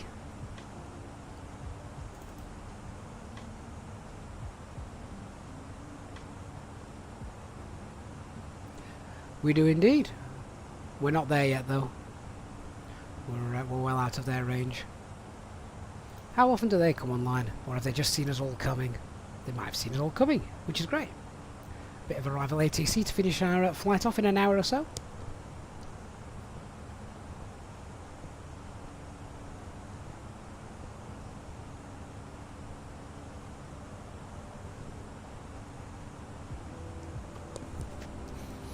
Elliot, if you've got to walk to work, which sadly today it sounds like you have to in the roasting sun, at least take solace that your work is a radio and not TV. So when you can dress in shorts, vest, t-shirt, whatever, and it doesn't matter what you look like when you get there.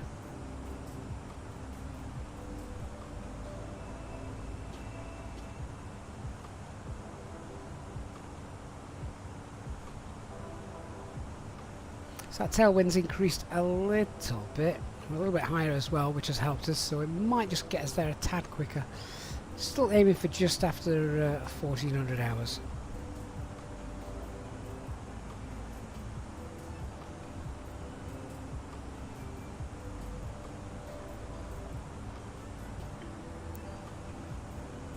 And yeah, that's a good point, Elliot. You're going to have aircon, aren't you, for all the equipment? So you won't be hot for long when you get there. Okay, about another minute or so. See if anyone can guess what else is on my plate.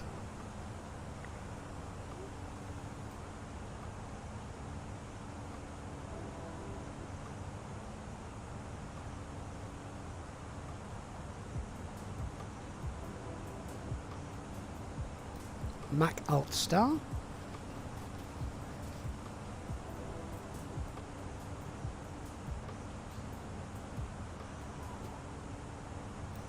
And Alt Cruise.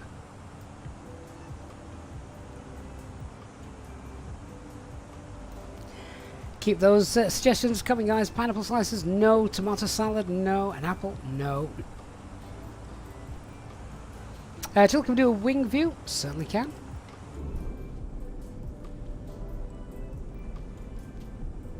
Andrew mackerel fillet, no. Elliot banana, no. These are great suggestions.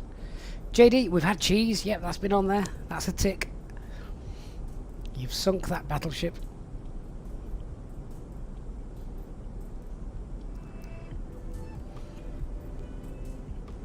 David, you're now off home to watch and have lunch. Anyone interested in what you're having? Go on, David. What is it? Beast Boy, mate, thank you so much for your 99 cents donation to the channel. That is very kind of you, Beast Boy. Hope you're well. Hope you're having a good day. Hope you're not too warm wherever it is you are. And yeah, I really appreciate that. Thank you so much for your support. And Eastbirds is in the house. Hey, Eastbirds. How you doing? Elliot, a small deck of biscuits from the barrel. I thought about that as well here, but I haven't. I've been really healthy, if that helps. Not that I think salami is that healthy, to be honest. Beast Boy, you're in Finland. How warm is it in Finland then at the moment? Liana, I'm going to give it to you. I've got grapes. So I've had grapes, cheese, salami and a sausage roll. Could be worse, right?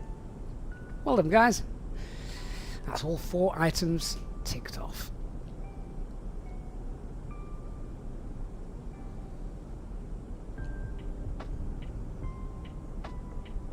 Congratulations to the winners who guessed correctly.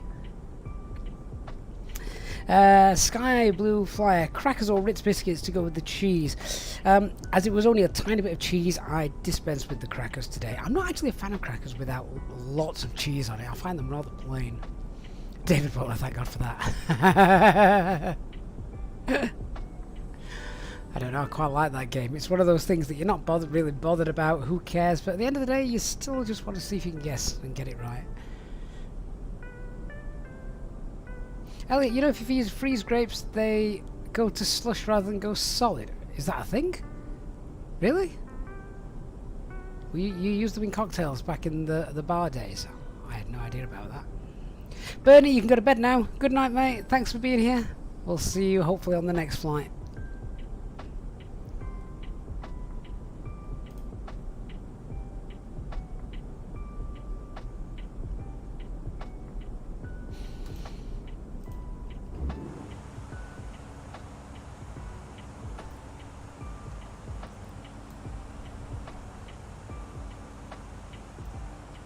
So is Antalya just coming up down here?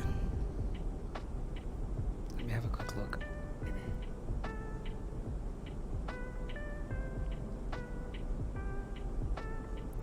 So what we're going to do is we'll just change the echo time points for this crossing.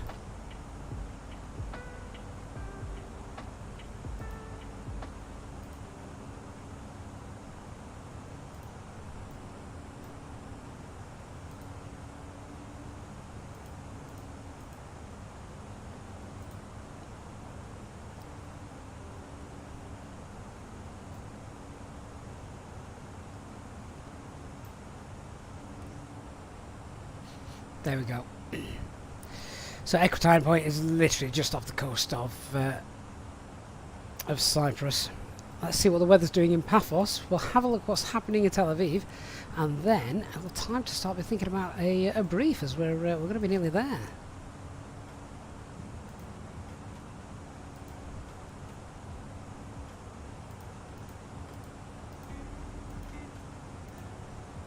Send that off, see what Paphos weather is. I don't expect it to be bad.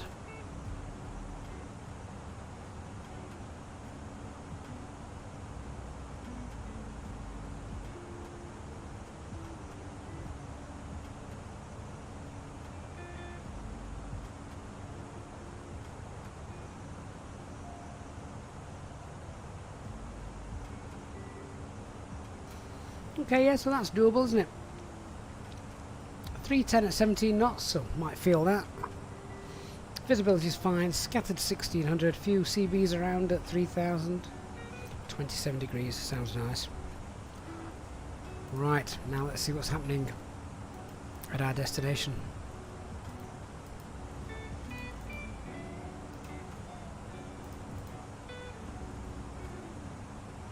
Captain KV, you're currently looking for rudder pedals. I can highly recommend the Thrustmaster Pendulum ones, but they are expensive.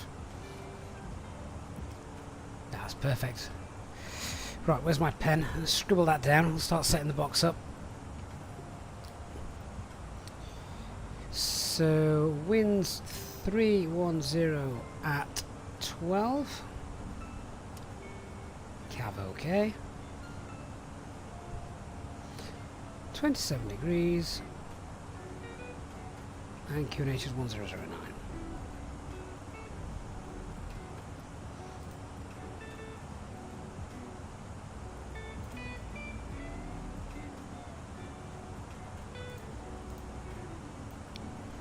So we're probably still quite too far out to get the ATIS. However, let's just cheat a little bit. See if we've got ATIS reported.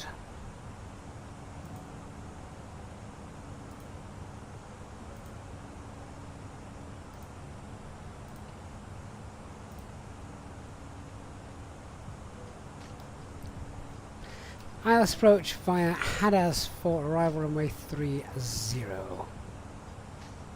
Flock of birds reported the vicinity of the aerodrome, possible GPS interference with Tel Aviv flight information region. Yeah, standard. So coming in via Hadas then. Let's have a look.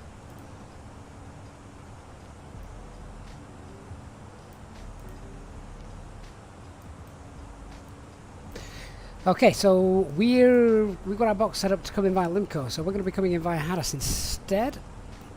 That's quite a nice approach as well. Let's just change this.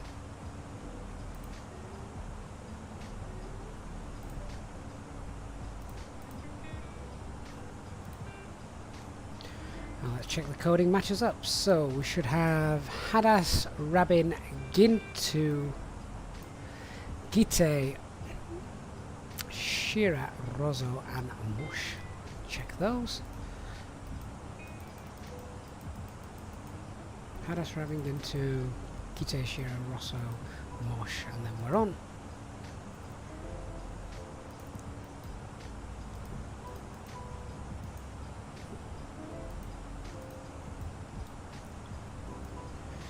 Let's have a little look at this chart, see if what we need to be aware of. So 6,000 feet is mandatory at Gintu. Is that in the box?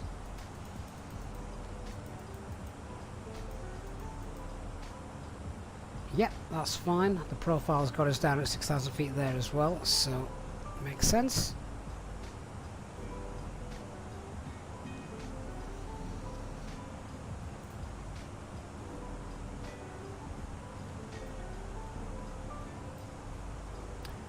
and we can expect at Mosh 37.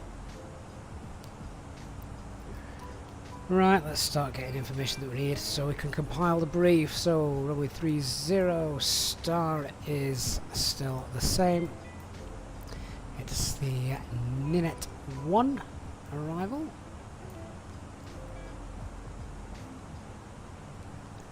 And coming in via Hadass. Nav aids then, we want the Ben Gurion VOR BGN, which is on the airfield. Don't think we've got any other nav aids. ILS identifier is Bravo Delta track 296. I don't think we'll need to worry too much about that. I think we're just going to fly the full procedure in with ATC, given that there's quite a lot of other traffic coming in to Tel Aviv today. Transition altitude is flight level 200. Wow, that's high. Transition level. Platform altitude is down to 3,200. MSA is 2.5 then 5,000 as we overland. Cat 1 conditions, so 330 feet the minimums.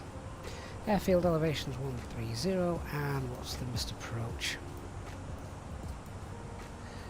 Initial climb 3,000, climb left 296 when we reach, climb on 296, then at 700 feet we're above, it's a left turn, but not before Delta Echo Romeo 30, direct Bravo Golf 50, max 220 knots, so we'll be doing that at S speed. But yeah, that initial climb's 3,000, and then when we get to 5, when we're on track 270, we can climb 5,000. Okay.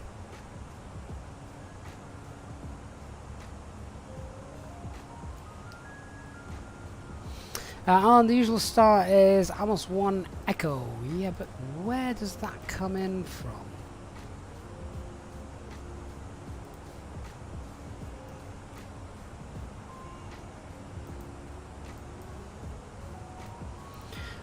So it is still actually part of our route.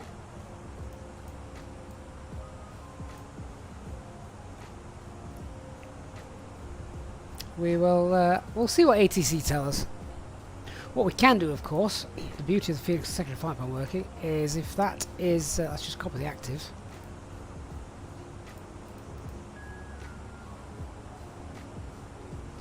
And we can change that to the Amos 1 Echo. Coming in via Hadass, that's fine. And then we've got that on the plan as well, look. So both are there, and we can brief both as well.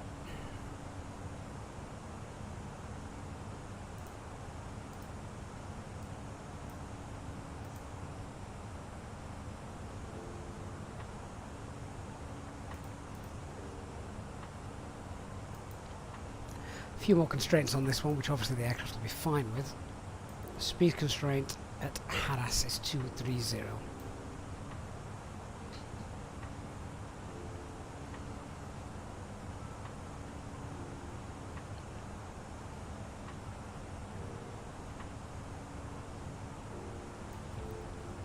So we'll see what ATC wants to do. We can take either. That's the benefit of local knowledge, if you have it.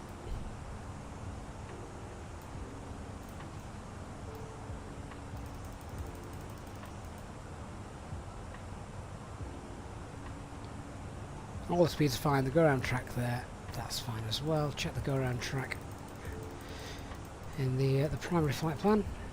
That's fine too. Hey, Sarkotech, good afternoon. Right, Radnav page then, BGN.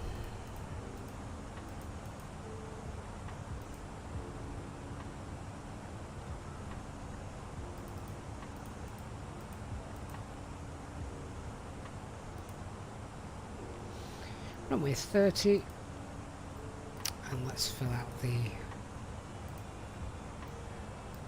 approach page. So accuracy is 1009, set that in there, set that in here.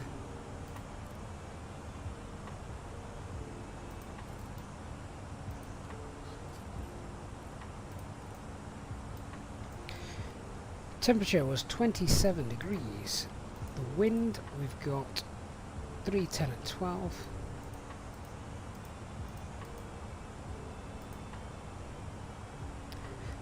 Transition flight level is 200 according to that, so we'll just update it. And catwalk minimums 330, and we've already done a landing calculation. It's going to be a config 3 landing today.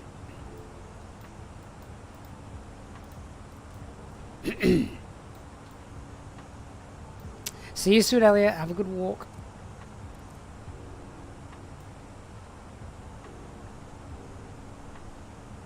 Did you see Cyprus there with the few clouds that it was talking about?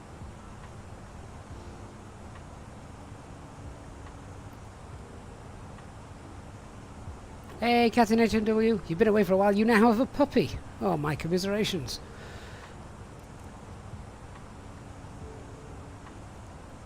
Say goodbye to your furniture and skirting boards. Kids keep asking us for a puppy. I'm like, we've got a dog. I don't want another one.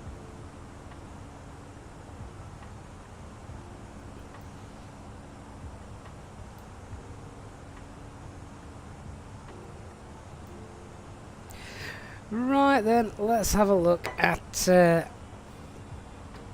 our airport and our brief. Then that's done. I'm going to finish the rest of my dinner. So the weather, let's start with that as always. Winds 310 at 12, so most of the wind is on the nose. Cav okay, 27 degrees, and QNH is 1009, so nothing really to worry about there. Aircraft is A320, nothing's broken. No NOTAMs that are going to affect our arrival or taxiing. Threats to be aware of: we have terrain to the west of our airport, as we can see. So you know, if something goes wrong, yeah, let's fly east of the Bengaron VOR. So in we come, just shying away from the terrain over here. We'll see that as we come in. Nice approach, this one. The only other threat really is just where we're going when we've landed. It's quite a long taxi in, so if we're going to the stands that we spoke about earlier, the Lima apron, it's 30, and then a long taxi back. Just make sure we know what we're going. Looks like a few hotspots that we're coming through. Hotspot 4, don't want to get messed up around there, so we'll take that taxi nice and steady. Alright, so we're planning the runway ILS 30 arrival. Ninette 1 arrival is in the box, but Amos 1 Echo, we'll have a look at that as well to check what that's like, just in case we get given that by ATC. We've got that set in the secondary flight plan as well, so we can just activate that if we need to. That comes in straight to Limco, and we've obviously got constraints on the way down. We've got speed constraint there, 220 knots, so basically green dot by the time we get to Limco. If we're not doing that, however, and we are going to do the Amos arrival, so a similar thing, is going to be green dot at Hadas.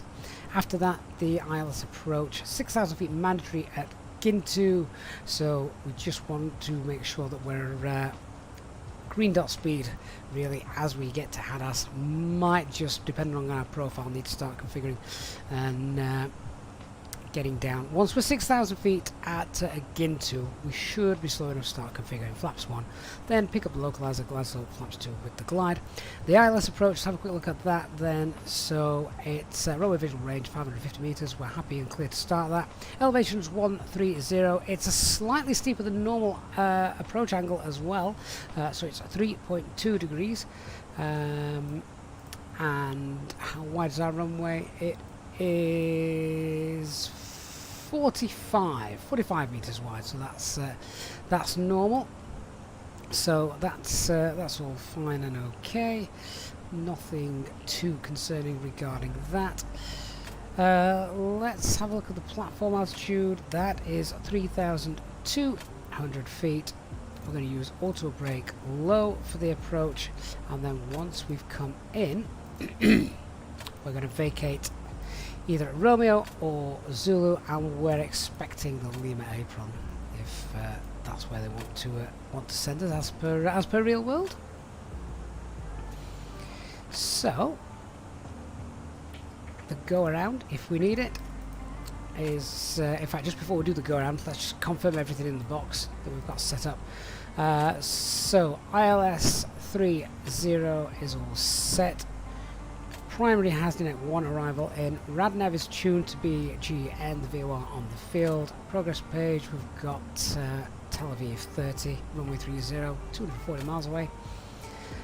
And our approach performance is all set. QNH 1009, temperatures 27, winds are in there. Transition flight level is 200, so very high up, be aware of that. Clean speed is 230, which is perfect for our speed restrictions. Minimum's 330, we're doing a config 3 landing today. VAP is 142. Landing weight is planned to be around 63 tons.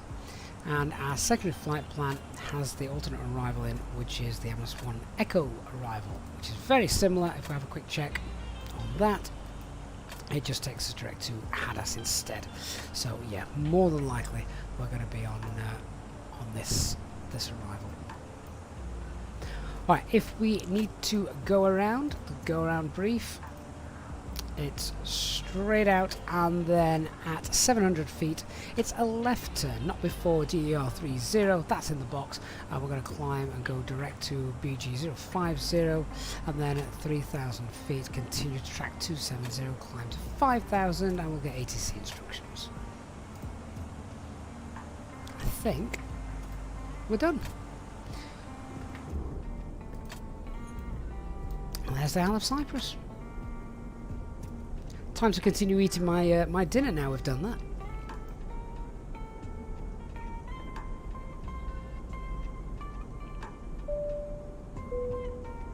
Ladies and gentlemen, today I have some great offer in our flight magazine.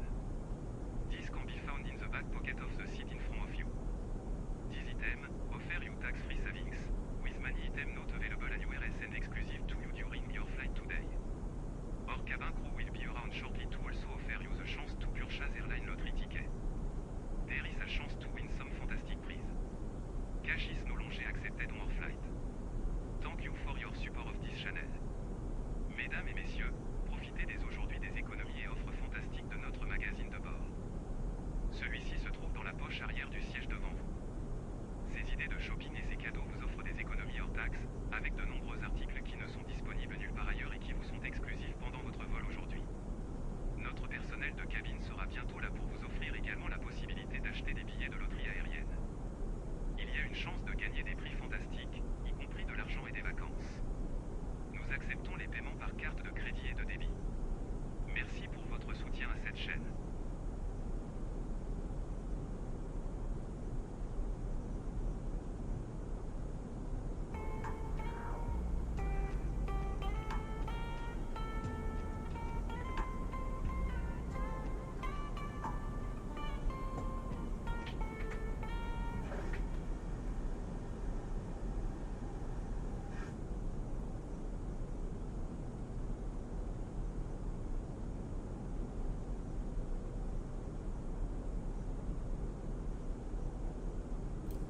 Right, that's all the grapes gone.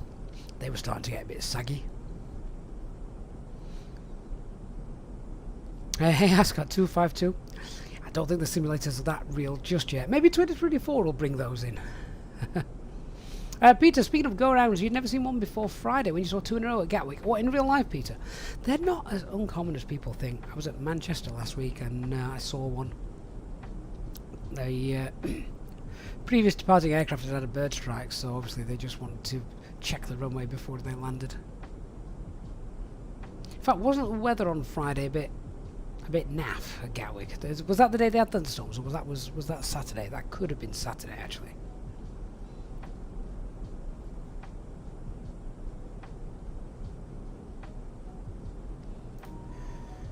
Right, when do we enter their airspace? Let's have a quick look which waypoint it is.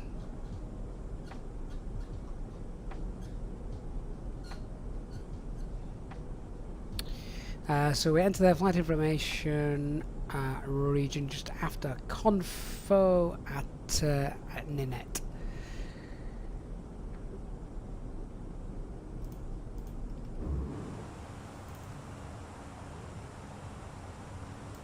How far away are we from Ninette then, before we need to contact them? It's about 20 minutes away outside of their airspace.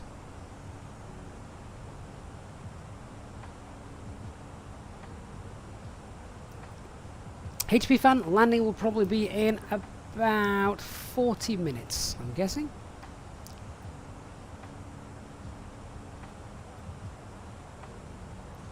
Peter, the weather was fine, don't know the reason for a go around, couldn't see the runway properly. Oh, Peter, it could have been anything. Something, if the pilots aren't happy or they're not stable by their minimums and not met the stable minimums for criteria, then it's an automatic go around. 4 reds on the glide, go around. Hey, Alex 2411, how you doing, Dan? We are indeed still going. It's nice to have an all-day stream occasionally, isn't it? Don't want to do it too often. It's not like we've gone done anything exotic, like crossed the Atlantic or something like that in a nice heavy aircraft, but this'll do.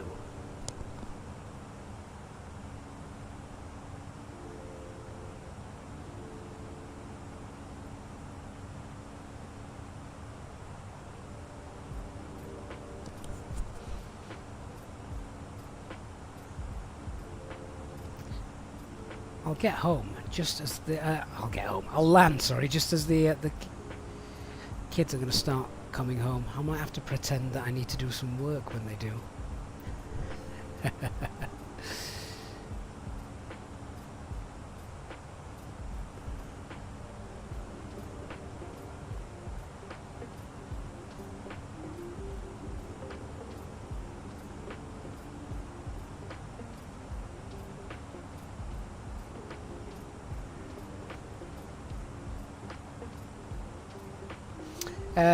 So Dan, the missus has just left you with the dishes today. Nice easy day. Oh, that's easy. Yeah, that's a nice easy day. Oh, guys, back in a second.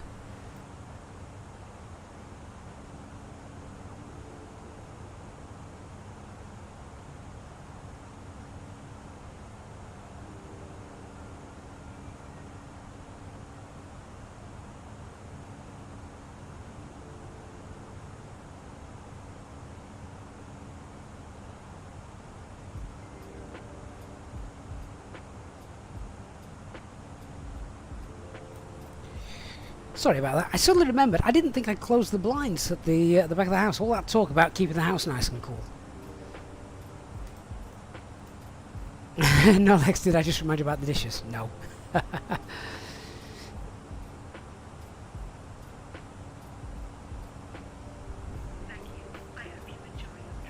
Enjoy your coffee, Chris. Good morning. How you doing, mate? Right, let's just check fuel as well, see how we're doing with that. So we've got 5 tons on board, so we've still got over 2 hours worth of fuel endurance. That's fine.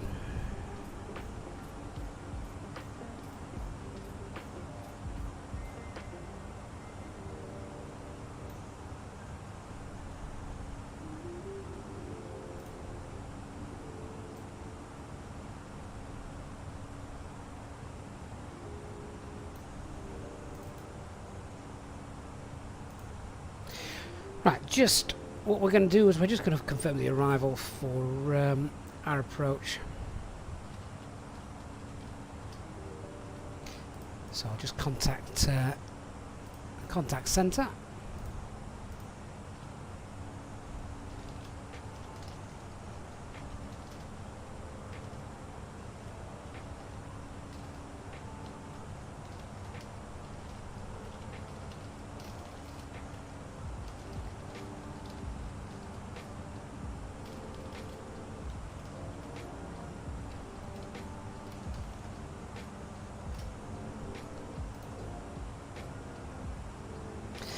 Top of descent is less than 40 miles away now.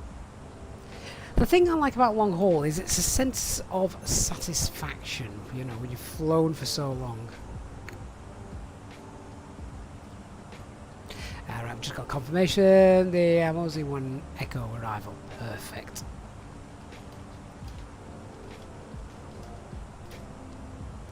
So what we'll do now then is activate the secondary flight plan. Secondary flight plan. Activate. And that's done.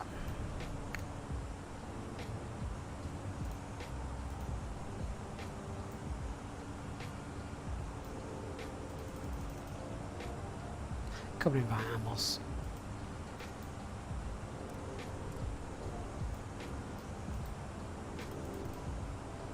There we go.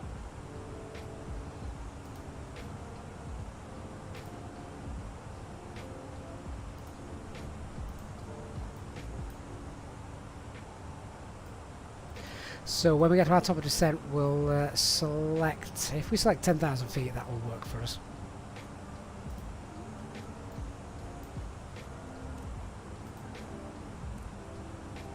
And as we say, that's not that far away now.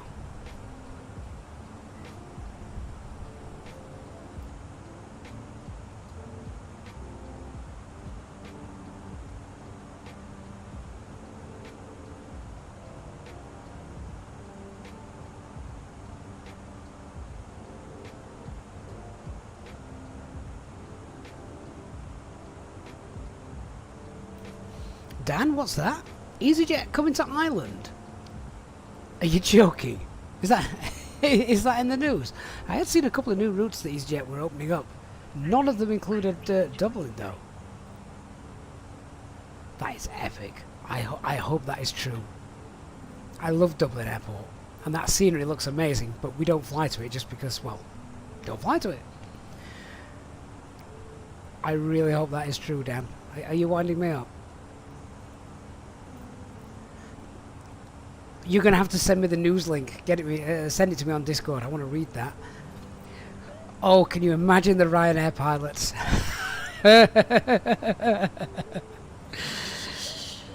Don't think they're going to get priority taxi, are they? Farmer 113, good afternoon. Hope you're all okay.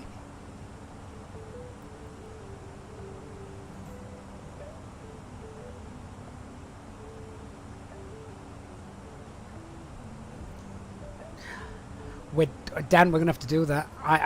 We're gonna have to stream it. We are gonna have to stream that. I'm just reading this in that article now. Thanks, Dan.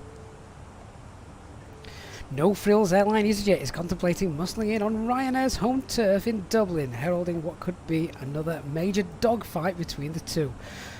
Wow, those newspapers know how to write an opening stanza, don't they?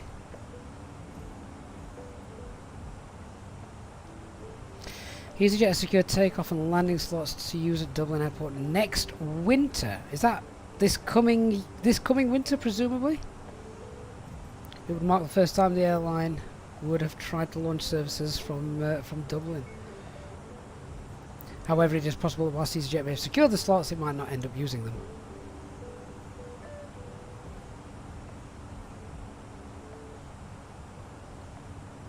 Wow. Interesting.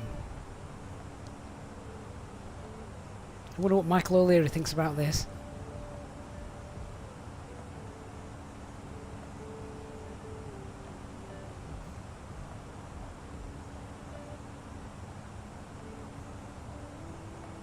Oh, I hope that happens. I really do. It's another great little airport to fly to.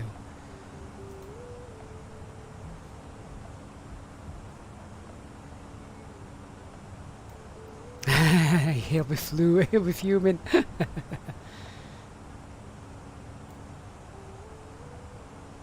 Ascot, Flight Radar 24, there's a RAF 330 in Typhoon crossing the nose now, returning from the sortie over Iraq. I wonder if we had, I mean, if it's on Flight Radar 24, it'd be interesting to see. Obviously, you can use the paid services, can't you, instead of FSLTL traffic injector. They'd actually be there, wouldn't they? Right, we're out at top of descent, so as we said, flight level 100, and we'll pop it in managed descent. Down we go, boys and girls. After 3.5 hours to final descent, 100 blue. Ladies and gentlemen, from flight deck once again, you will be delighted to hear that we will shortly be starting our descent into our destination, at which point the cabin crew will start preparing for our arrival. If you could please make sure that all the aisles are clear and the cabin crew are able to make their way around the aircraft without any luggage in the aisles, that would be most appreciated. A reminder for our Easyjet pilot members that free drinks are still available from the cabin crew until the seatbelt signs are turned on. Please note, however, that the toilets will shortly go out of use. Thank you.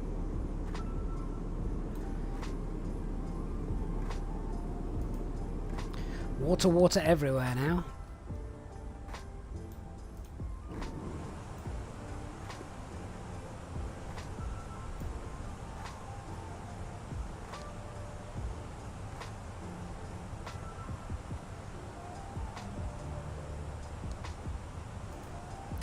Okay, so we'll use selector speed 270 knots.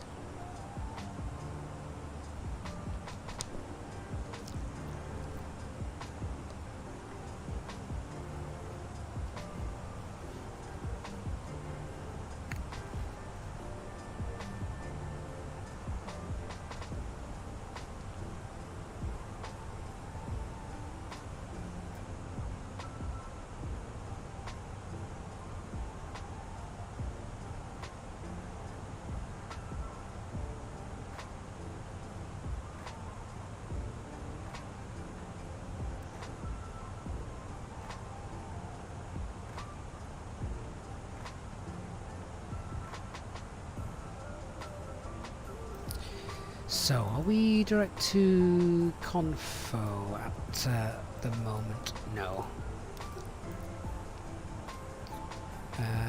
Zuko, then Confo, there's Zuko. Just working out when to contact ATC.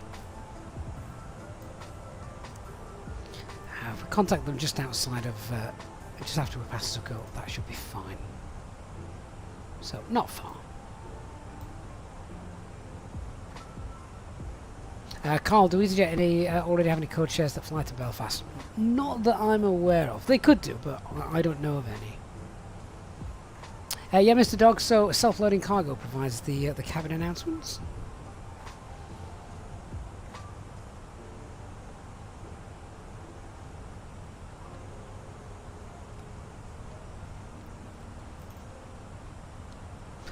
Just see a hint of land in the distance there now, can't we?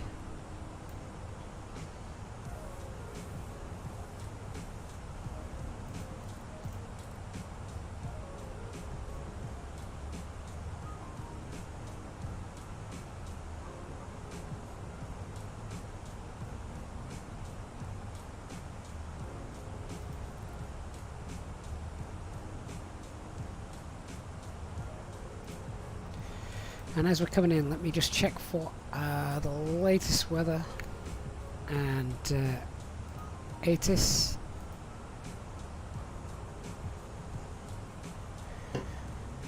So that's information. Charlie is current. QNH is 1009 is still. Perfect.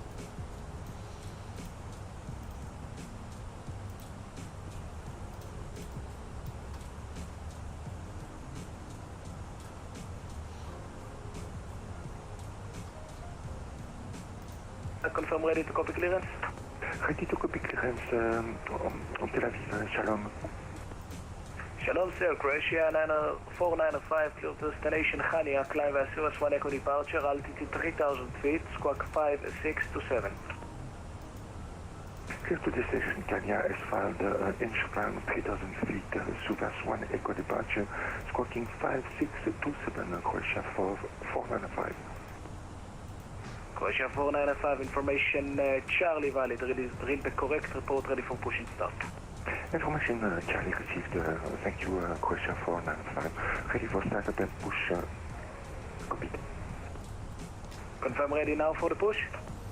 Not especially for the moment, just preparing the aircraft, Croatia 495. Roger.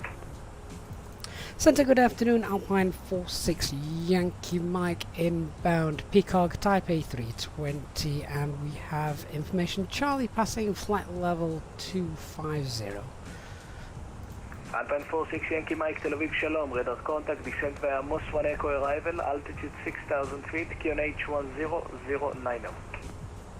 Descend via the Amos 1 Echo arrival to altitude 6,000 feet at the QNH 1009 Alpine 46 Yankee Mike. With 81 Echo Papa fly to Shira and descend 4,000 feet, clear the ILS runway 30. Back into Shira and descend it to 4,000 code ILS runway. So our speed descent 6,000 blue, QNH is 1009.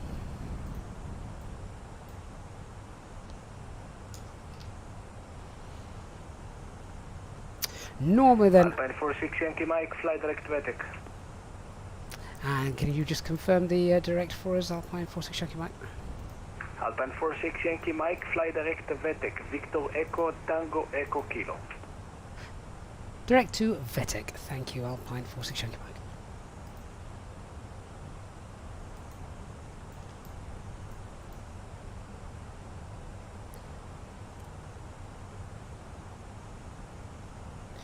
And direct to good VATIC. morning, Whiskey 100 Kilo, inbound Osama passing level 150. Whiskey 100 Kilo, Tel Aviv Shalom, radar contact information, Charlie QNH. Hello Stuart, Fly Live Studios gives the banner at the top, but it is a streaming overlay, so I can't see it here in the I can't see it here in the sim. Only you guys can see that. Again, please see vectors after Osama Whiskey 100 Kilo. Whiskey 100 Kilo, lift Salam, heading 300, vector ILS 30. Leave Salam, heading 300, vectors for ILS running 30, Whiskey 100 Kilo, thank you.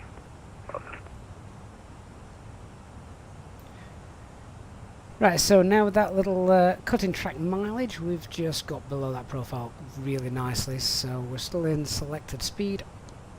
Normally the trigger for the approach checklist is changing QNH to the local. I'm just delaying that a little bit from running that checklist because we've not even got the seatbelt signs on yet. We're still at 22,000 feet. I'm going to give them another sort of 5,000-6,000 feet in our descent, and then we'll get things sorted. But yeah, on our way down. How long have we been airborne for? 3 hours 47 minutes. Planned flight time was about 4 hours 15, so that's not bad. Whiskey 100 Kilo, descent altitude 6,000 feet, speed 230 knots.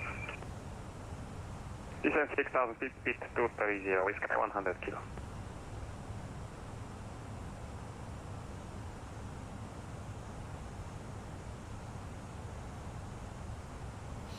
So what track mileage have we got left to run? We've got 109 miles left to go, so yeah, we're well below the profile. That's why we're managed descent, descending very slowly at the moment.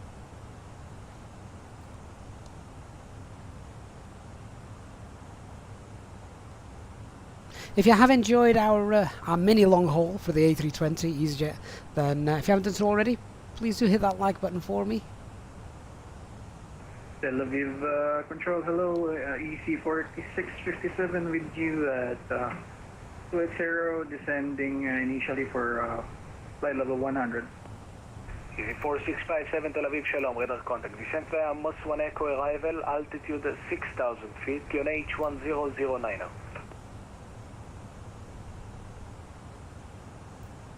Not a cloud in the sky again.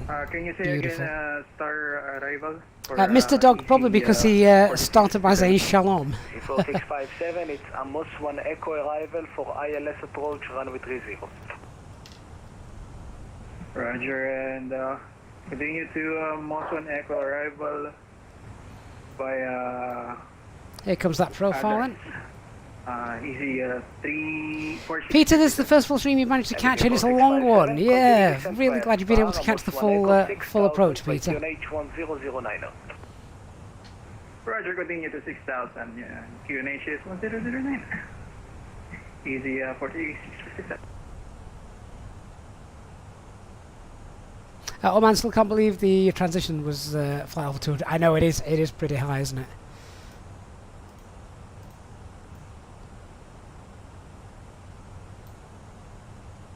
Hey Willie, it's a very detailed approach. Lots of constraints on the way down, but really the important one is just there, 6,000 feet at Hadas. So that's it. 6,000 feet at Hadas, and then from Hadas as you come in, after that, It's making sure. Sorry, it's not 6,000 feet at Hadasol. It's 6,000 feet mandatory at Gintu. That's basically what we're aiming for. Whiskey 100 Kilo, are you able to plan to join the ILS via position Shira? Yes, we will be able right now. Copy that with Sky 100 Kilo. So for now, maintain the heading, and I will advise you once I can enter you via position Shira due to traffic. Got new present heading, and we are waiting for your call. Thank you, with Sky 100 Kilo.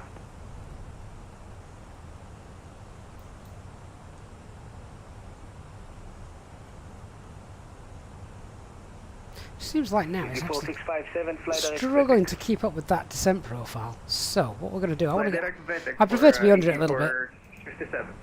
So I'm going to wind the speed up. Thrust idle, open descent, and let's just tease our way underneath that profile. 100 Kilo, turn left heading 250.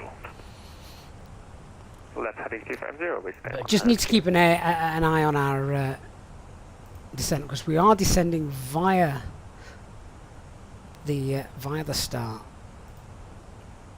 Can we get that further descent, please? Whiskey 100 Kilo. Whiskey 100 Kilo, descend 5,000 feet.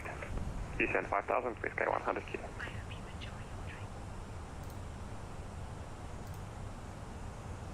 Where are we direct to now? We're direct to Vertex, so we need to be below 8,000 but not below 6. They like to get us down. We're not going to get a nice CDA in here, are we?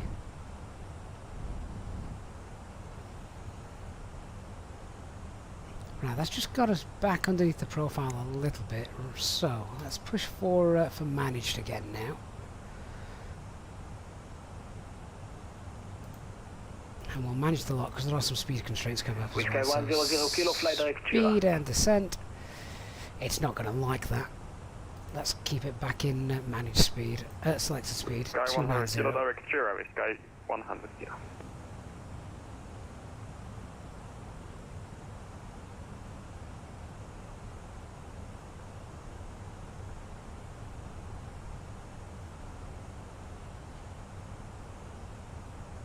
Whiskey 100 Kilo, descend 4,000 feet Shira, clear the ILS approach runway 30 at Shira, speed as published.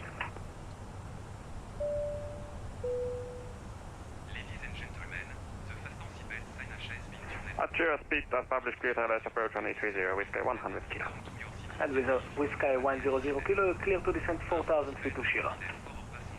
Clear to descend 4,000 feet to Shira, Whiskey 100 Kilo. Mr. Dog, if I can get away without using speed brakes, I will. It's not very efficient. Alpine 46 Yankee Mike, fly direct Shira.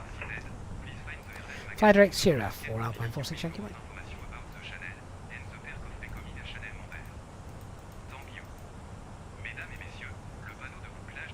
That's going to cut some track miles off.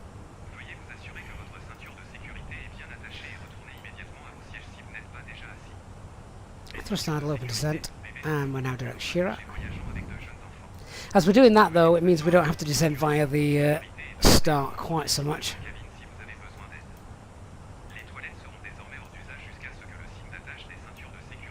We can expect about 4,000 feet at Shira according to the charts.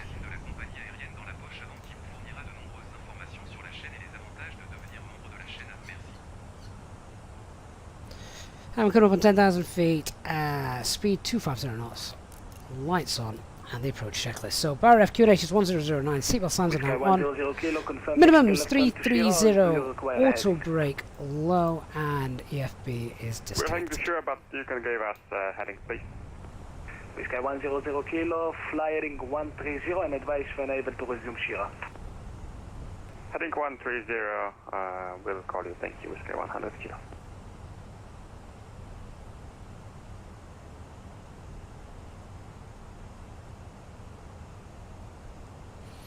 Yeah, I'm not worried about the profile at all now. If we're working on 4,000 feet at Shira, we've got 6,000 feet to lose.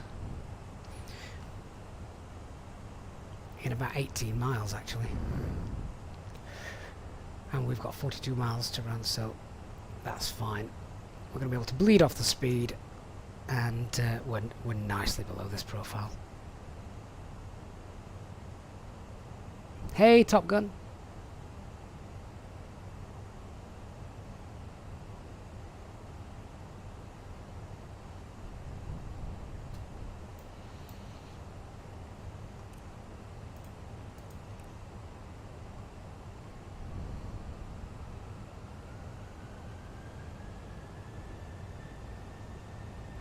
Whiskey 100 kilo, are you able Shira?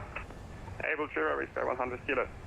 Whiskey 100 kilo, fly Shira, clear the LS30. Direct Shira, clear the LS30, Whiskey 100 kilo. Okay, we'll get the landing system on and we'll now activate the approach phase.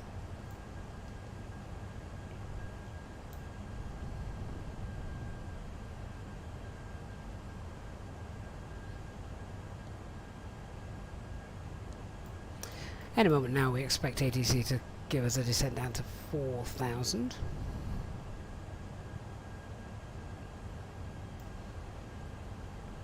Just wondering if we can see the airport. It should be over here somewhere.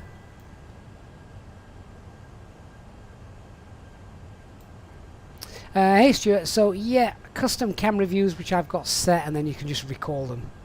That's what Microsoft Flight Simulator's settings call it, custom camera views if you want to search for them. Liner 2, vacate Zulu left on kilo. Vacate Zulu left on kilo,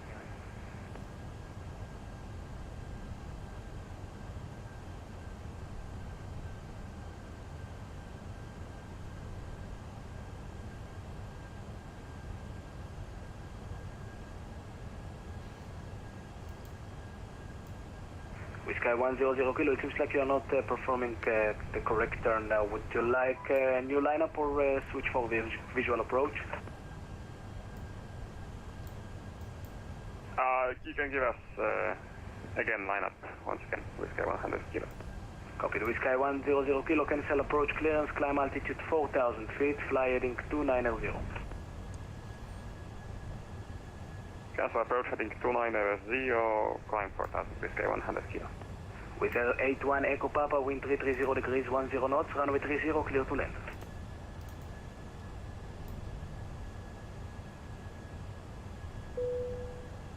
With 81 Echo Papa, wind 330 degrees, 10 knots, runway 30, clear to land.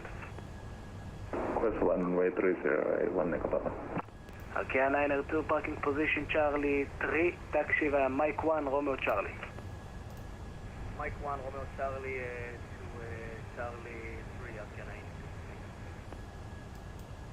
902. Right, we're about to cross the land border now. Kilo Bravo at Stan Juliet 4, requesting alpha clearance for Natalia. Santuk 5 Kilo Bravo, Shalom Tel Aviv, cleared on Natalia, climb via Suez 1 Echo departure, 3,000 feet, squawk 5613. Clear to Natalia via the Suez 1 Echo departure, initial climb 3,000 feet. There you go, Chili, there's your engine view. 13, Santuk 5 Kilo Bravo. Santuk 5 Kilo Bravo, read back correct.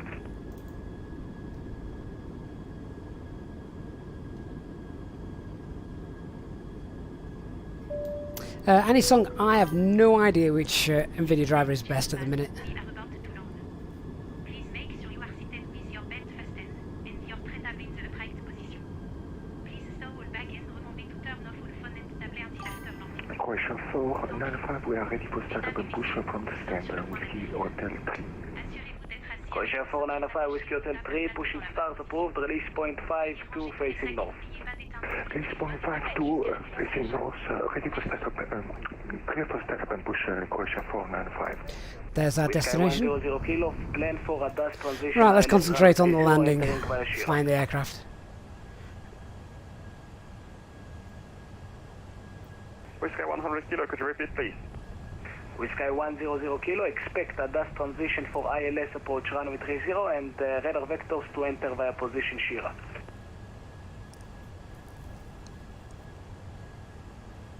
Expecting ILS 30 vectors entering via positions Shira, Whiskey 100 kilo. BK, if you're having issues in the last 100 feet or so with the landing, try and turn your LOD, level of detail, setting down. Alpine 46 Yankee Mike, descent 4,000 feet Shira, clear the ILS runway 30.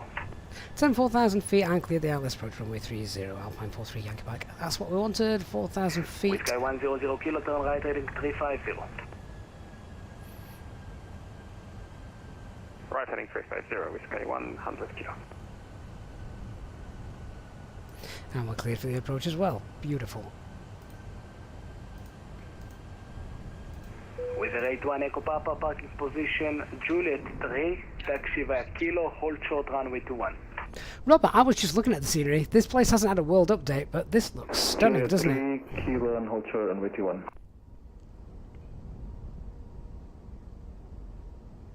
I've got the replay clued up as well, so we'll check this all out later once we've touched down.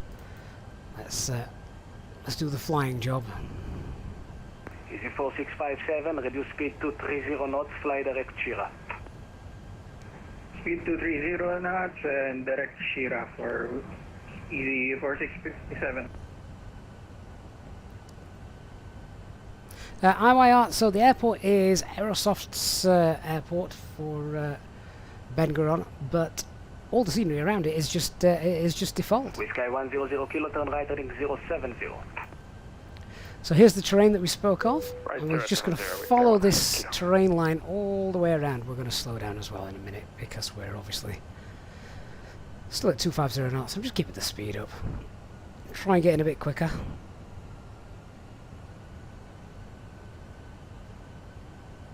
Robert, it even looks hot, yeah. Turn right, Shira, clear the LS approach, runway 30. Right, direct Shira, clear the LS 30 with Sky 100 kilo. Hey, Blackburn.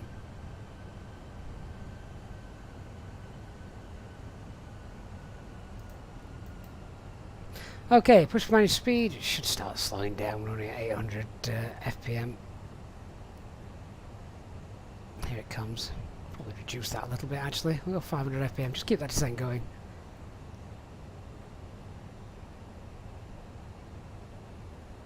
There we go.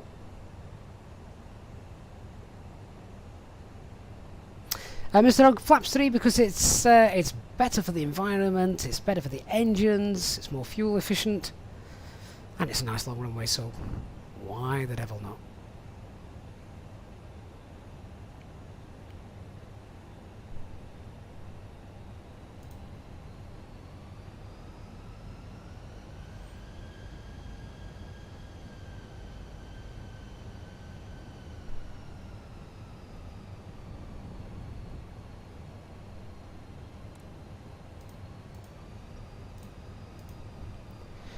That looks a bit bumpy, doesn't it? See if it sorts itself out as we get a bit lower down.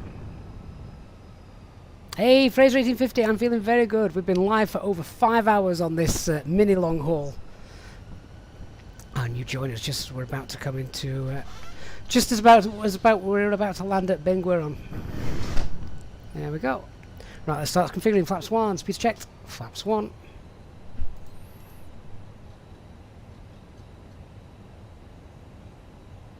And we're clear for the approach as well, so let's get that all armed. Glide lock blue, Cat 3 dual autopilot 1 and 2. Glide slope is coming down. We've been cleared for the ILS approach as well, which means we can now get down to platform, which is 3-2, so set that. Alpine 46 Yankee Mike, when established on the localizer, speed 180 knots or greater until 6 miles. When established, speed 180 or greater until 6 miles. Alpine 46 Yankee Mike. Unlock start.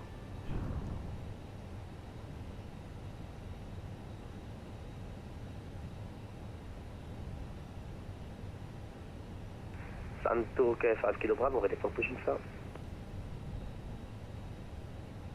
Santo 5 Kilo Bravo, hold position. I will call you shortly for the push. Traffic will enter parking Juliet 3. Roger. Shalom Tel Aviv Control, Jordanian 340 approaching Salam, 8,000 feet. People in town, yeah, FS Realistic is here for the turbulence as well. 5637, Jordanian 340. Easy 4657, resume normal speed. The Shira speed is published. Resume normal speed published for Shira. Easy 46757. With rate 1 Echo Papa at Kilo, cross runway 21, right on Juliet, parking Juliet 3. Lock start. Kilo, cross runway 21, right Juliet and parking Juliet 3. Hey, 1 Echo Papa. Got the wind to help us slow down as well. No rush to configure with flaps 2. QNH1009er, leave Salam, heading 300, vectors, ILS approach runway 30. There we go, localizers captured. Salam at 300 and vectors for ILS 30, Jordanian 340, thank you. Jordan 340, reduce speed 220 knots. And look at that, looks like we are going to get a nice CDA. As we come in at 3,200, we'll start to meet the glide slope. And that's our airport in front of us. Croatia 495, taxi Kilo 5, right on Kilo, left Romeo, hold short runway 30. Taxi via Kilo 5, Kilo, all short runway 30, all point runway 26. Glide slope, start. Croatia 495 to confirm at Romeo, hold short runway 30. Approach altitude 3,000 feet, set. Runway 30 on Romeo, Croatia 495. Easy 4657, descent 4,000 feet, clear the ILS approach runway 30. Descent 4,000. And we're holding 180 till 6 miles, DME. 30, sorry. Morning Lima, good evening, hey KML.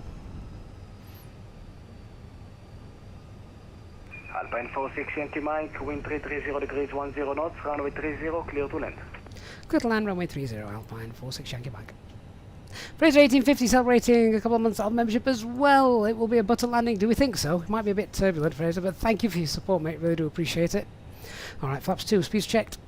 Flaps 2, let's get that drag out. For a dust transition for ILS approach runway 30 and expect to enter via position Shira. Accept via Shira, Jordanian 340. Jordan 340, for now flying 300. 300, Jordanian 340. Croatia 495, do you confirm a taxiway Mike or Kilo? Croatia 495, Kilo 5, Kilo, Romeo, hold short runway 30. That's okay, thank you. Okay, that's 6 miles, gear, spoils, speed, lights. Whiskey 100 Kilo, crossing lower. Whiskey 100 Kilo, you are cleared for ILS approach runway 30. You can descend lower. Cleared ILS 30, thank you, Whiskey 100 Kilo. Jordan 340, descend 6,000 feet. It's a bit wobbly. Jordanian 340.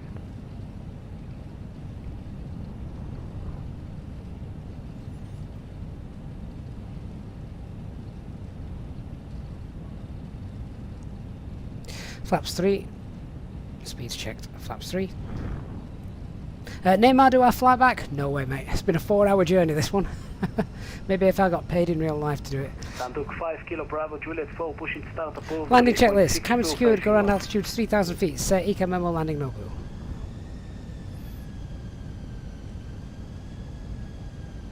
Santuk 5 Kilo Bravo, Tel Aviv. Santuk 5 Kilo Bravo, sorry. Santuk 5 Kilo Bravo, from Juliet 4, pushing start approved, release point 62, facing north. Pushing start approved, release point 62, facing north, Santuk 5 Kilo Bravo, sorry. Right, let's see how we get on. Autopilot off, I have control.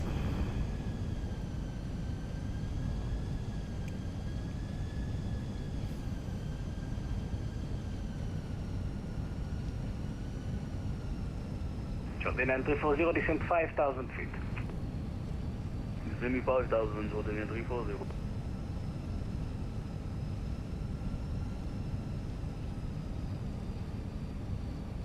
Could you see that wind? It's quite strong actually. I mean, we've got a 30 knot wind at the moment coming from the sort of like the top right as you look on the screen. So it might be a bit of left rudder to counteract that as we come in. 100 above. Jordan 340, turn left heading 250 and speed 210 knots. 210 knots and continue. 250, Jordan 340. 3 reds, 1 white, it's fine. Whiskey 100 Kilo, expect late landing, wind 330 degrees, 10 knots. It's not working this. Expecting late landing clearance, Whiskey 100 Kilo.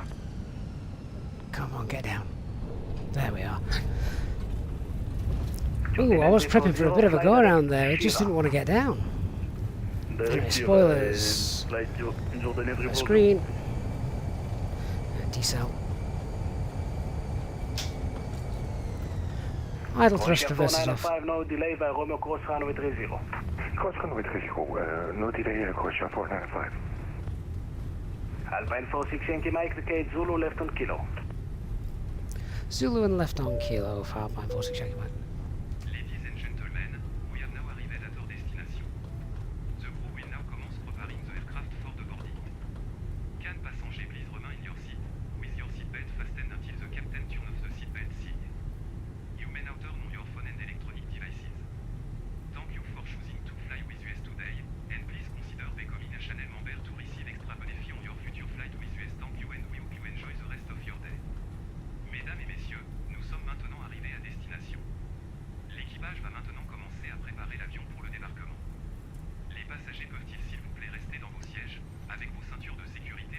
Alpine 46 Yankee Mike, parking position Juliet 2, taxi via Kilo, hold short runway 21.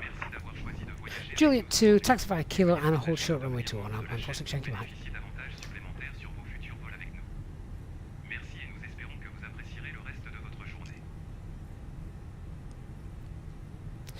Oh, right, where's Juliet 2 then? So we're going straight down on Jordan 340, Kilo. reduce speed 180 knots, descent 4,000 feet, clear the LS approach runway 30. Descending 4,000, Jordan 340. And Juliet 2. Oh, it's not that long. It could have been worse.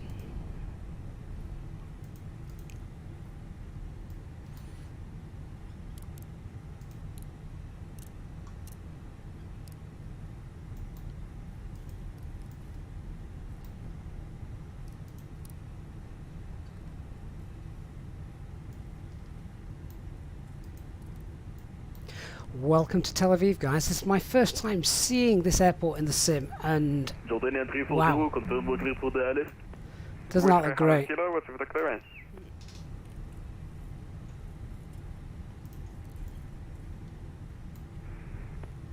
Hello, Whiskey 100 Kilo, what's with the clearance? What was the touchdown rate then in the end? What did it think? Whiskey 100 Kilo, what's with the clearance?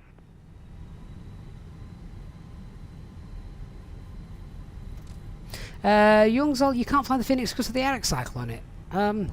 We just did. We've got the latest air cycle installed, so it's absolutely fine. But yes, you do need Navigraph. Aviv control.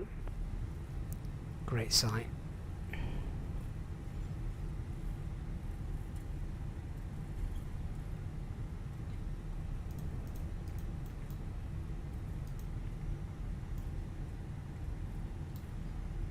I'm going to check out the replay later, once we've parked up.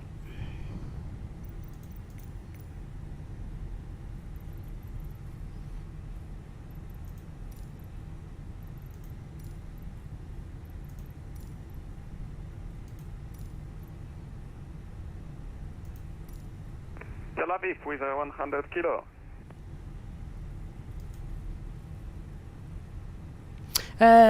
Susie, there is a full self-loading cargo tutorial on the channel. If you want to check that out, it'll help you out with that.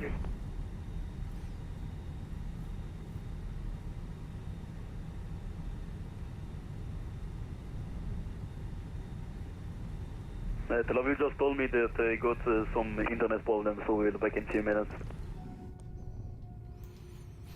Aerosoft have done a cracking job again here, haven't they?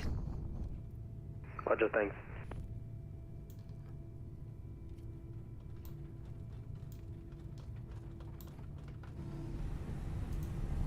Performance of this airport seems pretty good as well.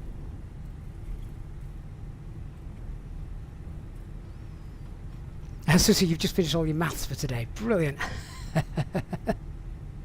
Sarkotech, I did see that new Icelandic route, and we thought, I did think, yeah, we're going to have to do that. Lee, yep, we are on VATSIM.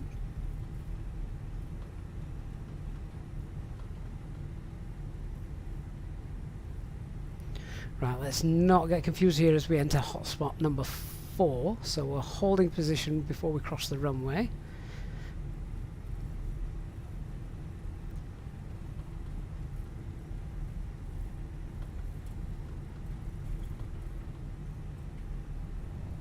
Even the runway markings look a bit draggled, don't they? Wigwam lights working.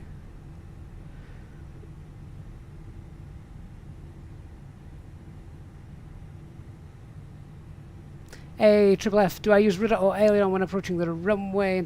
So you use aileron, you only use the rudder to decrab at about 30-40 feet. I think the best advice I was ever given is your rudder pedals are just footrests until the last 30 feet of your flight.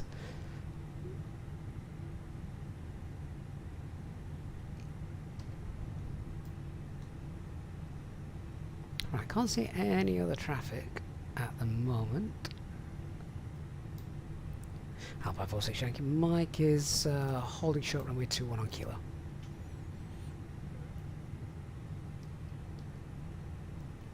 radio's just gone very quiet, hasn't he? Oh, where's he gone? Oh, he's just logged off. Right, in that case then, a little bit of self-policing.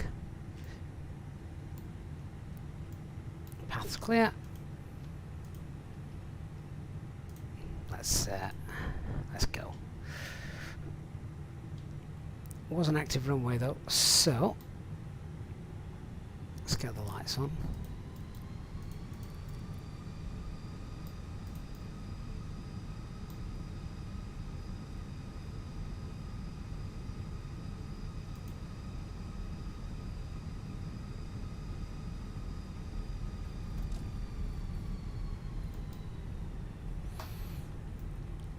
Just shut down engine 2.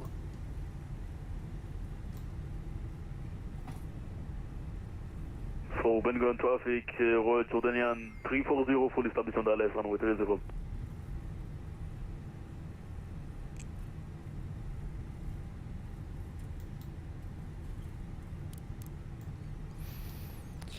Okay, let's be careful here. So we should just be going first right, I think.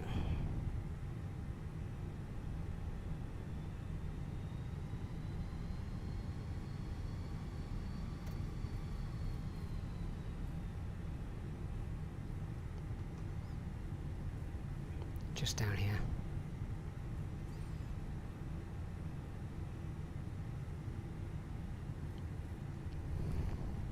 And Mega on traffic, Alpine 46 Yankee Mike is just entering Juliet to turn left on stand Juliet 2.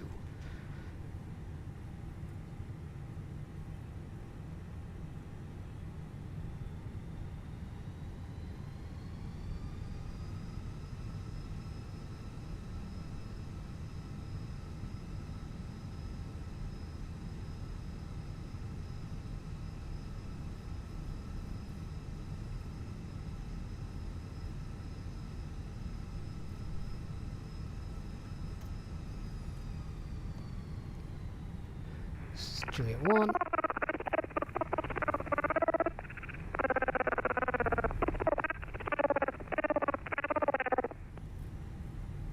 Station just calling in to fix your mic. And Juliet 2.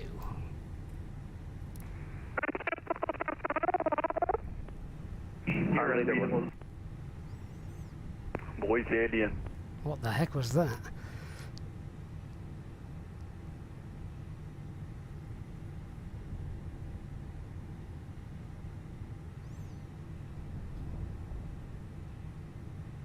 BK, are my graphics the same as what was in my last video? Yes, absolutely they are, mate. I've not changed those. Stuart, FSLTL I use for model matching, as I do also FSTraffic, so we've got a couple basically in there.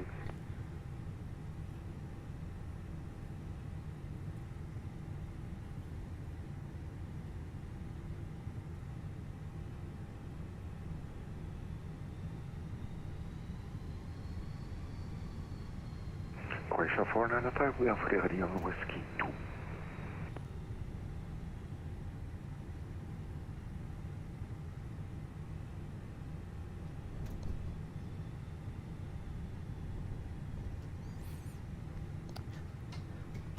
Awesome. Right, parking brake set. I'm not going to shut everything down because I want to check out the replay. So, welcome guys to Tel Aviv. 4.1 tons of fuel on board. That's great. Temperatures look rather cool actually, so not concerned about those. That's it. Fantastic. What a great flight. Flight time was 4 hours and 20 minutes. Let's get rid of VATSIM. Thank you to those of you who flew alongside us. And now let's check out that replay and see what it looked like.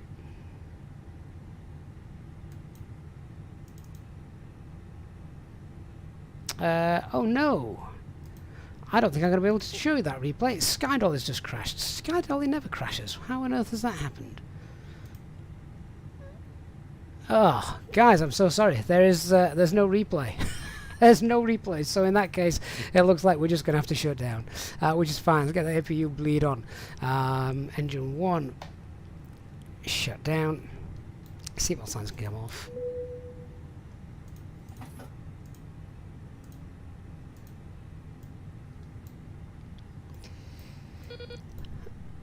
N1 below 10, get the beacon light off, fuel pumps off, and that can come off as well. GSX, we can begin the deboarding process.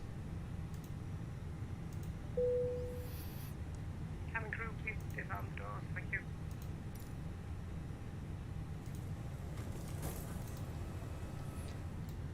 Tango traffic, Santork 5 Here they Kilo come. Bravo, taxiing to runway 26. Oh, I'm really sad that the landing didn't record. Well, it did record, but then for some reason on the shutdown it crashed. So sorry about that. Get the deboard, plug that back in, ready for the return flight, which I will not be doing because, oh my word, that will be a long day. Sure, Sky Dolly is the name of the replay app. So there we are, guys. Welcome to Tel Aviv, where the temperature is a balmy 27 degrees. Do you know what? That's actually similar to what it is here in the UK, I think, at the moment.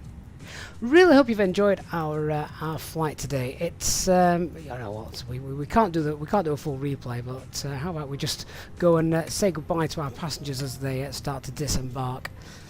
Let's head out. Oh, we actually can't head out because the Phoenix doesn't allow you to exit the airframe. Never mind. We'll just stay there.